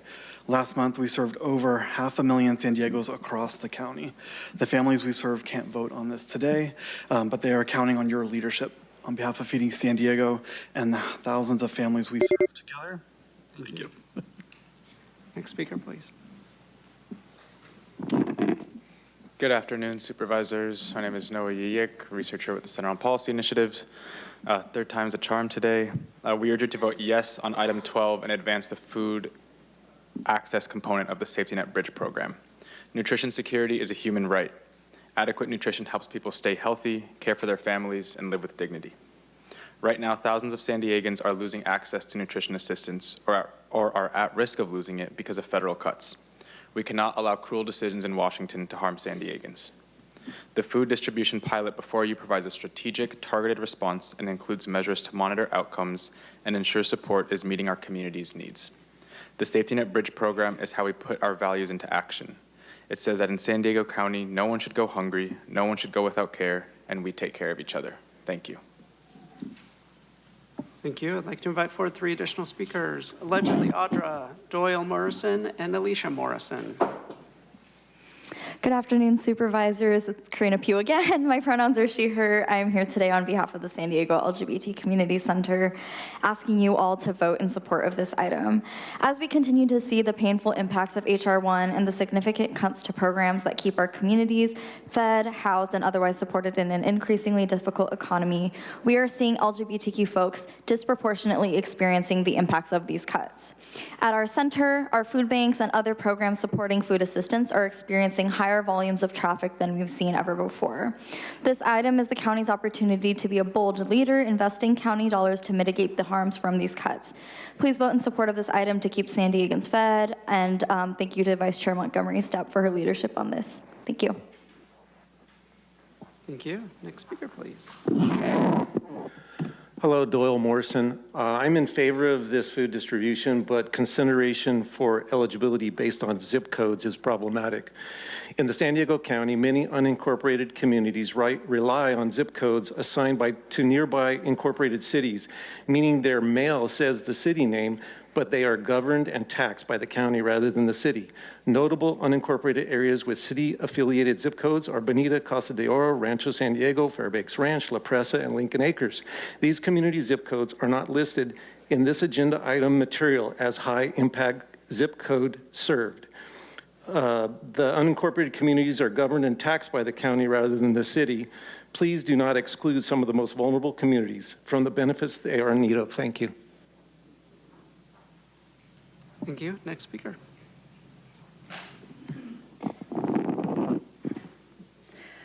Good afternoon, Alicia Morrison. I support this, but there's a problem. The problem is disparity to the community of Lincoln Acres. Since the deprecation of the Lincoln Acres Post Office in 2011, Lincoln Acres has to share a zip code, 91950, with the city of National City.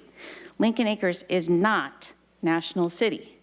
Lincoln Acres had its own zip code, 91947, that was established in 1925.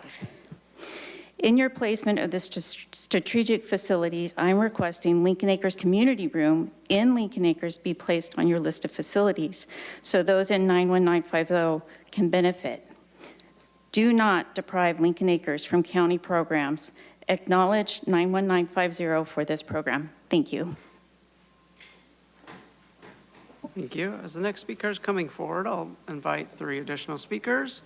Marco Espinosa, Andrea Caldwell, and Edward Nieto. Hopefully nobody lights a match because the gasoline you've been dousing the people in will go up in flames. It's interesting you talk about clear and accurate information. And then Monica, you're saying that food is medicine. Does your vending machine reflect that? No, it does not, but it's cool because it's all about making money, right? And it's just interesting the way you like to pull the heartstrings of people and act like, you know, this is Trump's, this is HR1.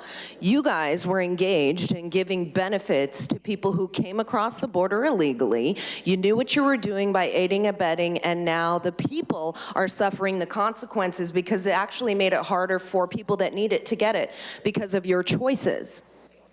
So you sit here and you talk about transparency and accountability and giving clear and accurate information. Let's be real with the people.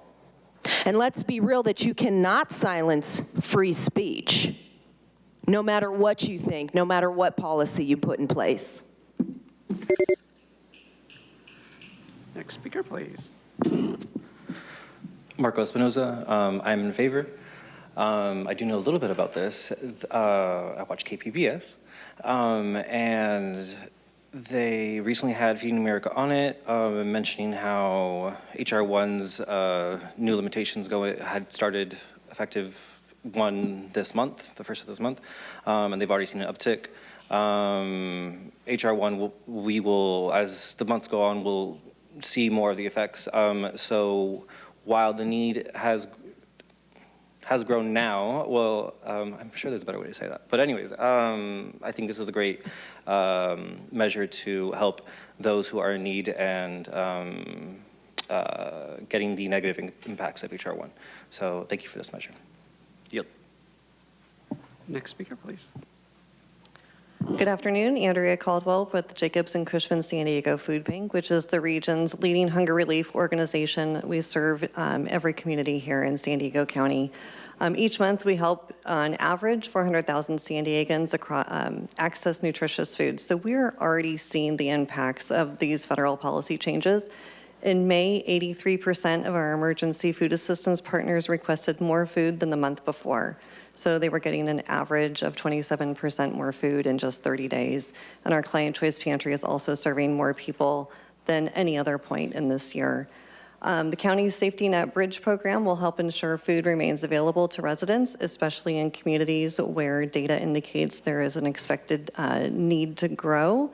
And the food bank has a longstanding commitment to using data to direct resources where they are needed most, and we commit to using 100% of these funds, if approved, to purchase food. We strongly support this, and thank you. Thank you. As the next speaker is coming forward, I'd like to invite the remaining speakers in person. Alejandro Martinez, Homaira Yousefi, Michelle Krug, and Cynthia Fuller-Quinones. Yes, good afternoon. My name is Ed Nieto. I'm appreciative of the county services work proposal in this area, but I do have a question. I wanted to ask, as the others have mentioned here, why wasn't the 9195 zip code included in the significant low-income population names that you have there? So when I hear the areas that are hit the hardest, not to include National City in there, seems to be a little remiss. Yeah, I'm asking a question. If there's a methodology on how you determine this, we'd like to hear it. It would bring comfort to the community to see how this was decided.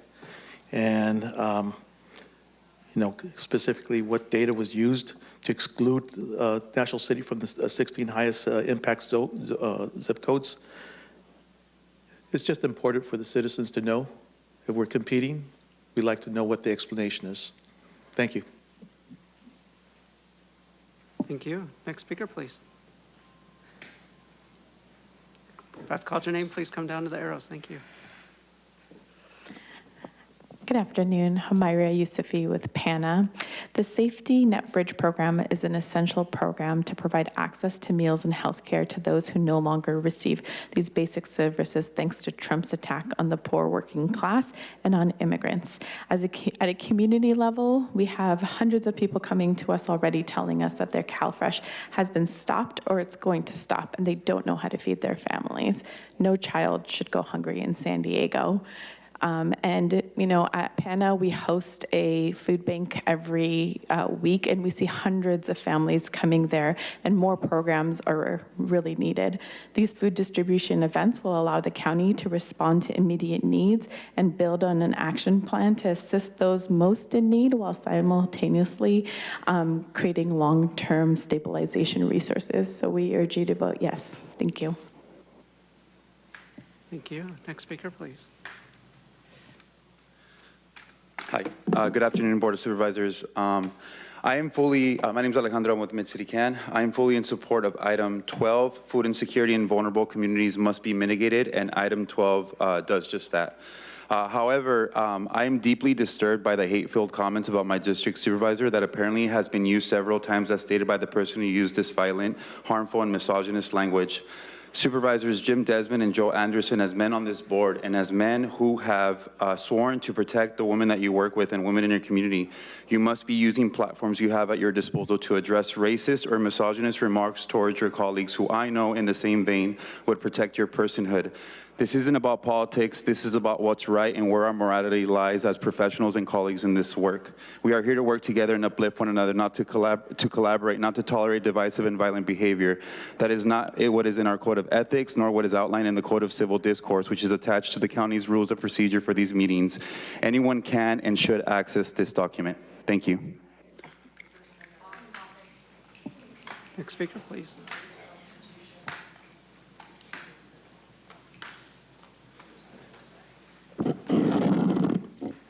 Michelle Krug again. I am very much appreciative of this pilot project and the fact that there is the focus on equity. I have heard a couple of concerns. One of them, I'm surprised that National City zip code would not have been one of the 16. And the other thing is that I've been hearing, and I don't know enough about it, that South Bay doesn't have enough of the larger refrigerations that are capable of accepting pallets of food. So that there just might be an issue of somehow being able to make sure that each part of the county has that capability, and South Bay in particular, if it doesn't have that, that maybe there's grants or things that we can follow up on. Thank you. Next speaker, please. Good afternoon, Supervisors. I'm Cynthia Quinones. I'm speaking today as a former County of San Diego South Region Food Insecurity Work Group co-chair and health activist in the South Region for more than 20 years. In addition to my written comment, I feel compelled to speak on the omission of National City zip code, as we've heard from other speakers. Perhaps this is an error, or perhaps there's a separate plan for National City. However, without confirmation of either, I must speak against the plan as written. There are two key points. One, the County of San Diego cannot afford to exclude 91950 and its planned safety net bridge actions. We're one of the most food insecure areas of the county. And that's supported by the most recent reporting from the South Region Leadership Team meeting prepared by county staff. Secondly, National City warrants direct investment in its food responders and their long critical need for a shared cold storage that's been missing. Thank you. Thank you. We'll now hear from the individuals that requested to speak by phone. We'll start with our first caller.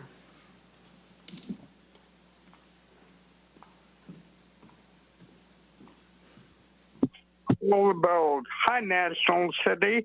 Remember, this is a pilot program, not an actual program. Anyway, great idea. Budget is a bit laughable. $500,000 to fund events and pay for food, staff, and facility costs. Excuse me. Hopefully there will be donations, because I disapprove of using the unlocked reserves for a pilot program which may or may not work out. Reserves should be for what we know will work. Also, in the chart on page 5, the program would serve different number of zip codes, presumably a different number of people at the same cost, which is highly unlikely. But another idea would be to hold these at a community garden or farm where... Thank you. We'll hear from the next caller.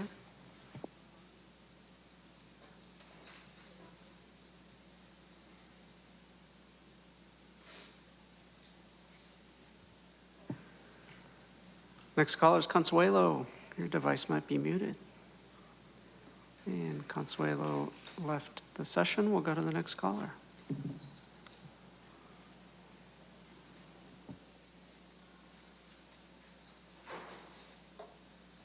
Good afternoon, Board of Supervisors. Ann Riddle here. I have some concerns about this as a retired social worker. The first paragraph of the board letter indicates that 93,500 individuals may face a sudden reduction.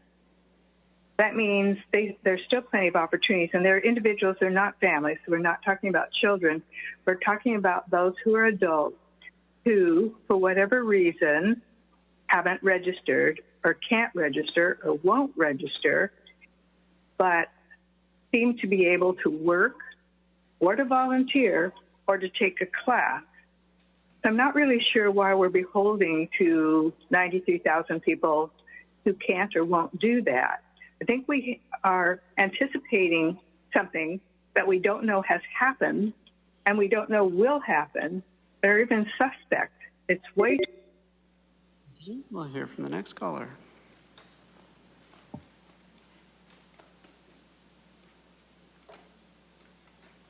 It's truth, Tara. The $1 million words are eradicate, grift, and fraud, because we've got $1 million in food fraud going on as an excuse to fund Jacobs Cushman grifters with 3-figure salaries. The county claims 93,500 individuals may face reduction or elimination of CalFresh rations, aka government-controlled medicine, like CalFresh taxpayer-funded candy bars, which proves how much fraud is going on with state welfare. The county claims 314,000 individuals will have to actually work, which proves that there's plenty of able-bodied adults who are lazy and refuse to get a job and take care of themselves, racist, ethicless Manuela included. So I counter that the county needs to invest in an independent auditor now. Has there ever been verification that all of the Medi-Cal recipients are actually alive or cared for? Because Rolando and Maria Corpuz in Tara's district has confirmed no. Isn't funding by zip code a form of unconstitutional discrimination? If the county's claim of 407,500 fraudsters is true, then it's time for intervention. Don't be a leering center, especially when Americans are obese at record rates. Thank you. Hear from the next caller.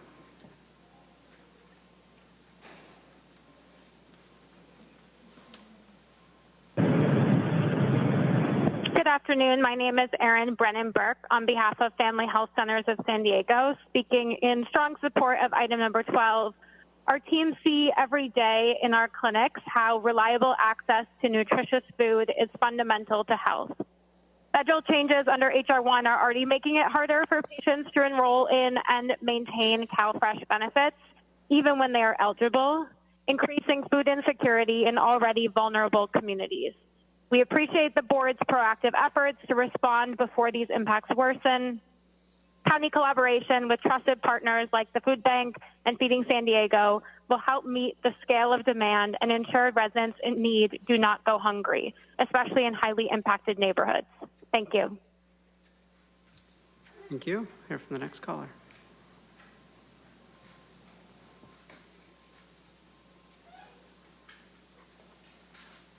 Pam, how funny. There's the word mitigate again, and Tara thinks the constituency is ignorant. Mitigate does not mean enhance. Just read the whole thing. You don't need an explanation or a change of the wording. I've attended these meetings times 5 years, and the problems are the same and unchanged. Homelessness due to drugs and mental health issues, hunger, marginalized communities. And over the Biden admin, millions of illegal immigrants who are not new Americans being granted special privileges and never-ending freebies, draining the county's resources, helping to put us in this problem, regardless of what the Trump administration has done. This board's policies have failed, billions of dollars wasted, as evidenced by the same activists and NGOs and purple shirts begging for money year after year, almost meeting after meeting. Work hours or volunteer hours must be mandatory for the able-bodied single without dependents. This would help lift these individuals and allow them to exit the stranglehold. Hear from the next caller.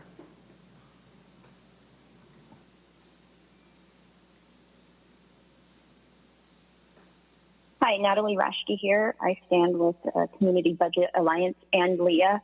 I think it's important that we feed people who need to eat. Regardless of how we got here, we still are a community that needs to work together, and people need to eat. The stress with the No Good Day Center closing and these cuts and HR1, all of it is getting to the people. And if you can't eat, it literally deteriorates your mind. We have to support each other in this rough spot, no matter how we got here. Thank you. Thank you. We'll hear from the next caller.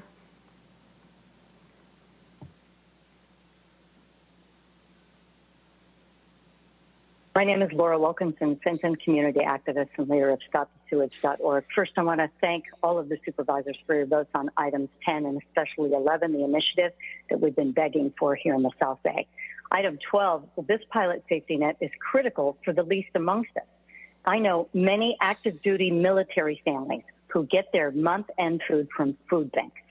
So many will fall through the cracks in the cuts in CalFresh, and your actions here will save lives and the futures of children by providing food and adequate nutrition. I want to thank you for your leadership in approving item 12, assuring that we use our taxpayer funds for the public good. We don't want San Diegans going hungry for whatever reason. Thank you. Thank you. We'll hear from the next caller.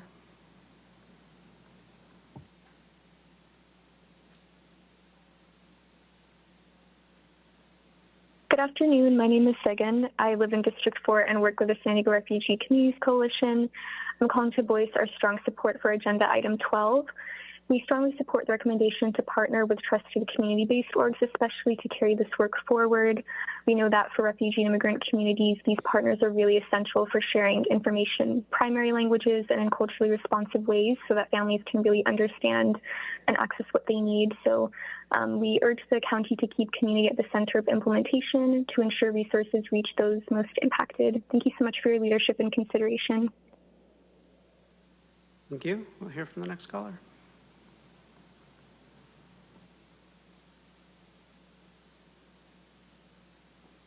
Good afternoon. My name is Reem, and I work with the San Diego Refugee Communities Coalition.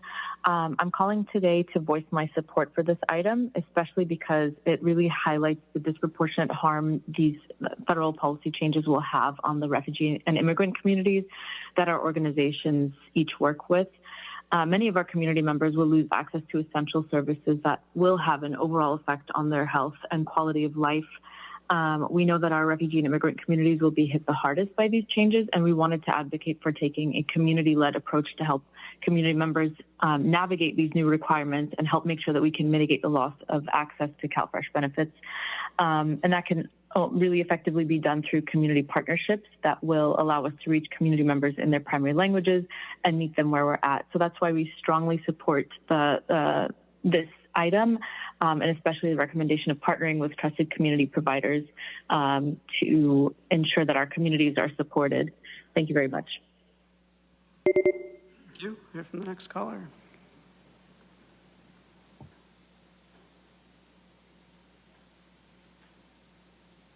Good afternoon. This is Rita De La Fuente calling on behalf of the San Diego Hunger Coalition, who supports item 12. With HR1's CalFresh changes taking effect, quickly moving food and on-site benefits into some of our hard-hit neighborhoods is a step in the right direction, and we thank Vice Chair Montgomery Stepp for her leadership. As the county builds the living map this action calls for, targeting can be sharpened with more data on the eligible but not enrolled population, including both the number of potential enrollees and the participation rate. That perspective keeps smaller, high-rate communities a priority when they might have been overlooked by population-based metrics, and it surfaces where immigrant, mixed status, and rural households might be missed by in-person events. As more residents lose eligibility under H.R. 1, ensuring everyone who remains eligible and successfully enrolled is more critical than ever. This is a one-time bridge, and we encourage the county. And we'll now hear from our final caller.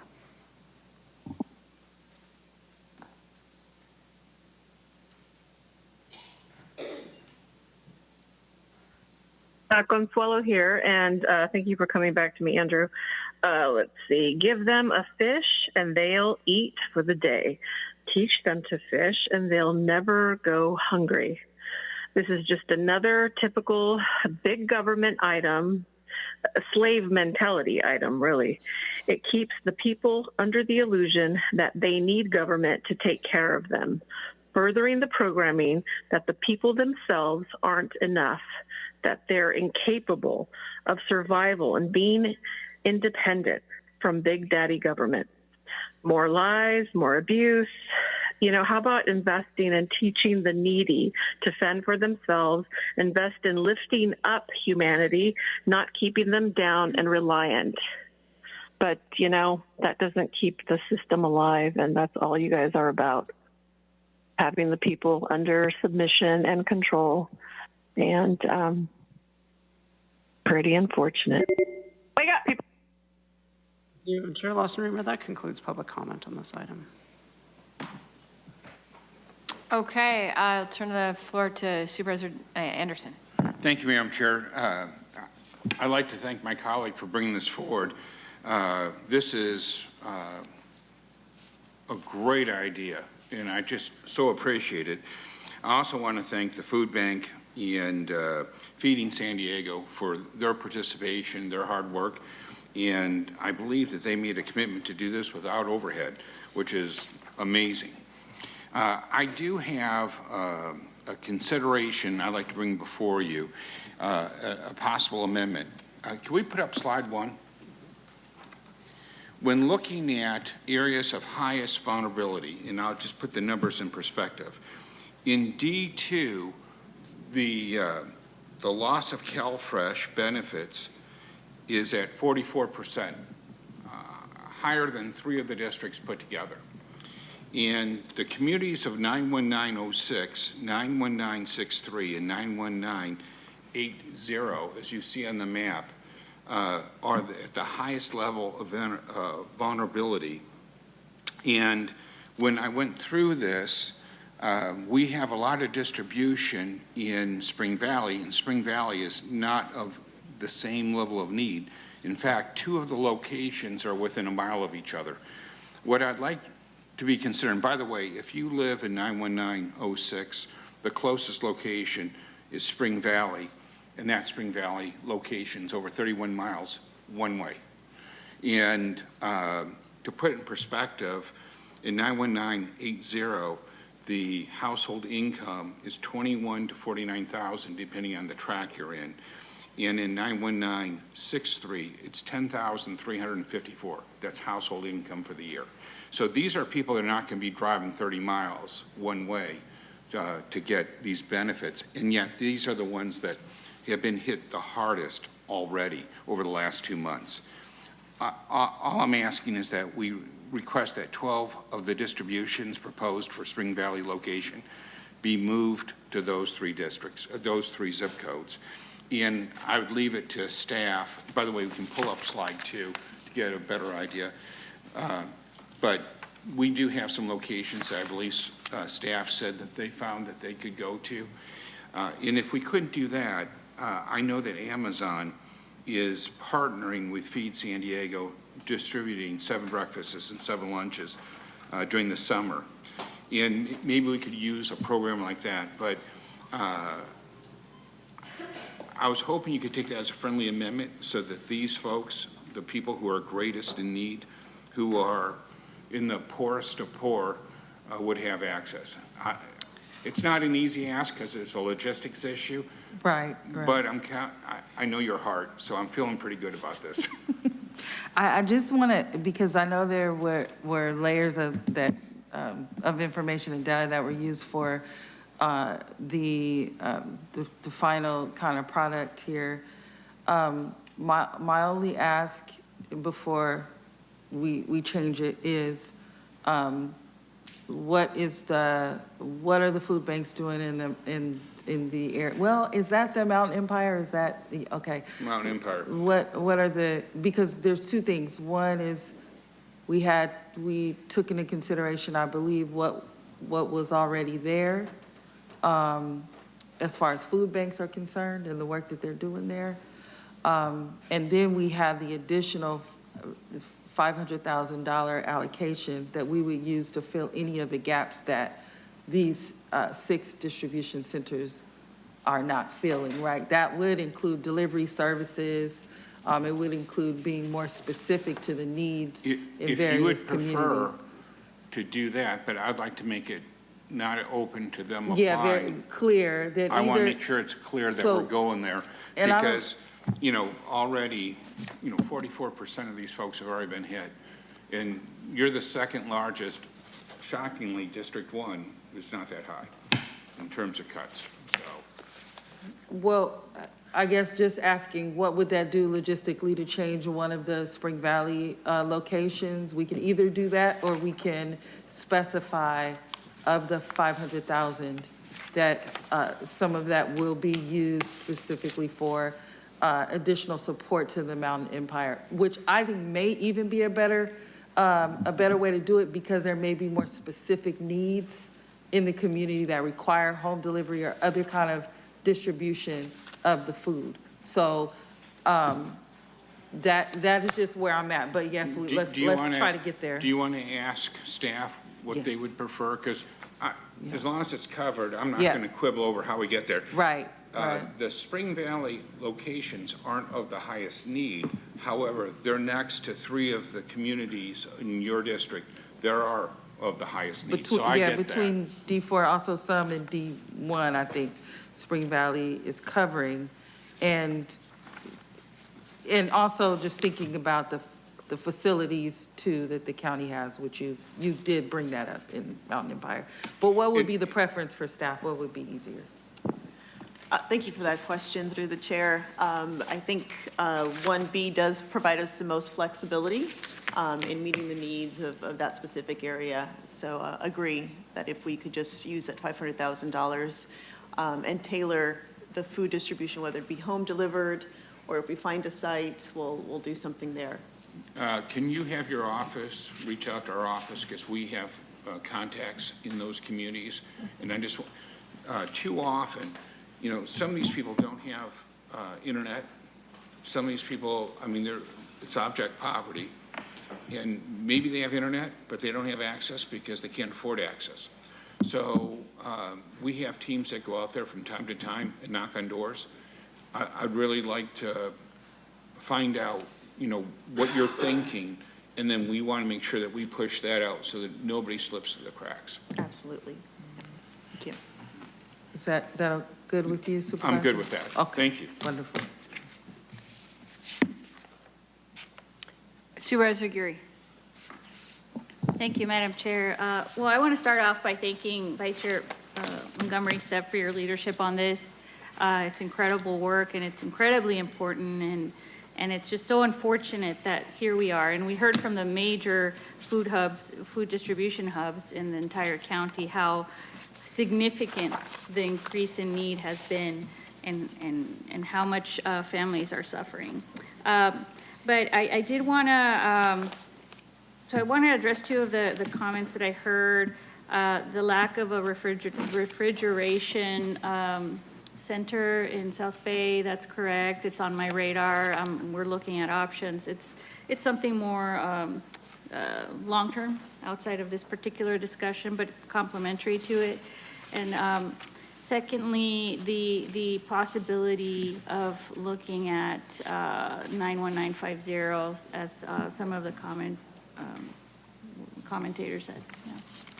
So, yeah, and I will turn it over to staff, but my understanding of 91950 is right now there are about 23 distribution sites in the zip code that the food bank actually does.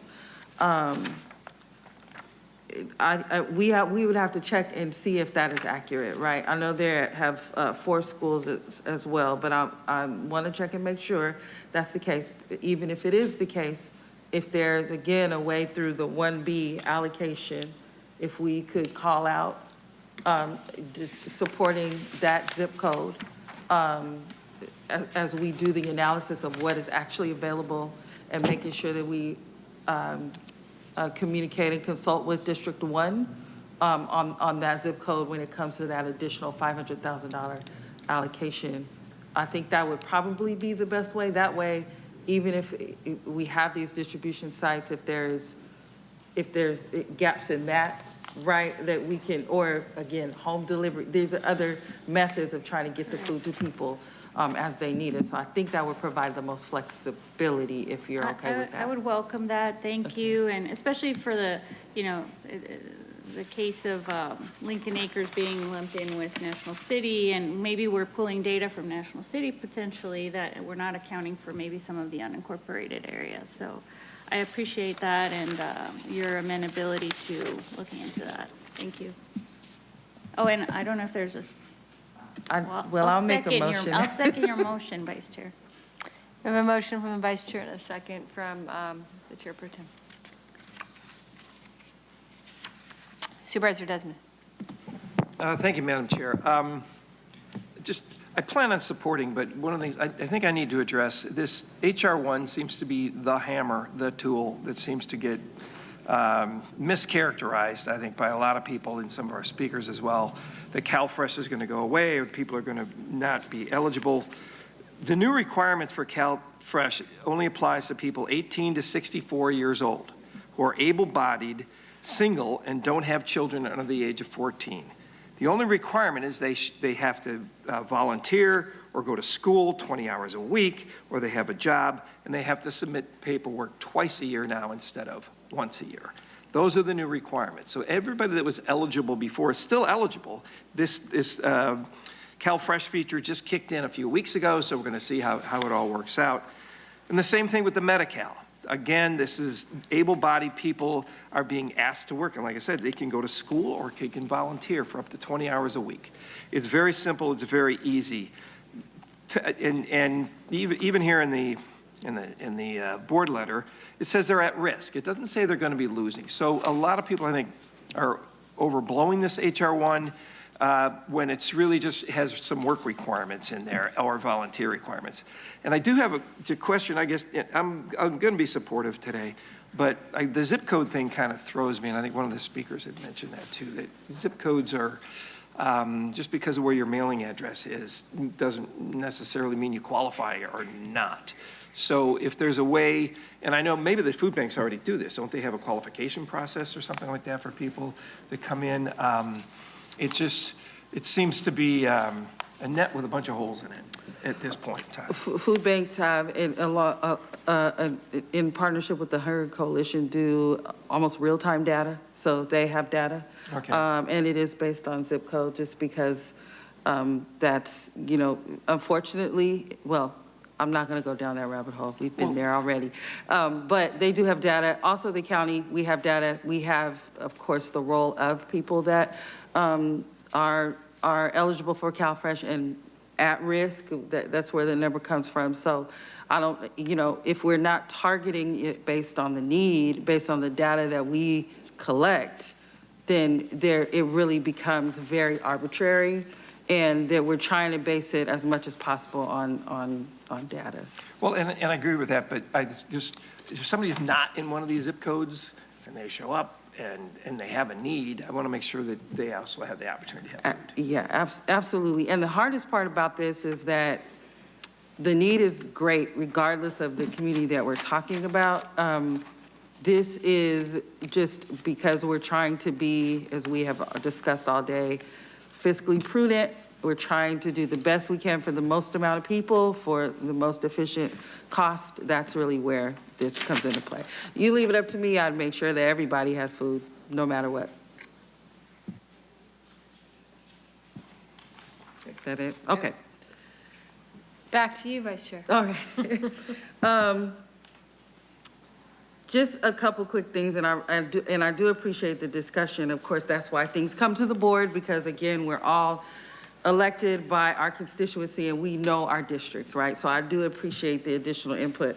I believe that the South County Live Well Center here may be actually in 91950, but regardless, we'll consult with D1 to make sure that we're clear on all of that. And to the community, thank you for coming out and asking the questions. I just want to say this, like, it does not give me pleasure to sit in the seat and say that 93,000 people are at risk. It doesn't give me pleasure. I don't need to hit someone with that doesn't agree with me on everything. Like, this is not fun to say that, but it is a reality that there are more people at risk. And that is just something that, having gone through COVID, having gone through the floods, that it really was on my heart to try to be proactive. And the thing is, a big part of this that I think is important is the data collection. Because if the need is less, then we will spend less money and it'll come back into our general fund. And that will be a victory, right? Like, I'm not, this is not where I want to be, but I think it's where we need to be right now. We have to be proactive. I think redetermination and those requirements that HR1 brings in has shown us across the nation that when states do redetermination, people automatically fall off the rolls because oftentimes they don't have the time or the knowledge to bring their paperwork in every 6 months. So it has these practical implications that we're just trying to mitigate for, that's all. And if we don't have to spend the money, then that'll be, I think we'll all be very happy about that. And we can use it elsewhere. The data will tell us that, and it's very important that we keep that data and that we don't just say, you know, go off and spend the money without understanding what the need is. So I appreciate the conversation here, and I'm done. So yeah, I'm done. Thank you. Okay, thank you very much. We have a motion on the floor in a second. Please vote. Chair Lawson-Rima, that motion passes unanimously with all supervisors being present and voting aye. Okay, great. We'll now move on to item 13. So this is the continued item.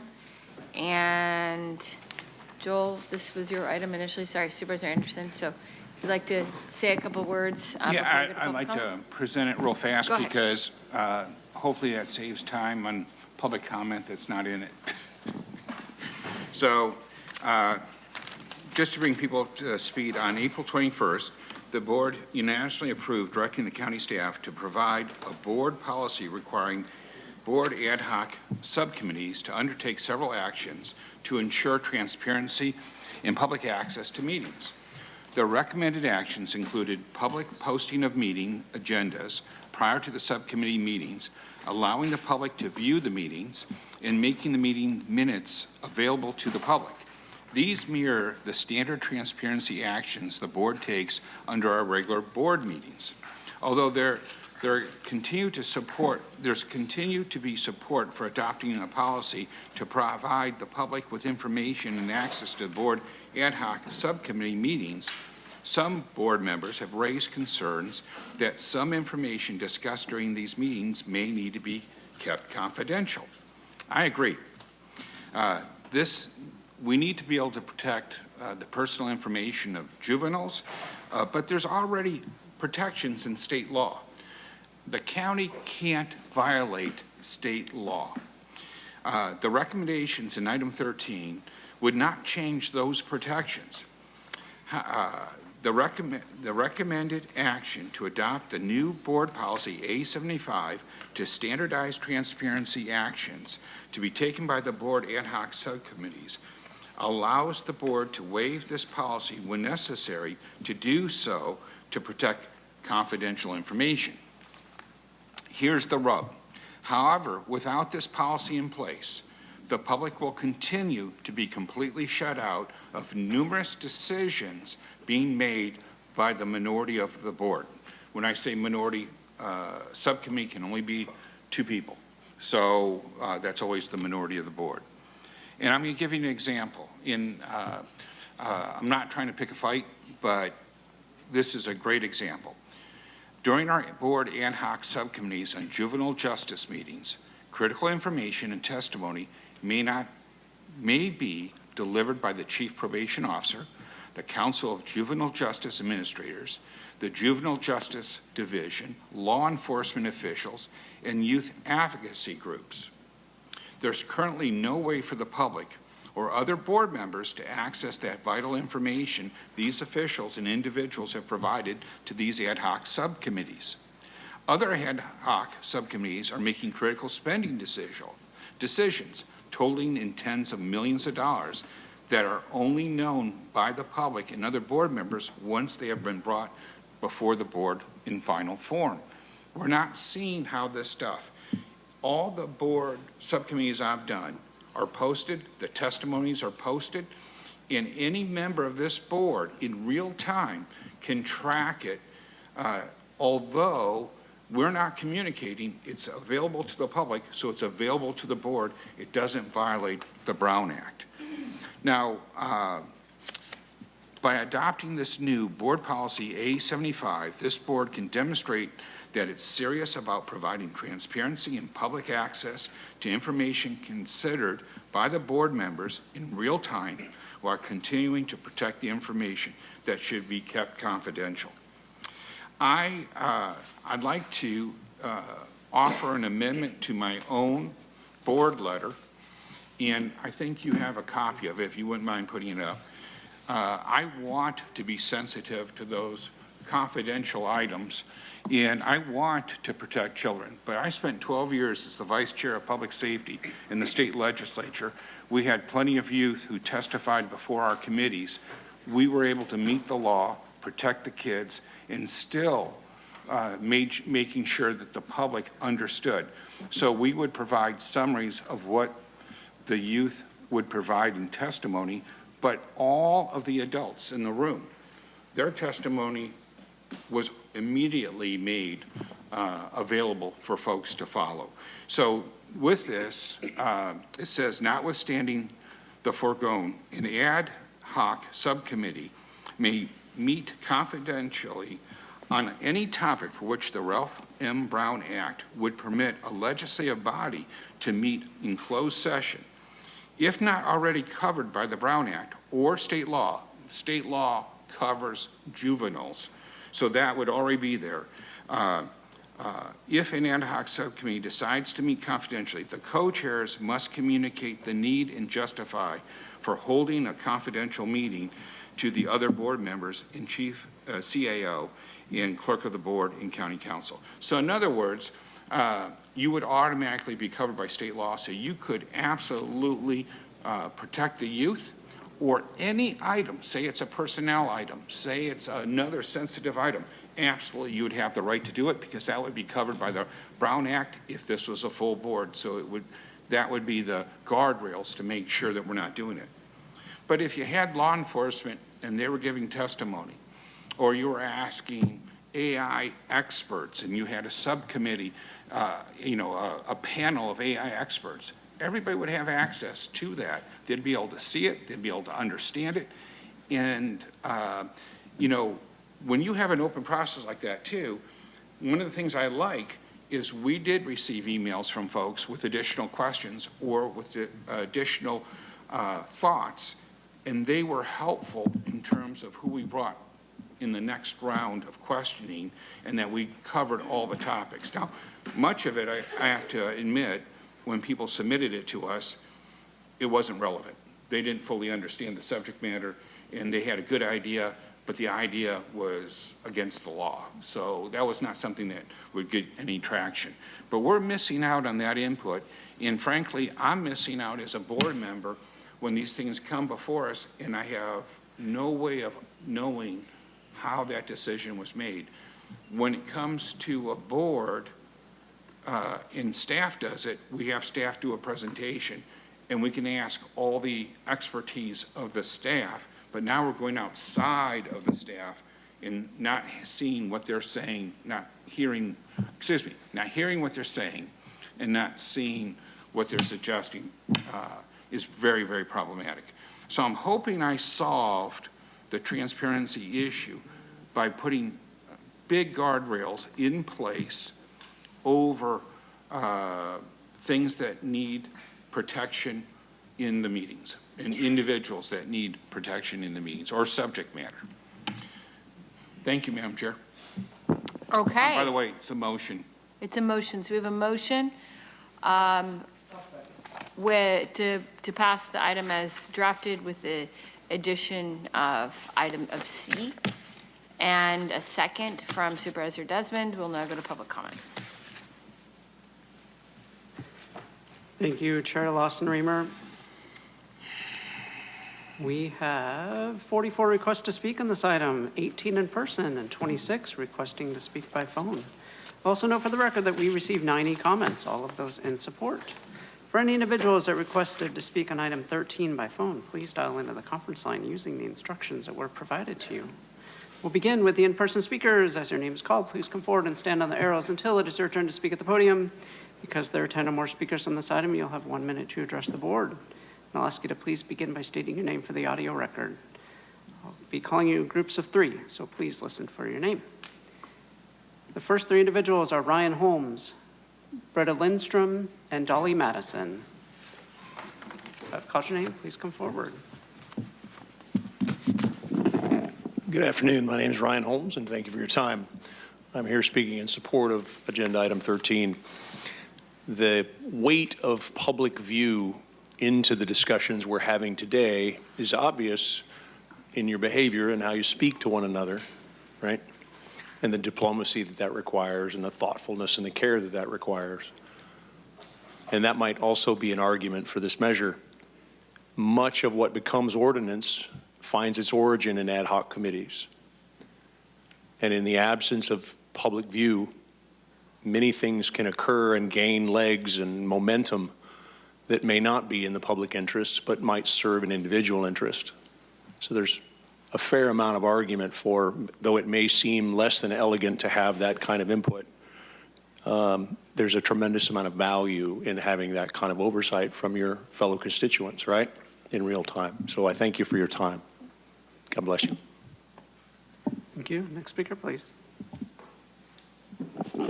Hello, Britta Lindstrom, District 3, and yes, I support transparency to board-created ad hoc subcommittees. Thank you. This proposal is truly transparent, and we must end secret subcommittee meetings. Let the constituents be informed of these crucial conversations.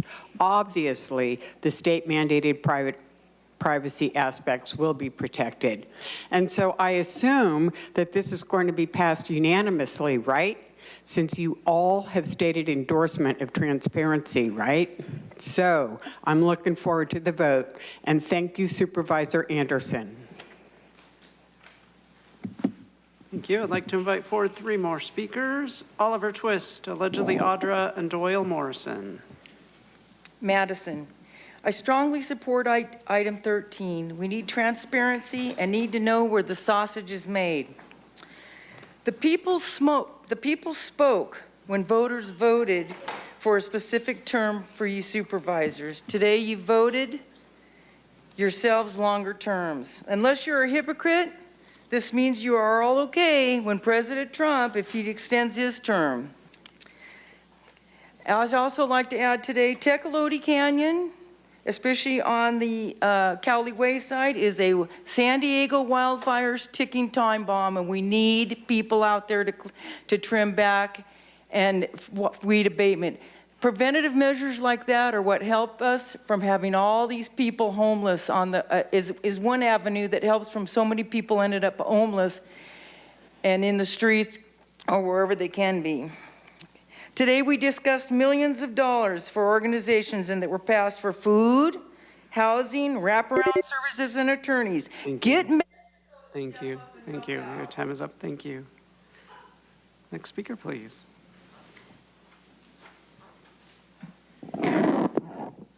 Hello, my name is Doyle Morrison, and I am in favor and support of this before us because it's important to have the transparency so that everyone can pay attention to what's going on. I spoke with a gentleman at lunch at the break, and we had this conversation about concern about privacy for some of the children that are happening. And I believe Joel Anderson's amendment has taken care of that so that they can be protected and the people can stay informed. I believe that you guys can all agree that this is a win-win if we can have the transparency and we can protect the children. Thank you for the concern. Thank you. As the next speaker is coming forward, I'll invite 3 additional speakers. Alicia Morrison, Marco Espinosa, and David Ray. Hi, yes. Good afternoon. Mary Davis, aka Oliver Twist, and I'm strongly in favor of this. And I do consider myself a seasoned veteran of this chamber. And I have to say that my, 4 or 5 years of being here, even I am confused about how policy comes forward and gets crafted. It seems too much is done behind closed doors in the darkness. I'm saying bring it all out. And you hold your boards and commissions to that standard, so I don't understand why you would not hold every of your committee, save those that do truly require sensitivity, like juveniles and et cetera. I'd also like to bring up this time. This might be the perfect time. I've worked with your financial office and for the county reserve tracker real-time dashboard. So I would like maybe also to think about this in some kind of transparency. Just to give you an idea of what I'm talking about, I did send it and I had AI create. It's a beautiful dashboard. It links to every vote you would do. So please bring that forward as transparency. Thank you. We'll hear from the next speaker. Good afternoon, Alicia Morrison. It is nice to stay informed. The preamble of the Brown Act states, public commissions, boards, councils, and other legislative bodies of local government agencies exist to aid in the conduct of the people's business. The people do not yield their sovereignty to bodies that serve them. The people insist on remaining informed to retain control over the legislative bodies they have created. For example, right now, San Diego Parks Advisory Committee is missing April and May minutes from the website. So you can't even go and review what business was conducted at those meetings. Let's support this. I see nothing wrong with it. If there is private sensitive material, redact it. If there is a concern for a private individual information exposed, I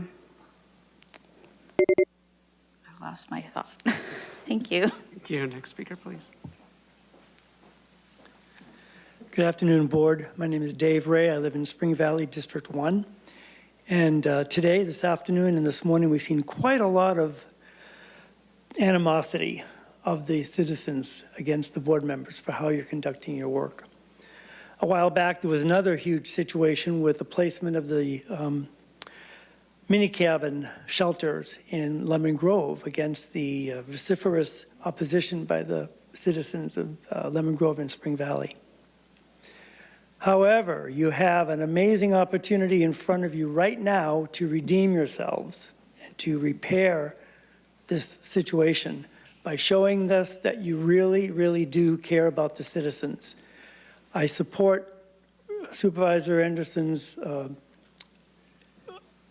idea, and I urge you to strongly support it as well, because it will give you an opportunity to really show accountability and transparency. Thank you. Thank you. As the next speaker is coming forward, I'll invite 3 additional speakers: Alejandro Martinez, Homaira Yousefi, and Rama Abdi. Marco Espinosa. I am in favor of this item. Thank you to Supervisor Anderson for bringing it forward. Him and I sit on different sides of the aisle, but in my time in coming to Board of Supervisors meetings, I found him to be a very kind, reasonable, often funny, but very strong-hearted man. So I thank him for this. And the second from Supervisor Desmond. And just to wrap up, for Item 12, sorry. Hunger, pain, and lust are all very strong motivating factors, and food insecurity has a both physiological and psychological effect, and mitigating that helps the wider community in various ways. Thank you. Thank you. Next speaker, please. Hi, thank you. Good afternoon again, Board of Supervisors. My name is Alejandro. Supervisor Joel Anderson, I'm glad you brought up the Juvenile Justice Ad Hoc Subcommittee because it's exactly what I'm going to allude to. While transparency is so important, you know, I work in the juvenile justice landscape, and transparency is something that we're always trying to overcome, especially with certain agencies that work in this county. What we have been able to do in the ad hoc as is the reason why we had so many young people come in today and present and share their stories. So I would really encourage any form of the changing of to any ad hoc that you advise the young people in that juvenile justice ad hoc subcommittee if this is something they want.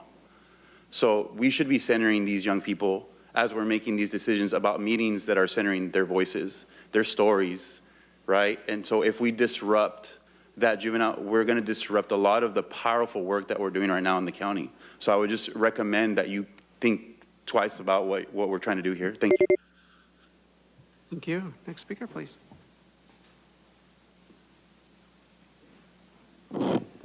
Good afternoon. My name is Rahma Abdi. I'm Utpana and also resident of District 4. I'm here to oppose on item 13. Our organization works with immigrant and refugee communities. We support transparency and accountability. However, I do not support this proposal. We already have many rules, meetings, and public process, and the final decision always made by the board. Ad hoc community are important because they help supervisors discuss the new issue and respond to the community needs quickly. They are created to address specific issues and provide recommendation. And I ask you all to vote no on this item. Thank you. Thank you. As the next speaker is coming forward, I'll call 3 additional speakers. Muhammad, Alexander Valentin, and Michelle Krug. I've called your name. Please come forward. This won't pass porque estas tres putas dirán que no. That's why. And it's interesting because you guys don't want to be transparent what's actually going on with the children. And that's what's so nefarious, but all things and done in the dark will come to the light. And it's interesting that we think, or someone here thinks that Joel and Jim took an oath to protect Paloma's feelings. But if I want to say punta, verga, culo, negra, estúpida, I mean, que caza, chacatina, mierd, whatever I want to say, I can. It's protected under free speech, and that's what you took an oath to uphold. So you can sit here and be offended all you want, but you sat there and you said, I love when you guys go up there and use your free speech, yet you want to impede it every chance you get. That's a violation of the law and sets you guys up for litigation. So I suggest you stop, and I can say punta, puta, whatever, all I want.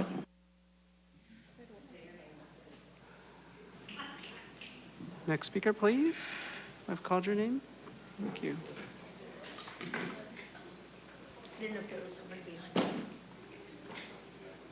behind me. Michelle Krug, and I guess I've been spoiled with the city of San Diego because all of the, and I know there's a difference between ad hoc committees and standing committees, but I've always been able to see when a committee is meeting in my government, in my city government. So I really would appreciate knowing that, knowing what the topics are, even being able to just give that feedback, even if it wasn't at the meeting. But I do think it's important that that be calendared so we do know that that's happening and what the topics are. I'm on the Persons with Disabilities Committee, and even a baby committee like that, we adhere to the Brown Act. So I would like to see that happen with all of our committees. Thank you. Thank you. I'd like to invite forward additional speakers, Lucky Aiden, Britta Lindstrom, and DeAndre Brooks.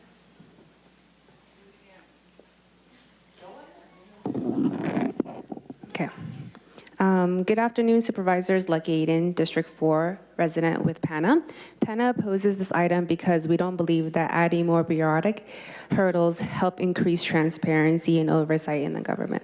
We do believe that making meetings public is important, providing meeting notes and so on, but those are already part of the ad hoc community procedures already. The ad hoc community procedures for those in juvenile justice uncovered real issues, and now OC sprays is no longer going to be used on our youth. We urge you to vote no on this item because vulnerable communities should have a safe place to bring up critical and emerging issues. Thank you. Thank you. And a final call for Humaira Yousefi, Mohammed, Alexander Valentine, Deandra Brooks. Not seeing those individuals. We'll now hear from the individuals that requested to speak by phone. We will start with our first caller.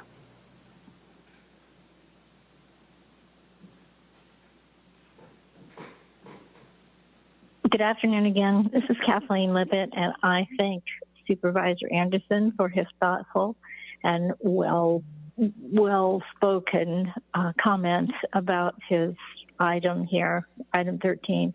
Absolutely supported. There is more transparency is always necessary. The public is already challenged in navigating the county's website, their agendas, staff reports, the bureaucratic language that's used. We do not need any more that is obscured under the cloak of politicization. So thank you, and I hope that you will support this item. And thank you again, Supervisor Anderson. Thank you. We'll hear from the next caller.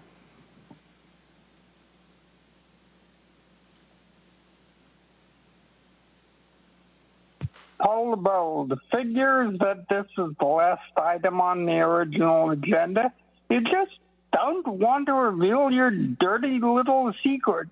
You mentioned privacy, need for secrecy, every little excuse you can find. But you know what?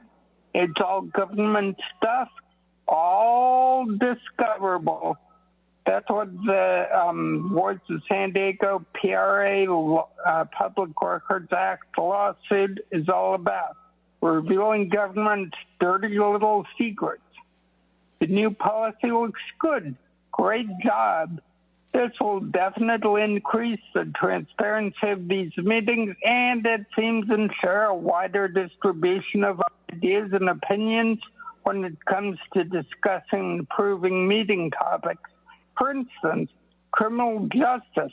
I'm sure the board wouldn't want us to know which changes it did. We'll hear from the next caller.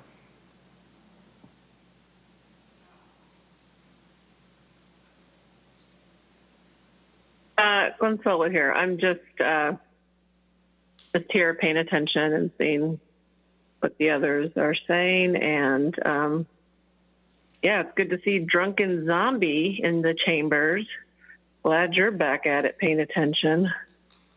But let's see. Yeah, that's all I have on this item.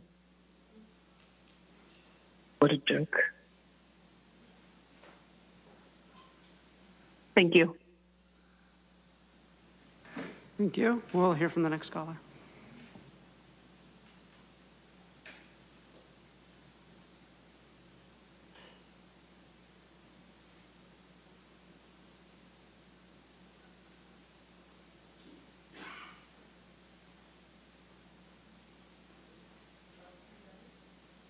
Barbara Gordon, I urge you to adopt this board policy A75 that will clearly identify the actions of any ad hoc subcommittee. This policy is necessary to ensure the public a level of transparency and accountability that continues to be missing from this board. Your constituents need to be informed of the actions taken by all ad hoc committees, particularly when important policies and financial matters are being discussed and acted upon. County residents deserve access to the subcommittee meetings and information. There needs to be rules and guidance for the operation of these committees. There needs to be a schedule of all meetings posted online with agendas and material prior to the meeting. Again, I urge you to vote for this new board policy, A75. Thank you very much. Thank you. We'll hear from the next caller.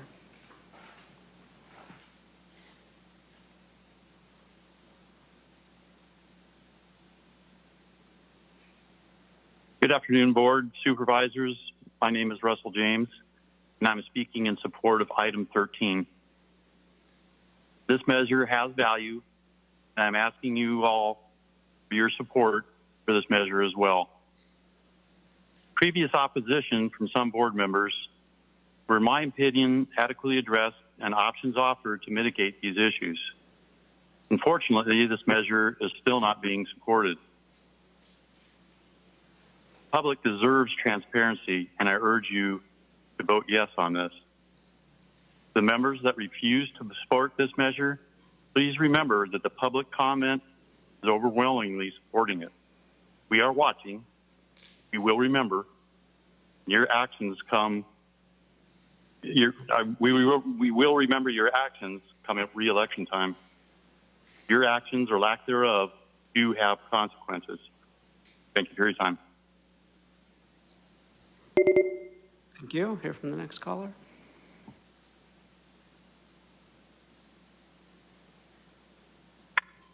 Good afternoon, Board of Supervisors. My name is Terry Ann Skelly. I came today to support item 13 because those of us living in the unincorporated feel very much cut off from the flow of information behind the decision-making that is happening at Board of Supervisors and the background information associated to those decisions that may have come from an ad hoc committee meeting. As you know, item 13 recommends that at a minimum, the public must have access to agendas for ad hoc committees, where names are not necessary, just general topics that are on the agenda. And at a minimum, an opportunity to know the results of the agenda items. Again, no names are necessary. It would also be useful to know what the supporting materials were associated with when making decisions on the agenda that are not confidential. This would be a safe and reasonable way to begin so that this Board of Supervisors wouldn't seem so resistant. Thank you. Hear from the next caller.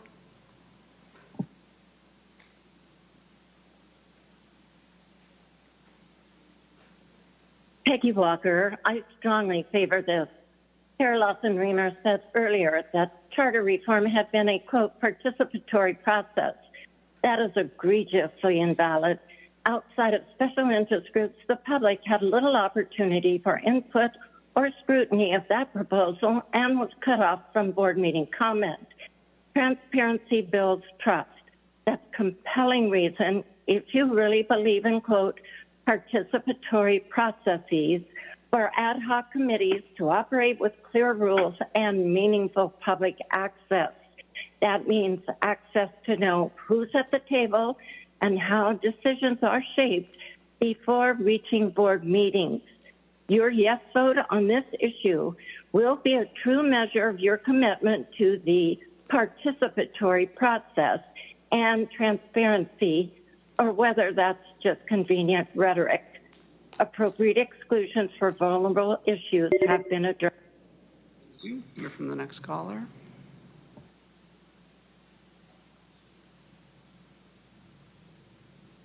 Good afternoon. My name is Becky Rapp, and I urge you to support Board Policy A75 because transparency should apply to all board-created subcommittees, especially when they're discussing major policy issues before they come to the full board. A good example is the county's socially equitable cannabis program. This program has been under development for years and could have significant impacts on public health, public safety, neighborhoods, youth exposure, and county finances. Yet many residents have found it difficult to track where recommendations were developed and what discussions occurred before they reached the board. The public deserves timely notice of meetings, access to agendas, recordings, meeting materials, consultant information, and clear documentation of recommendations. Transparency should begin when policies are being developed, not just when final decisions are scheduled for a board vote. The policy will help ensure that residents can follow important discussions, understand how recommendations are formed, and participate. Thank you. We'll hear from the next caller.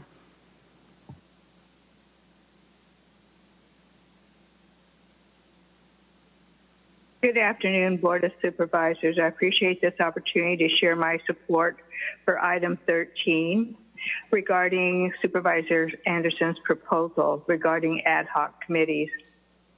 I find it confusing that maybe my Board of Supervisor wouldn't have the information he needed because he doesn't get any of it from an ad hoc committee.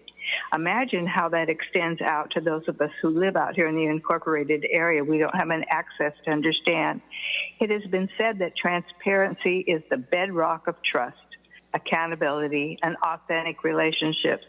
It eliminates hidden agendas, fosters psychological safety, and allows genuine connection to flourish, proving that honesty is the ultimate catalyst for both personal and organizational integrity. I would add to that these opportunities to understand what's happening in our county and the agendas and decisions and supporting materials. Thank you. We'll hear from the next caller.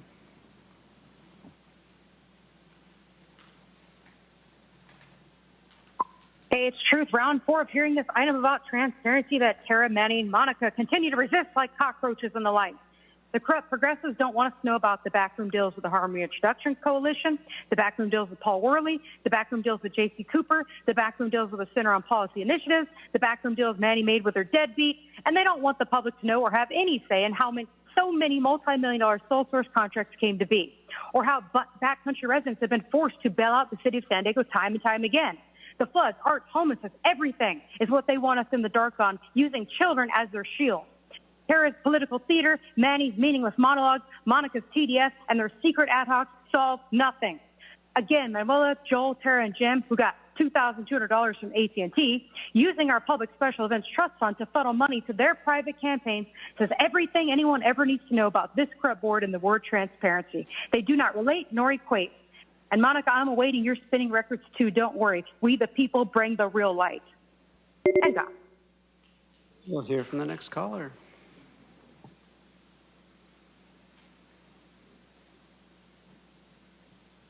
Hector here. I'm definitely for this. This is definitely the crux of democracy right here. You have to do it. And also, I've heard rumors that subcommittees have met already on the slut walk the sluts were going to have without telling anybody.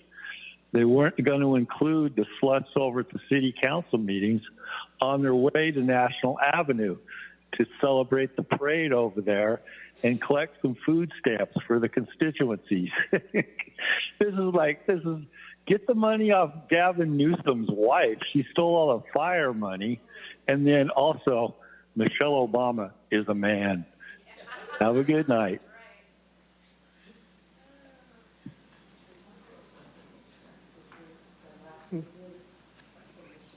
We'll hear from the next caller.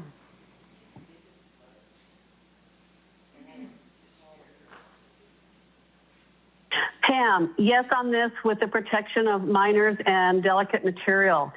Two things here. Where's Tara? Does that mean she won't vote so this item agenda will not pass?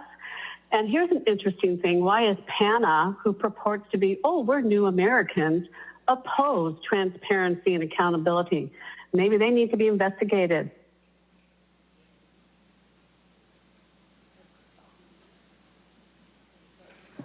Thank you. We'll hear from the next caller.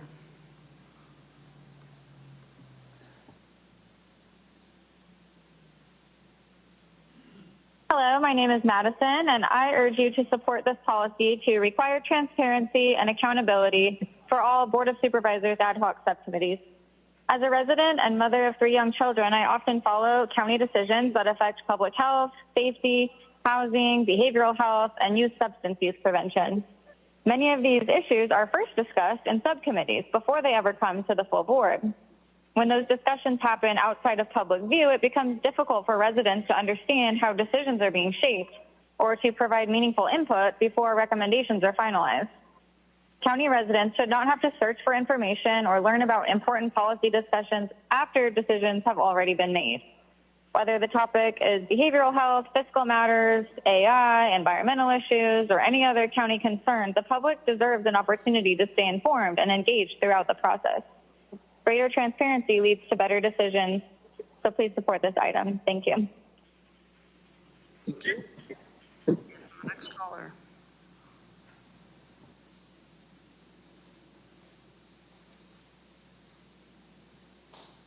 Blair Beekman. Hi, this is Blair Beekman. Thanks a lot for this item. I am a big believer in tech accountability. It first came on in 2014 to address the concepts of continual war from 9/11. I think we've kind of developed ourselves into patterns to working more in secrecy because of 9/11, and tech accountability really brought on ways we can open ourselves up and talk more openly and work towards open democracy and community again. I'm a little gung-ho in this stuff, so to me it's great to hear this item. I really learned important lessons today that it requires sensitivity.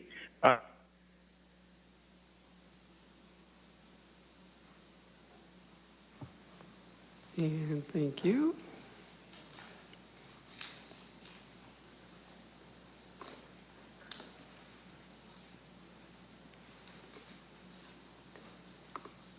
Give me a moment to reconnect here, and then we'll hear from the final 5 callers.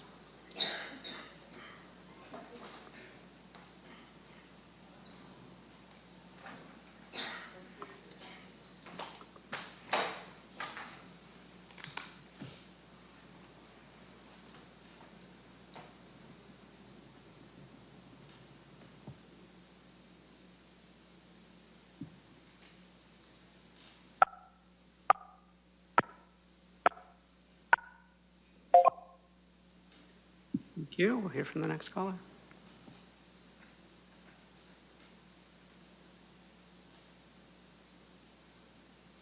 Good afternoon. My name is Diane Grace.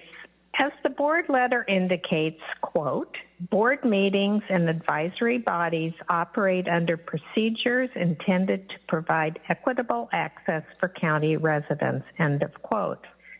Establishing consistent requirements for board ad hoc committees would accomplish these same goals. Otherwise, those supervisors not attending or allowed to attend or invited to attend ad hoc meetings do not know what's happening, and that is scary. This is the worst kind of secrecy. The next step would be to open up these meetings to citizens who are harmed by and assisted by the happenings and discussion and information flow in these meetings. This would be the height of respect for us residents. And those of us in the backcountry communities could use a little respect and consideration. Thank you. Thank you. We'll hear from the next caller.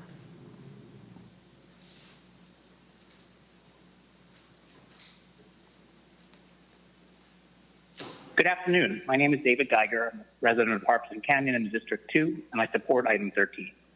As a veterinarian, I don't have much insight into government, but I serve in my community planning group to learn and participate.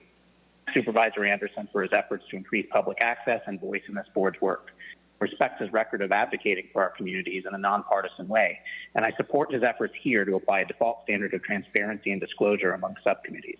I understand the concerns regarding public disclosure in the context of the Juvenile Justice Subcommittee, whose work I passionately support. I also see no conflict between this proposal and the need for special protections and confidentiality, which should be the exception, not the rule. This proposal allows for those exceptions. Public trust in government is at an all-time low. Government earns public trust by operating in the open whenever possible. This board would serve both itself and the public by leaning into every opportunity for transparency. The noblest motive is the public good. Thank you all. Thank you. We'll hear from the next caller.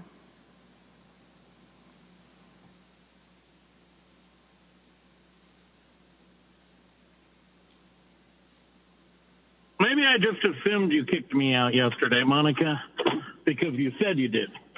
Now, transparency. We all know that 3 of them are not going to go ahead and go for transparency because I already got a promise from Tara from Lima that she was going to go and look into my claims of organized fraud through the same organizations that she wants to create these ad hoc committees. It much reminds me of the election fraud that took place back in 1982, where over 100,000 ballots were stolen basically by these committees using the registration process. I definitely understand that the NGOs are helping out the homeless people. We're throwing an ungodly amount of money to the NGOs for the homeless people. So I am assuming because of 2015, we allowed non-citizens to get driver's license. They are stealing their votes. They are voting for them. They are going to keep these corrupt politicians in play. I'm glad that... We'll hear from the next caller.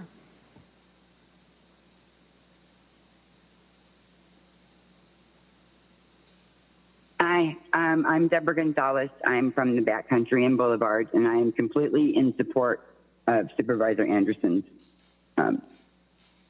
for 13. Honestly, this would help our backcountry have more communication. We lose out on a lot of information, and it hurts us significantly. I think trust building is extremely important right now. We have projects going on where we don't particularly trust our local politicians to really speak on our behalf. And as stepping forward, I think passing this would help us all gain a lot more trust. So I am completely in support of this. I represent the Backcountry Community Alliance for Responsible Development. And thank you. And whoever those crazy people were that were cursing and saying all those things, this is my first time on here. And as a one. Thank you. We'll now hear from the final caller.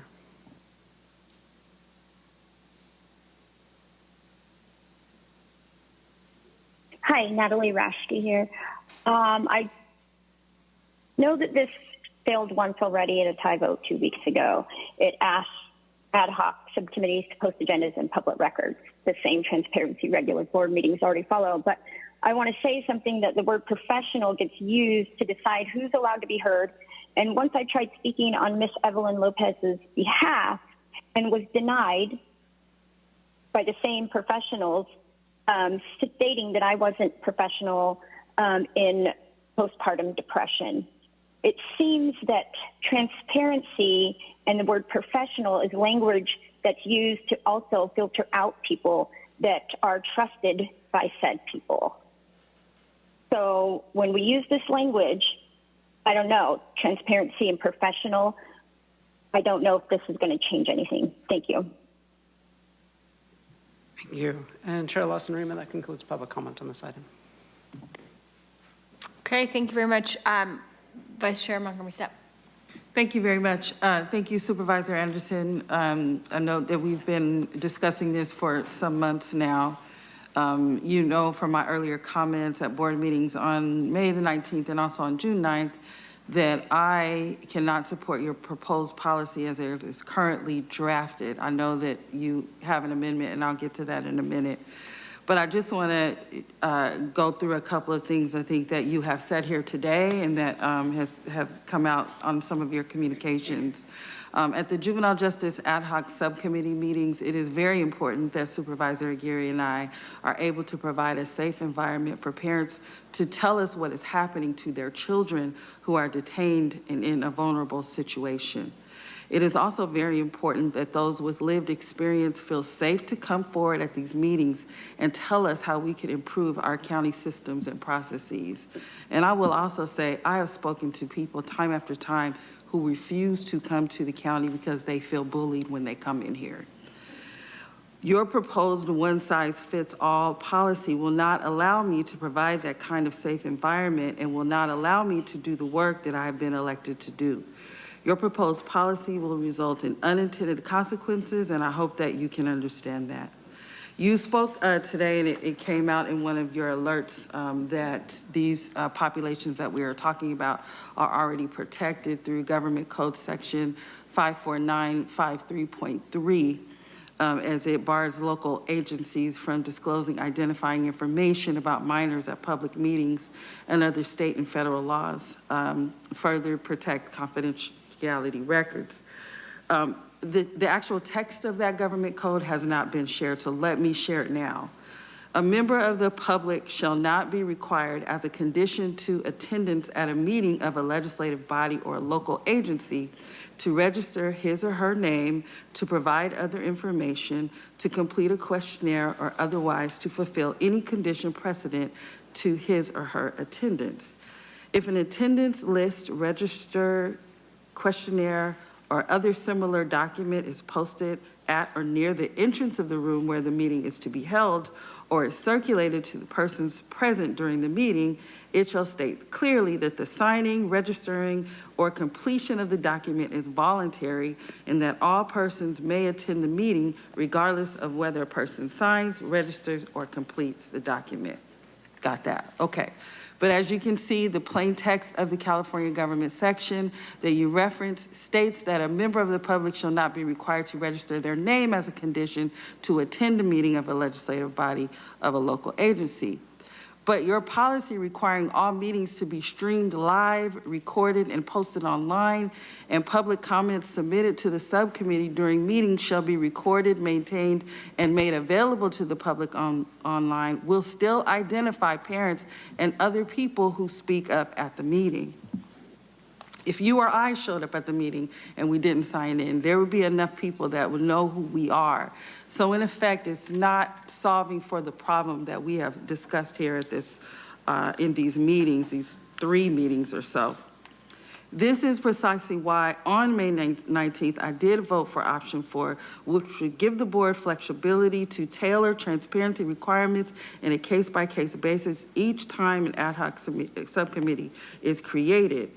At that time, you said it does nothing. I do disagree with that, but I understand why this is important, why you are bringing this forward. So I still, the language that you did present, I think that still presents problems, right, for our parents who want to come and speak, because technically they're not protected by the government code or the Brown Act. It's simply a way for them to feel safe. But if you were to go back to your amendments into the policy A75 to the section B that reads, it is the policy of the Board of Supervisors that its ad hoc subcommittees will comply with the following requirements in order to promote additional transparency and public participation, or alternatively require that the ad hoc subcommittee comply with the Brown Act. I would like to add the following requirements will not apply to ad hoc subcommittees that are established to address sensitive subjects, including those related to juveniles. So that is my proposal before you today. I know there's a motion and a second, but I would ask it be friendly before I have to do substitute motion. Madam Chair? Okay. I didn't want to jump in without... Well, you had put your name up next, so you already did. Yeah. All right. I appreciate that. You did bring up option 4. So for the record, option 4 was take no action and do not establish a policy at this time. Determine transparency requirements on a case-by-case basis each time an ad hoc subcommittee is created. That is correct. So I get it, but that's do nothing. That was the current. It was no change. So as far as the parents, I get the parents. But the point I brought before was you've had experts come in and there's no place to see what the experts say. So while we want to protect kids and perhaps we want to protect parents, why would we protect any of the organizations that I had stated? Now, I don't even know if they've come and spoke other than probation, because you said in the last meeting probation spoke. What is it that probation's saying that the public can't have access to, and why are they shy to say something public when it comes to policy? See, the issue I have is while we have one group, that's an excuse for everyone. It shouldn't be an excuse. Look, you know, I know that we both agree that the only people that like to govern in secrecy are dictators and royalty. But I believe that there has to be a policy that you and I can agree on, and I want your help in it, that isn't carte blanche, that once I say this is juvenile, nobody has to accommodate anything. That's crazy. Having minutes, coming back and saying this is the subject matter, and then if there's any expertise given or county staff stuff, that should be public. People should have access to it. So I'm trying to figure out, how do we get there? Because my job, when we had youth and parents come testify before the legislature, they didn't identify themselves and they weren't on camera. And in a couple of instances, they actually disguised the voice because they were high profile. So I get that. And I'm willing to do all those things. But the notion that that's carte blanche for everything to be in secret, that makes no sense to me. Okay, go ahead, Sharon. Just want to say, I appreciate that everyone seems very committed to transparency. I think that's really valuable, and I know I have been gone for 4 weeks, and I missed that a lot of the debate that you're talking about, Vice Chair Montgomery Stepp. I think part of my concern is that it's sometimes a one-size-fits-all solution means that it's both over-inclusive and under-inclusive and doesn't necessarily adequately address the core of any particular challenge. I'd love to hear from Supervisor Aguirre, but I am deeply concerned about the issues the Vice Chair raises. I wonder if there would be a path, and this, just putting it out there, to ask our Vice Chair and Supervisor Anderson to form a subcommittee on a transparency subcommittee, and you two can come up with a recommendation. I don't think we want to do that. Just for, again, I think that this language is helpful. It includes everything you've brought forward these last 2 times and adds this sentence to it. And so I'm trying to get there with you in your words as well. I'm trying to get there. I think that this is sufficient. And how does that? I would hope that you would change your motion to include it. If not, I will do a substitute motion, because it's what you've brought forward the last 3 times. But it includes this additional language around sensitive subjects, including those related to juveniles. What you've brought forward previously does not cover the population that I want to try to cover and any other thing that may come up. So. I plumb us up, but if I could just speak to it. So the issue I have is the language you proposed, as I'm reading it or hearing it, it allows cover not to say the entire committee can be silent. Nowhere does it provide that when Chief of Probation comes and speaks, or any other expert comes and speaks, that their testimony has to be available. It just says, hey, it's carte blanche. So can we narrow it so that it is? Now, I want to point out 2 quick things. I think there are 3 or 4 board items today that were asking for exceptions to the rules. When you propose the committee in the beginning, you can always make the case, this is special, and we want a special rule for this subcommittee at that time. Because I'm going to tell you what I'm going to do. Every committee you bring forward, moving forward, I'm going to insist on the transparency you're denying me today. So instead of fighting it each and every time, most committees should be 100% transparent no matter what. This is an exception to the rule, not the rule. But still, even after that last board meeting, do we have minutes? Do we have any kind of, for the juvenile justice? Where is all that stuff? Where is it located? That's what I wanted to get to. Thank you very much. And I failed to mention this last time, but just for the record, every single meeting the Juvenile Justice Ad Hoc Committee has produced minutes that have been distributed to all of your offices. So there is transparency in that regard. Now, I think that I'm also open and wanting to get to, yes, I've heard you mention at least 5 times Chief Nelson, and and it makes sense, right? If he or she, in this case, she's a county employee, I mean, there's nothing out of the ordinary that she presented. It was very factual. Perhaps we can arrive to yes and make an exception for, or include a written statement for the record if there were a county staff participating in the subcommittee, something like that. If that's helpful, I think that could be a possibility. Well, I really appreciate it, and I appreciate the spirit in which you're doing it. What my thought is if it has to do with a parent or a child's testimony, absolutely. Everyone else.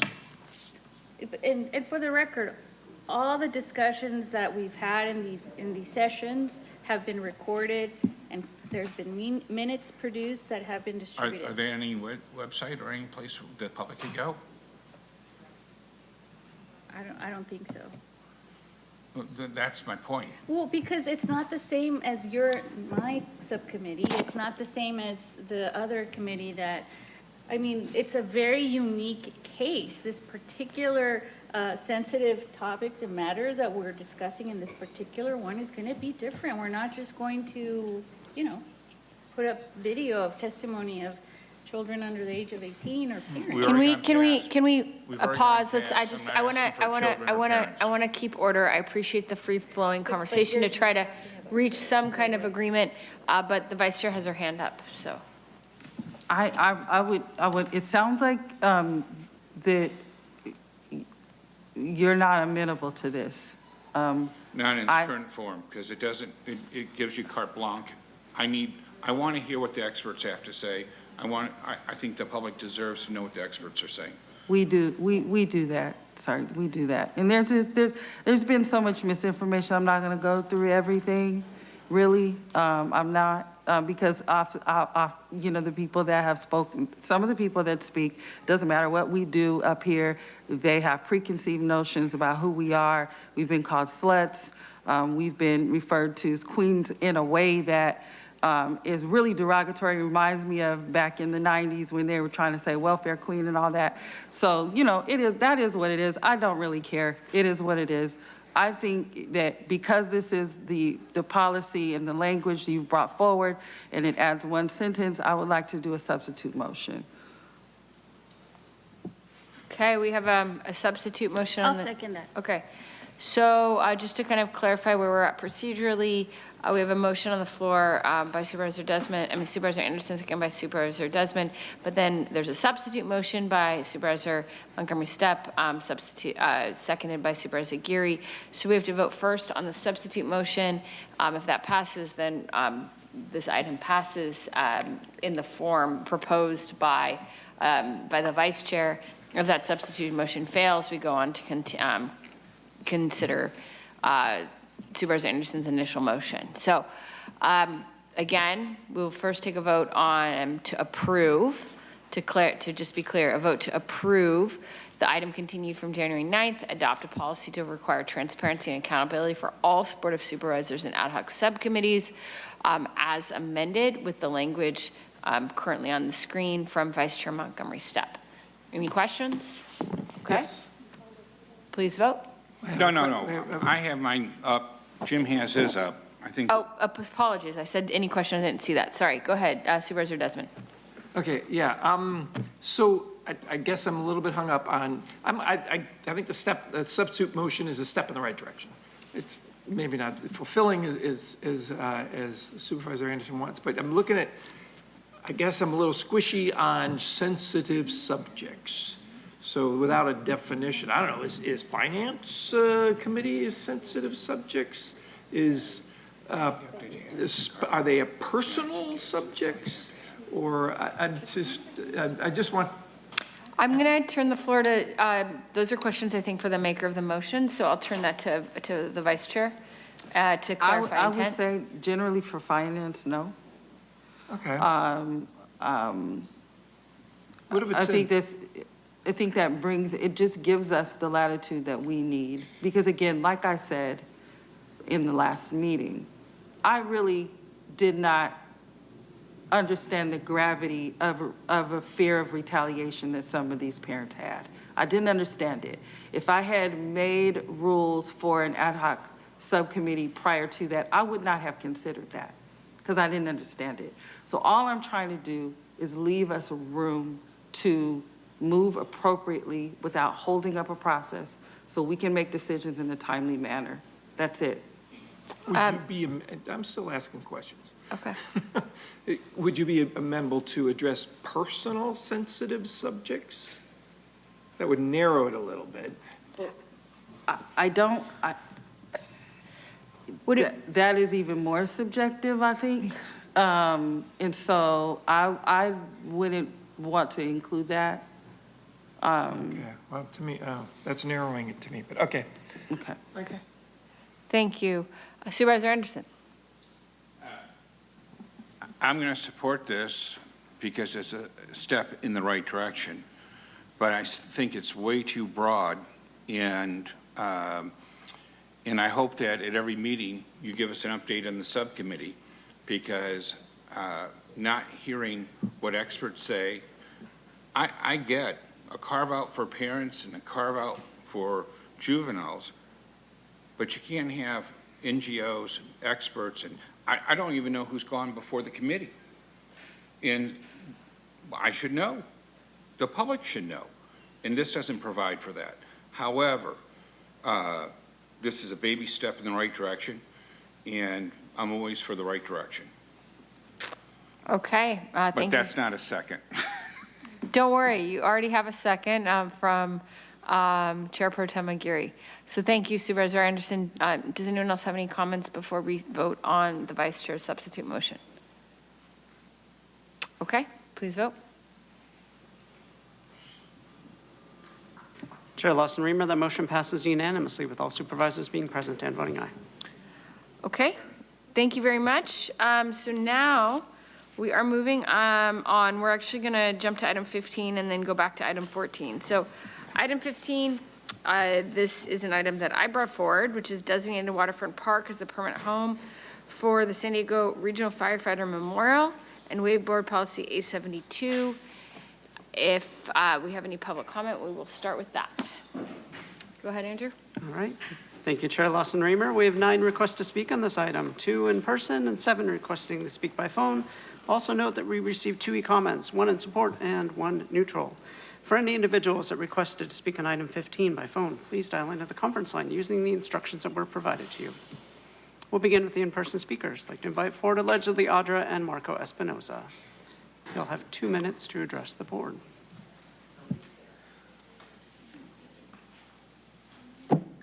No, we're coming back. It's last. How rude. You're cutting into my time.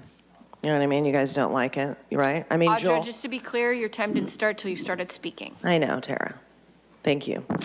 Just giving you guys shit because that's the whole point. And Jim and Joel, why do you guys keep giving your balls to these Jezebels? I don't understand. It's like nobody has a backbone to just stand up and say, no. You just cave. And it's interesting that we have 2 minutes to talk about this. I'm sure I'll have 2 minutes to talk about the next item. And then when we're talking about $9.1 billion, it's like, we're going to limit that for sure so that you have to talk about 6 different things and you get 10 seconds each. So nice. So transparent, so accountable. You know, and it's like, I mean, you guys virtue signal with these type of items as though, you know, you just do all these great things. But you guys talking about hiding what's going on with children is extremely egregious. Because you sit here and you're using them.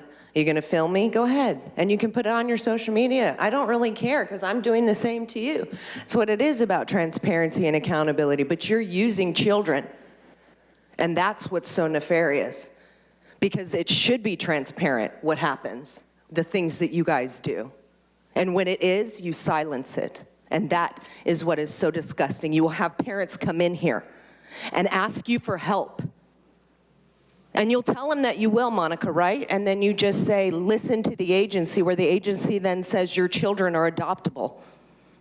Of course you don't want people to know that. because it is detrimental to children, the things that you guys engage in. It's a fucking shame. And then you sit up here and you're like, don't hurt my feelings with calling us a slut.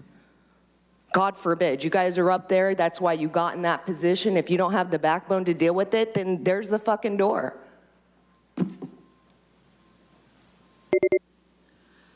Final call for Marco Espinosa. We'll now hear from the individuals that requested to speak by phone. We'll start with our first caller.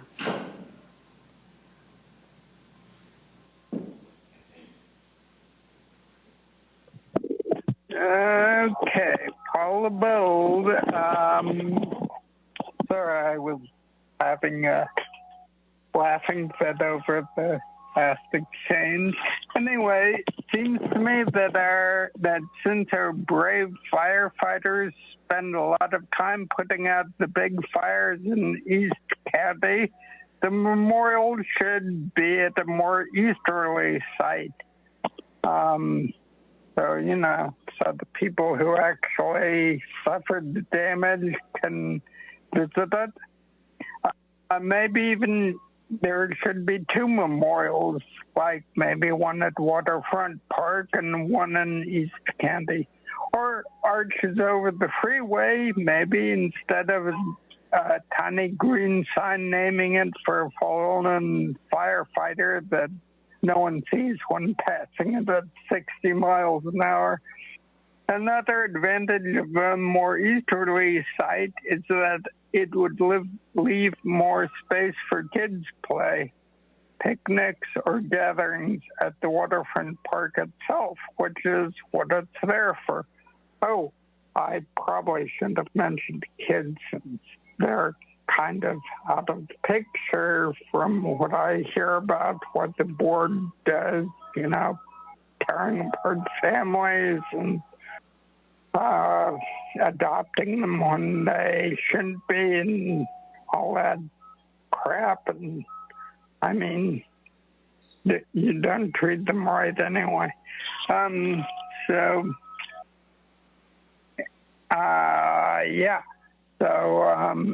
I think Waterfront Park by itself is not the best place for a memorial.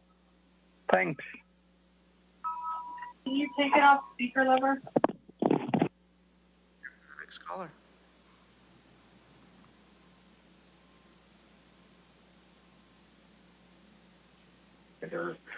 Oh, okay. Consuelo here.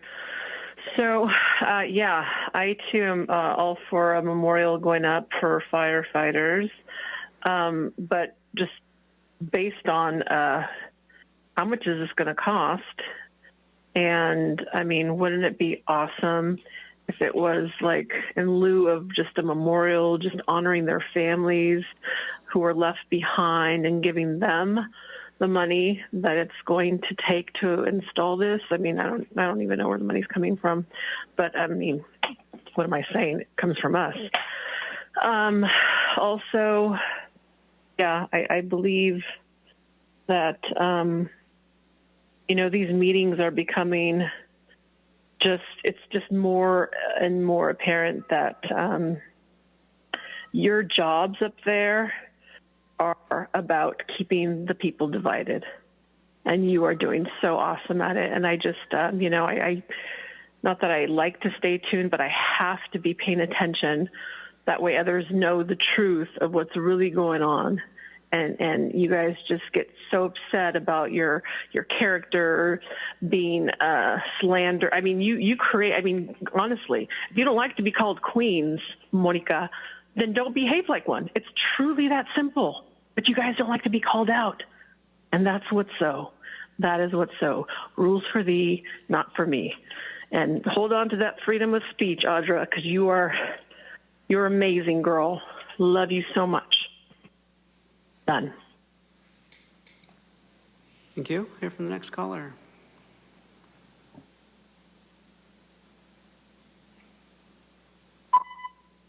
Hey, it's Truth, ready to take a break with 2 minutes. It's almost like a break after you speak for 60 seconds over and over and over again. But you guys would know about that, right?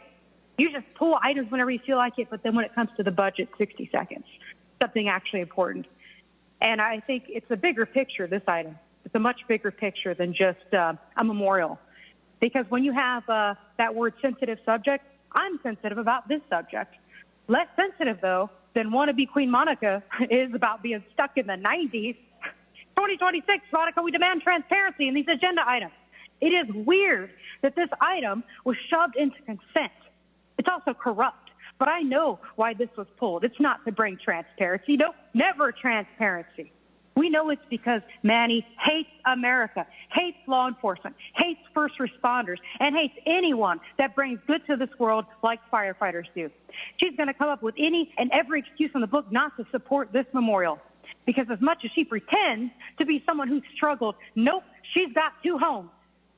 That being said, it is a little weird to use water as a symbol of firefighters, especially downtown where firefighters are not primarily fighting fires like they are in the backcountry. No thanks to the professional arsonists like the one that was just caught in Spring Valley, and like you guys do nothing about. And I'm not against a memorial for firefighters, but I am against the lack of transparency and community consent. Because again, where was the transparency on who's designing this? How much money does it cost? What is the design? I didn't get a say in it. I don't remember hearing anything about this until it was put into consent. Plus, no heroes work anywhere near this building, so it should be in the backcountry. For example, everybody saw Manny taking pictures outside with her communist allies earlier, adding that to my future viral posts. And speaking of which, Monica, are you filming speakers, or was that Tara? You people need mental help. I don't just say that. You prove it every single meeting. Thank you. You'll hear from the next caller.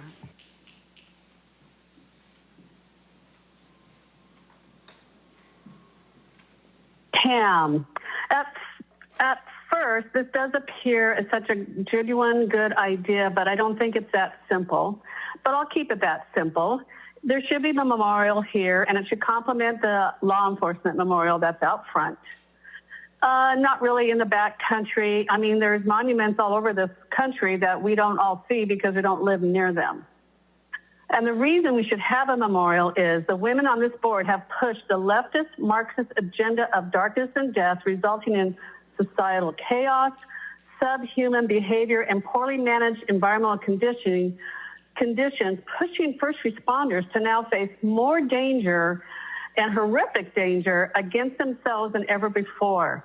First responders of fire, law enforcement must always be respected, recognized, and honored for their self-sacrifice and the sacrifice of their families. So I'm okay with this if it maintains the simplicity of how it presents in writing, and it doesn't cost an arm and a leg or add to the budget, and it should complement the law enforcement memorial. But you guys, man, you have put our first responders in horrific danger with your policies, your ideology, and your, oh, what used to be evil is now good mentality. Shame on you. Thank you. We'll hear from the next caller.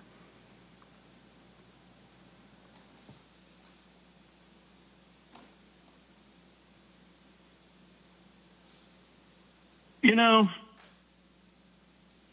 I want to go ahead and apologize to all of you because I went about this the wrong way. I should have just flat out asked you from the get-go how you go ahead and weed out non-citizens from the voter rolls. I should have reminded you right away that in 2015 we changed the rules and our previous checks no longer work. So basically, since 2015 until today, we have not weeded out one non-citizen except for self-reporting. That's on record. You guys have it. You guys know that. I've been waiting for you to go ahead and give me a non-response so that you could go ahead and do the check. You're obligated under the NVRA subsection 8.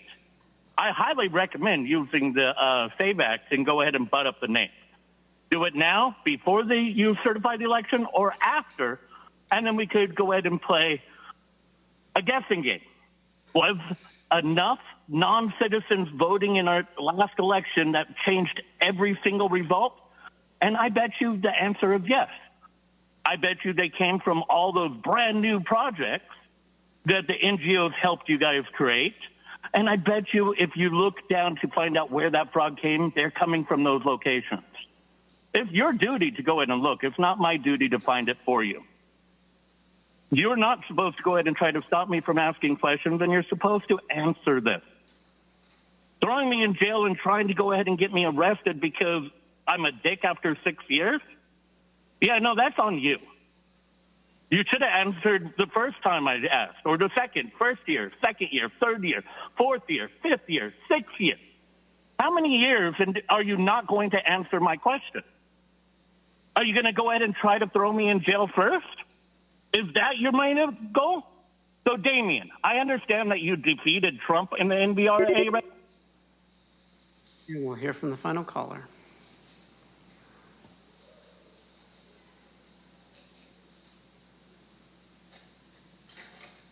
Blair Beekman. Hi. Thank you for your work on the previous item, agenda item. Everybody tried to figure stuff out, and you're going to continue as a work in progress. Thank you. It's a learning process for me, too, and I'm really interested how this item will progress. Thank you. Previous item will progress. For this item, I wanted to quickly offer, it sounds like a very noble project, what you're doing. What sort of technology accountability will be a part of the future of this park? I just thought I would ask that. In the city of San Diego, I feel we're having difficulties in being more clear about what exactly we're placing in the future of our parks. And I feel it has to be a conversation, it has to be open and regular. To quickly note, the city of Oakland and its county of Alameda have figured out ways to leave block and look for a new ALPR vendor by inviting a full community process in the next 18 months to decide what can be a future ALPR vendor. That's community in action. That's, working good democracy towards the future technology. We have to really be based on that good community practices for our future technology. To do the good technology practices with this park, it'd be in good form. It'd be offering our best practices and our decency. Good luck in how to do that. Thank you. Thank you. Chair Lawson Reamer, that concludes public comment on this item. Okay, thank you very much. Just very happy to bring this forward. It is an issue that has come before us a couple times in terms of conversations. I think it's a long time in coming, and having an opportunity to honor our first responders and particularly our firefighters for their service and really for their sacrifice. So I think it's very hard to fully acknowledge what so many of them have given for all of us. And I did want to docket this as quickly as possible because there was an interest in having this underway in time for the 9/11 memorial that will be happening in September. So again, I would like to make a motion to adopt this item and hope to have the support of my colleagues. Supervisor Guri. Thank you, Madam Chair. To your point, this has been a long time coming, and we don't have a regional memorial location for our firefighters who sacrifice in so many different ways and our first responders. So I think that we need to honor them, and I think that you bringing this forward in an urgent manner is something I'm very grateful for. I just want to offer, I guess it could be a friendly amendment. I want us to be intentional about what we're doing here, and just what I've heard from them is that they would like to locate it in Site 6, which is the mirror image of where the deputies' memorial is, on the west side of the waterfront park. So I would suggest that we just go ahead and choose that location instead of leaving it up to our CAO. And then I think you have language.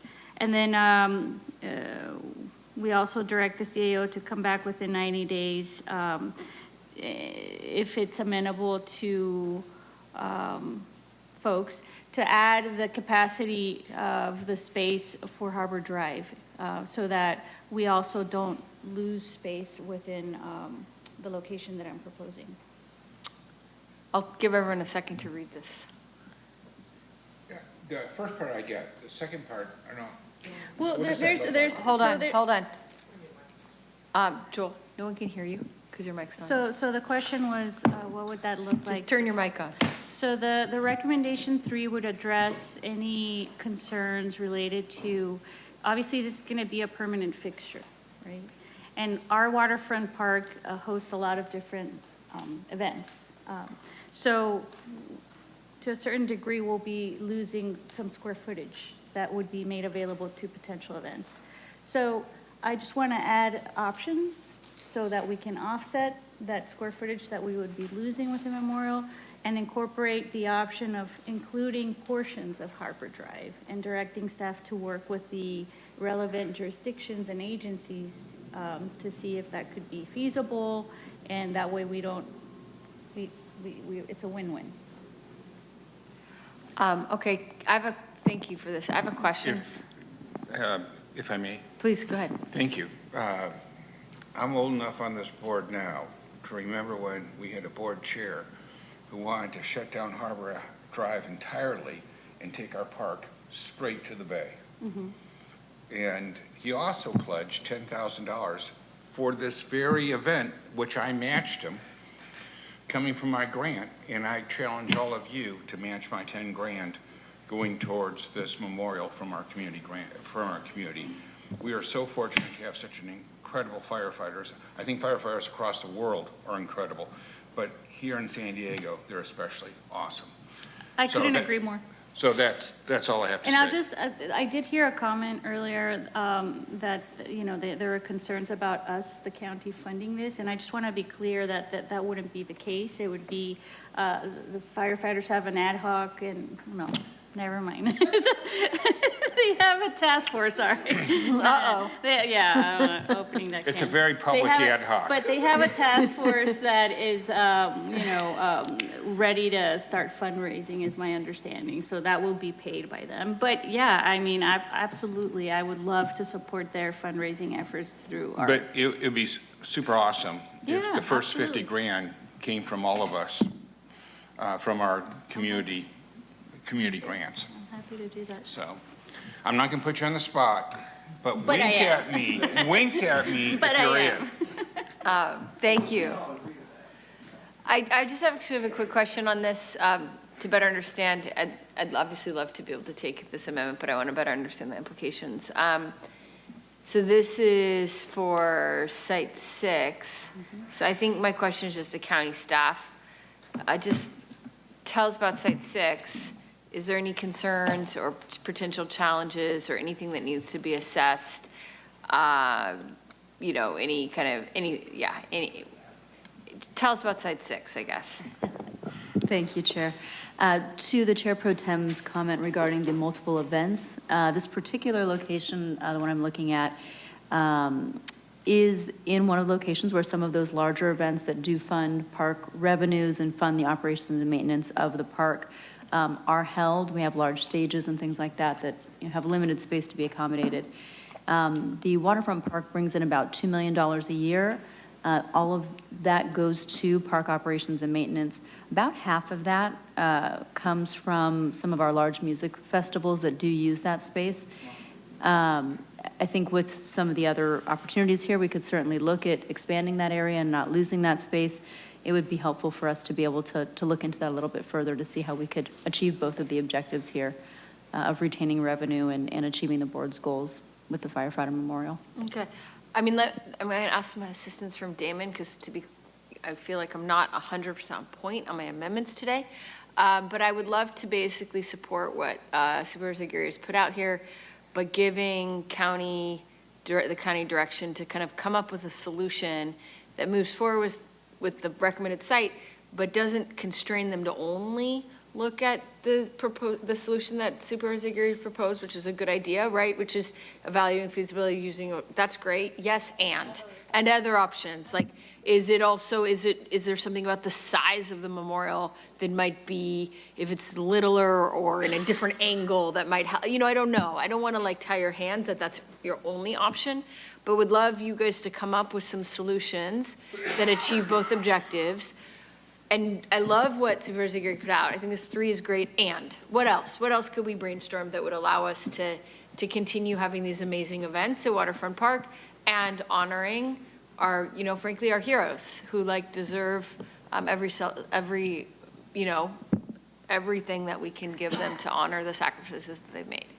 So I don't know exactly how we could phrase that. And considering their preference, right? Yeah, that's what I'm saying, leaving in the preference around, I think that's very clear. They have a preference for kind of the mirror image location to the law enforcement memorial. So, prioritizing that preference and saying, okay, that's the preference. We want to be respectful.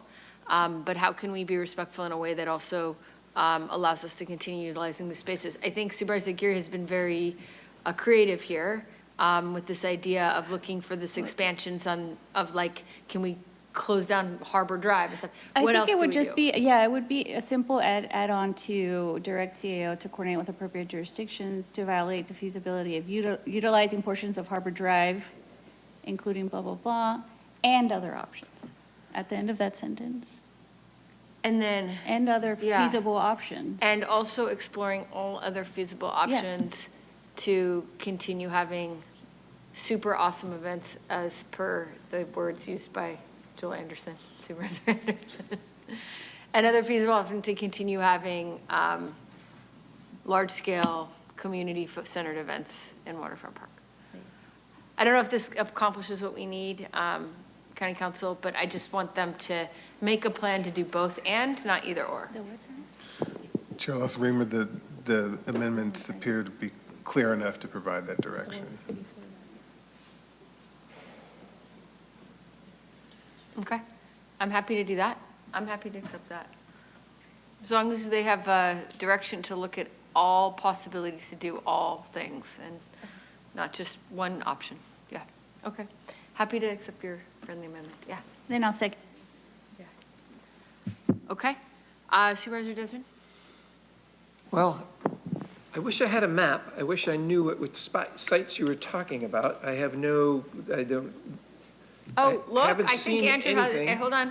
Andrew is always Andrew, and he has a map. Well, that would have been nice before this discussion, or be in our packets or something. I didn't have anything here. Well, look, we can all look. So where's sites? Oh, that was quick. Go back to the map. So where's site 6? Right there, okay. And the other one, the law enforcement memorial, okay, is over there. Okay, but right now, I guess with the amendments, we open it up to whatever the best that they come back with. Is that right? Instead of specifying 6. Well, we're saying prioritizing 6 because that's where they want it. But we're also saying, hey, go try to make it happen at 6 and come back with all your options to do that without sacrificing events. Okay. And of course, if they come back and they say we have no feasible options, we'll have to have another conversation. It's again, County Council, is the way that the amendment's drafted clear enough that that's what we would like to do both and not either or. It's clear, yes. Does that make sense to you, Supervisor Desmond? Well, I can see, yeah. I mean, I was clueless when this map looked like. I got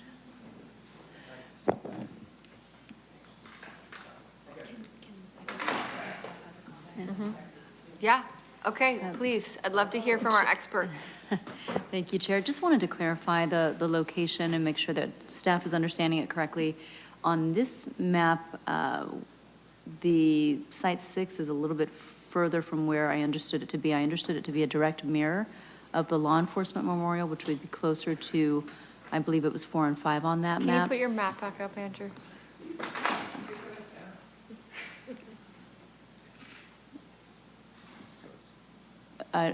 Along that walkway between 4 and 5, which would be, again, a direct mirror of the law enforcement memorial. We do have some conceptual we have the opportunity to create some conceptual maps if that would be helpful.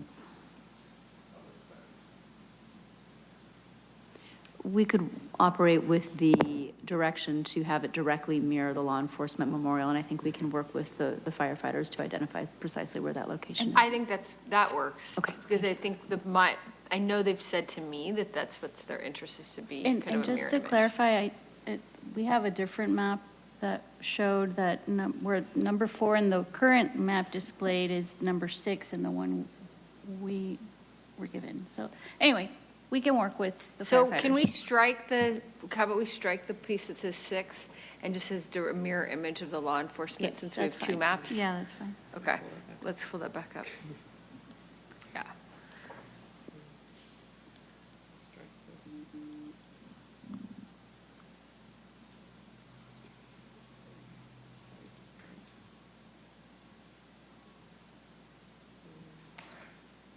It is.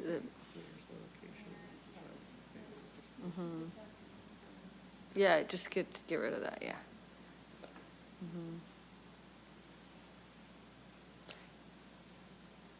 Wait, hold on, you missed something. So it was direct the chief of to site and control at prioritizing, not at a, prioritizing a site.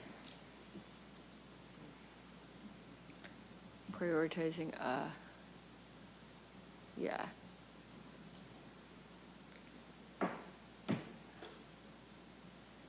And then after Waterfront Park, comma. And explore.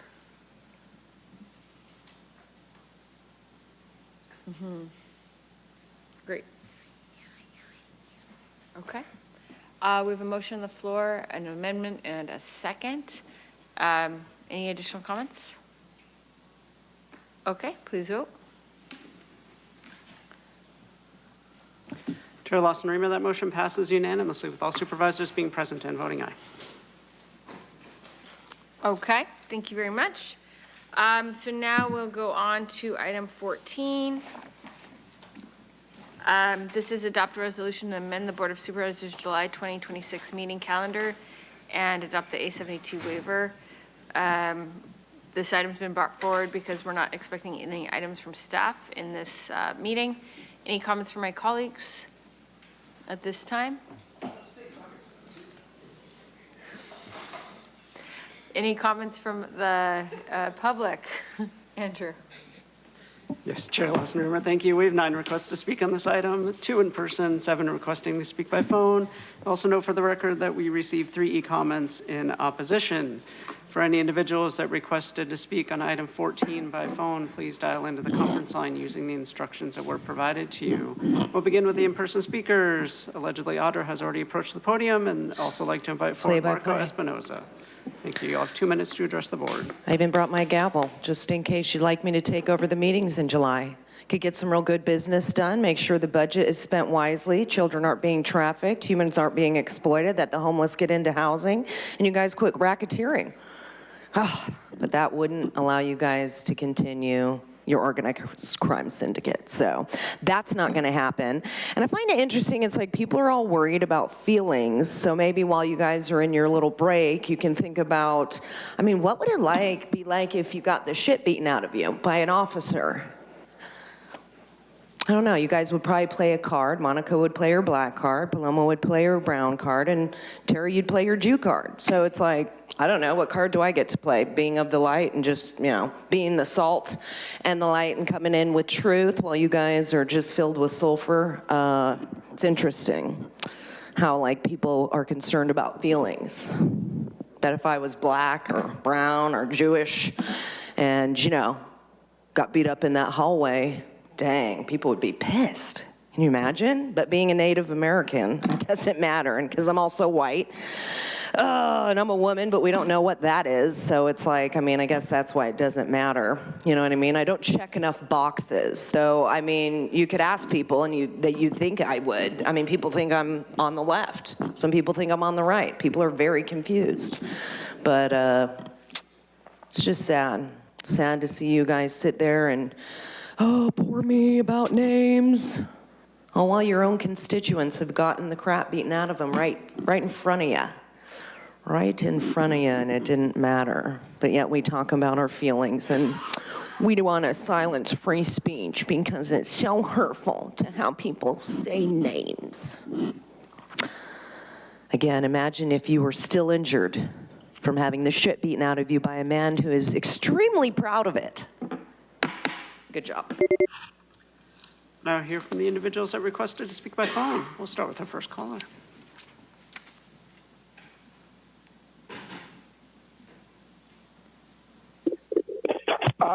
Paul Bold. Sounds to me like you want a break from hearing about the messes you create.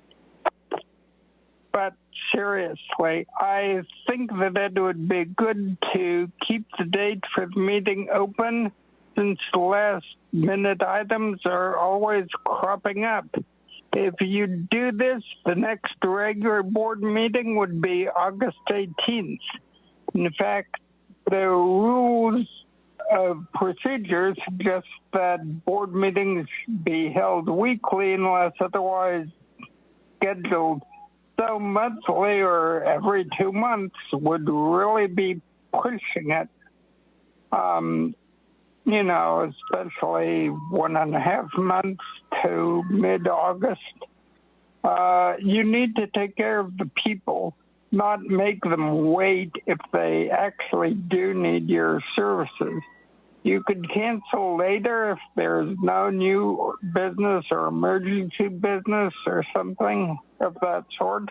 And people would have a firm date to go on for their fix or, you know, whatever. But they'd have a firm date to go on to put down on their calendar.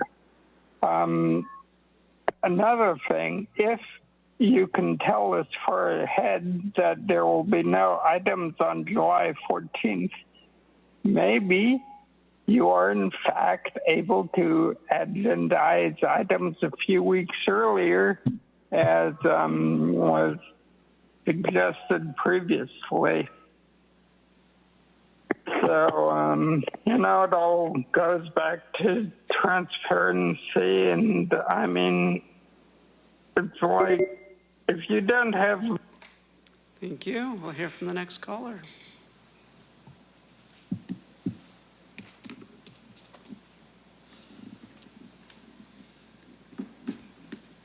Consuelo here, just chiming in to urge and encourage the board to start listening to people, great suggestions like Paul the Bold and just all the amazing people who are doing what they can to pay attention and aren't getting paid for it either. I mean, gosh, let's not leave that out. But I'm not really paying that close of attention because I still got to carry on. I got my priorities. I don't have assistants to help me out with my children. And but I'm still listening, still chiming in. And that's all I have to say, because I truly don't even know what item we're on. Thank you. Thank you. Hear from the next caller.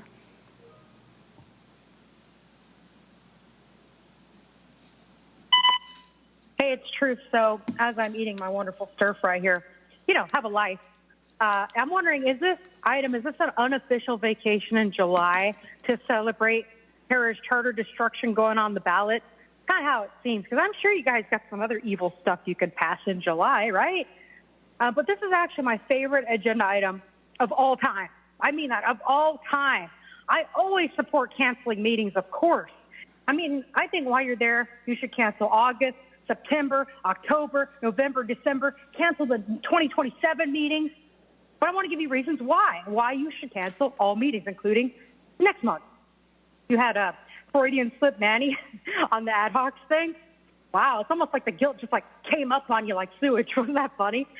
And then you have a whole board of privileged people with multiple homes pretending they can relate to us regular people. And that specifically, I'm talking about Manny and I'm talking about Monica, pretending you can relate. The county can't even get the maps right. You had 2 different maps going. What map did the public get? Who knows? Who cares, right? That goes back to the no transparency thing. That's on the list.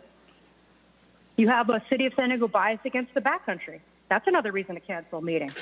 You have county council give bad and unlawful legal advice constantly, totally unqualified. Of course, I've covered that.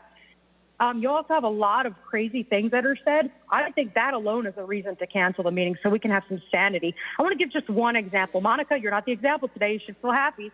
I am technically the mayor, Benita. Oh, sorry, that was the wrong one. I was trying to play the one where Manny said, we need more inclusivity because it's exclusive to not have inclusivity. It was just so crazy. But at the same time, I'm kind of changing my mind. Let's have this meeting in July and cancel the one in August. That would work better for me because, this is a torture chamber of selfishness. So I think that makes sense, right? Thank you. Hear from the next caller.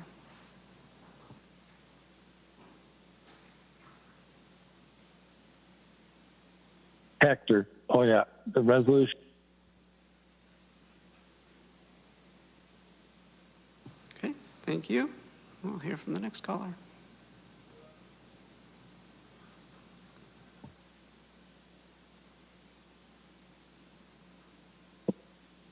Hi, Blair Beekman. Thank you. Interesting item this is. Both the city of San Diego and the city of Oakland, I was originally from the Bay Area, and I still attend City of Oakland public meetings. Both of your meetings, both of their meetings, they're ending in mid-July. And it sounds like you guys are following the same practice. It seems to be a group effort here that wants to cancel end of July meetings. I don't know why that is. Could that be given some explanation and understanding? I personally feel July meetings for government bodies, they tend to be more open and free and good thinking. Kind of our best thinking, actually, in July. So I'm kind of surprised this is happening. If some explanations could be given, that would be great, possibly in why it's happening across the state would be helpful. And other than that, I hope I can be attending a few more county meetings, and it was nice to hear your work and efforts today, and good luck on building equity before austerity. I've learned that importantly in San Diego, the city. They've done great work in that area. Good luck in those sort of efforts. Thank you. Thank you. Hear from the next caller.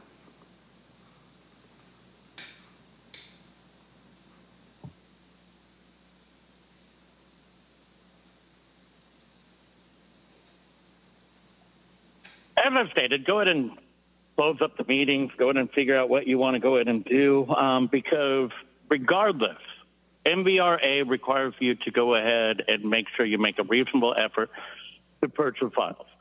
If you have it, you're going to have to immediately purge the files. I think I won. And then when you purge these files, thank you, Damien, you're going to be the one that's going to go ahead and show the world that San Diego allows more non-citizens to vote than citizens. You're going to be the one that's going to go in and show that, and then we're going to go ahead and explain to the board members that all their actions that they've been taking, they probably should have addressed the elections, unless if they are accomplices, under the NVRA subsection, Election Code 18500 series. Is that the reason why you never went and looked in it? Because by looking at it, you're going to have to address it. By pretending you don't recognize the fact that you're not doing these purges, the fact that you refuse to listen to anyone telling you these things. Oh yeah, no, I'm going to rub your nose in it. You're going to go ahead and provide me that documentation. Then you're going to go ahead and identify the non-citizens voting. Then you're going to have to make a tough decision. Are you going to deport all of them? Are you going to charge all of them a $100,000 fine? Or are you going to put all of them in federal prison for committing that crime that you allowed them to commit, that you protected them to commit? Are you going to go ahead and call out the NGOs that are actually voting for these people? All these questions you're going to have to answer. what? And after you give me that thing, 90 days after that, you'll have to go ahead and, do something about it. Unless if you want to go ahead and go to jail for committing fraud. Thank you. And Chair Lawson-Remer, that concludes public comment on this item. Okay, turn the floor to Supervisor Anderson. Yes, I don't have a problem supporting this today, but I had a board letter that we were going to submit that's all ready to go for that meeting. And we have a bunch of stuff coming up at the election time, and I saw that FM3 Research and Ironwood Public Affairs, they had renewed contracts. And so my board letter is going to request that they do any election or polling or any of that information present to the entire board. But I just want to give you a heads up on that because I want to give them ample time. So I don't think it's going to make any difference, but I was concerned about the timeline getting pushed back too far. Okay. Thank you. Thank you for making that statement. So now they'll be ready. Yes. Yes. Okay, great. Happy to make a motion. If there's a second. Okay, do we have a second from the Vice Chair? Please vote. Chair Lawson-Remer, that motion passes unanimously with all supervisors being present and voting aye. Okay, thank you very much. I think we now are done with the items on the agenda except for closed sessions. We'll go to non-agenda public comment and then to closed session. Thanks. Thank you, Chair Lawson-Remer. We have 18 remaining requests to speak on matters not listed on the agenda, 10 individuals in person, and 8 requesting to speak by phone. For those that requested to speak by phone, please dial into the conference line using the instructions that were provided to you. We'll begin with the in-person speakers. Not seeing any individuals in the chamber, I'll just run through the names just in case they happen to be in the hallway or across the hall. Andrew Lawson, Marco Espinoza, Skylar Smith, Carolina Garcia, Zetsi Damte, and Asen Chong. And we'll now hear from those that requested to speak by phone. We'll start with our first caller. Again, you'll have 2 minutes to address the board.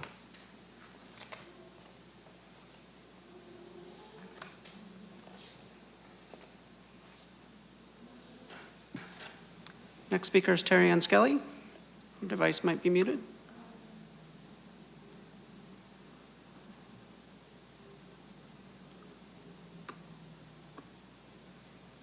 And we can come back to you.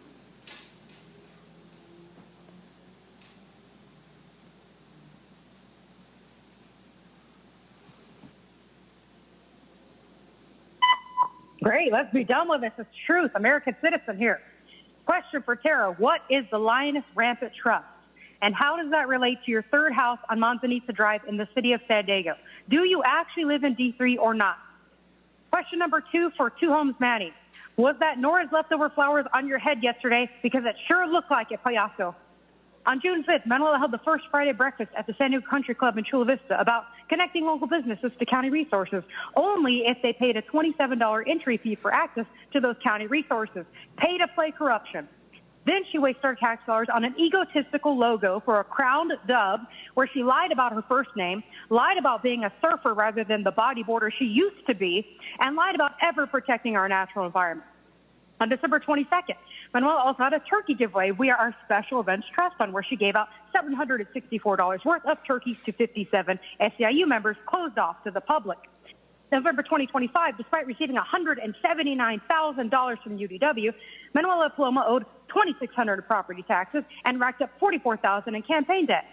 She had an event at Mujeres Brujas where someone could pay $200 to become a friend who retires her campaign debt.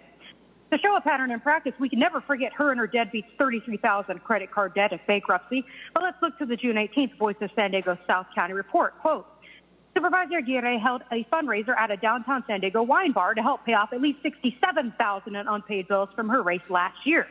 Records show Aguirre spent close to $629,000, end quote.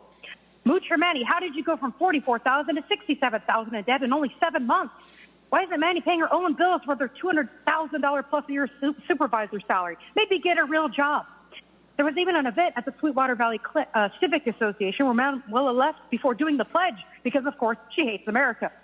As a civically engaged citizen said, you don't have the right to lead. You have the privilege to represent, and you guys are failing miserably. Have a great day. Thank you. We'll hear from the next caller.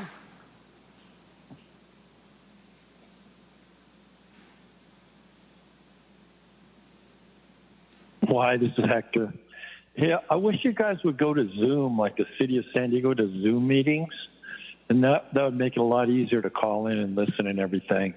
And even your technology person, have them learn how to do Bluetooth, so you wouldn't have to plug in the computer to put it on the screen.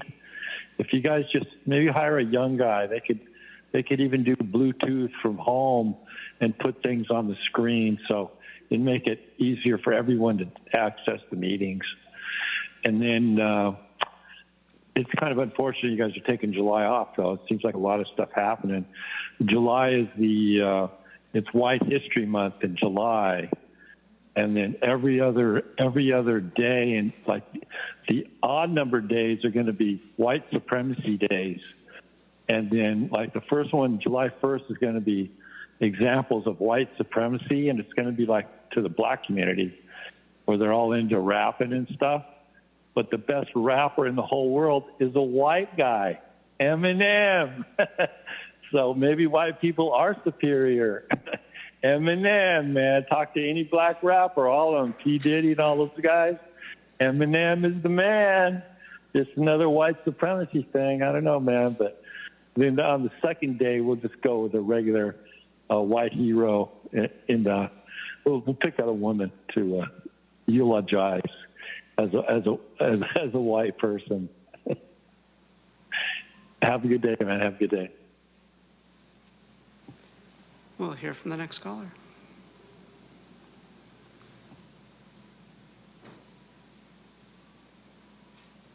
Pam, a couple things. Did you all miss that July 27th is Tara's birthday? So maybe that's why she wants the month off.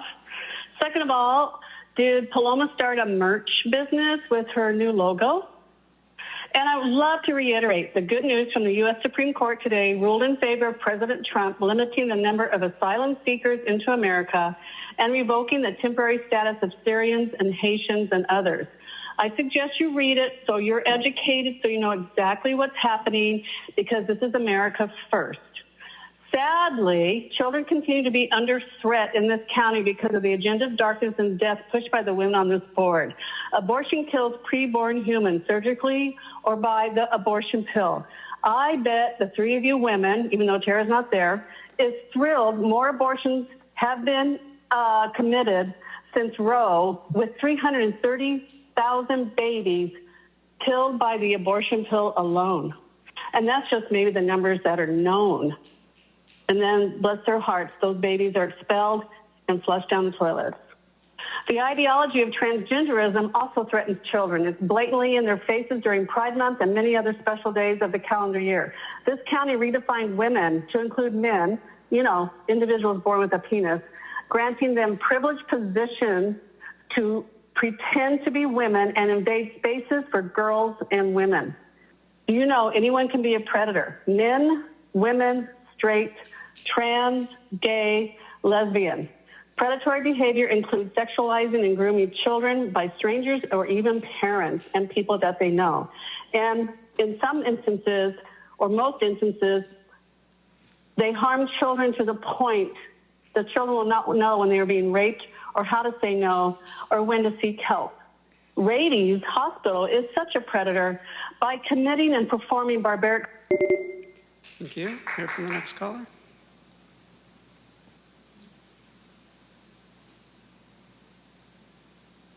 Hi, Natalie Rashke. I just wanted to say that I'm not looking for anyone to save me. When it comes to EHVs, everybody in the city is on a wait list. So there's about 358 or 85 EHV holders that will become homeless on November 30th. I'm just curious, when does the city and the county come together and push the federal government on doing these things? I was told I had till 2030. So I planned my life around that. I didn't create COVID. I speak on behalf of a lot of people that don't have the ability to come and speak. it's whatever I need to do to put myself in front of the federal government. I've been in contact with Sarah Jacobs' office. They contacted HUD. I still haven't got a response. There's no urgency. On November 30th, there will be over 1,000 people that will become homeless. I'm not sure if the county and the city communicate how that's going to affect the whole of San Diego. Thank you. Thank you. We'll hear from the next caller.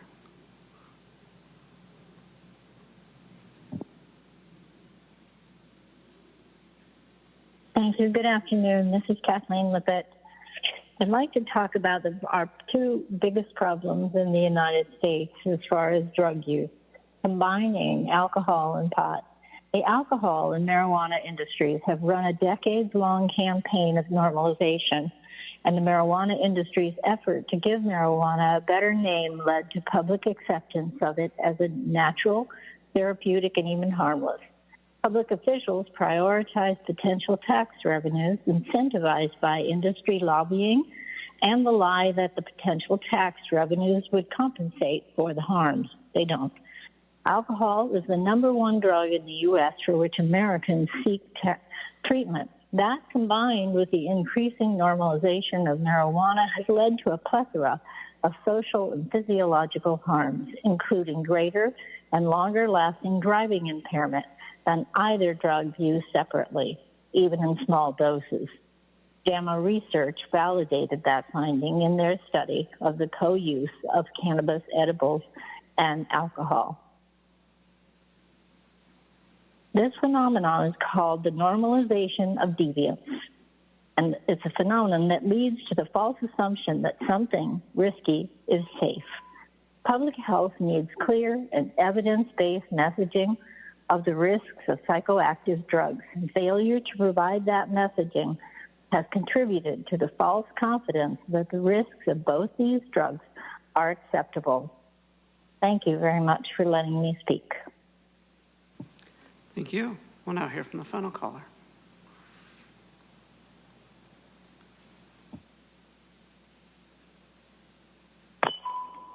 Good afternoon, Board of Supervisors. My name is Terry Ann Scaly, and I work with my county planning group on good public health and safety policies in land use decisions.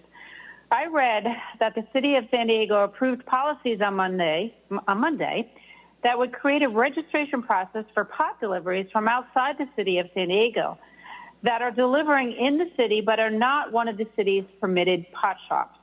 Their new policy would include those who are permitted to operate in other jurisdictions must register if operating in the city. However, there were speakers who said they were going to receive permits from the county and did not want to register for a permit to deliver into San Diego where they live and plan to deliver pot. That was a scary declaration for two reasons. Number one, it is the county SCCP, just another example of those who don't live out here in the unincorporated communities want to come here to harm it by high-profile pot shops. And number two, it made me wonder about all those pot entrepreneurs who continuously tell us that they're providing a necessary service. However, they don't want to abide by the rules and registration in the city of San Diego to deliver pot there, yet intend to deliver there. That makes the public wonder if the real motive behind selling pot is just money, which has always been the motive behind selling any kind of drugs. Thank you for hearing my concerns this afternoon. Thank you, Vice Chair Montgomery Stepp. That concludes a request for non-agenda public communication for this session. Okay, we will now go to closed session. The meeting is adjourned. Thank you. The board will now recess into closed session to continue consideration of the matters listed in item 11 and IHSS 1 on yesterday's agenda. If there are any reportable actions, they will be reported out after the conclusion of closed session today.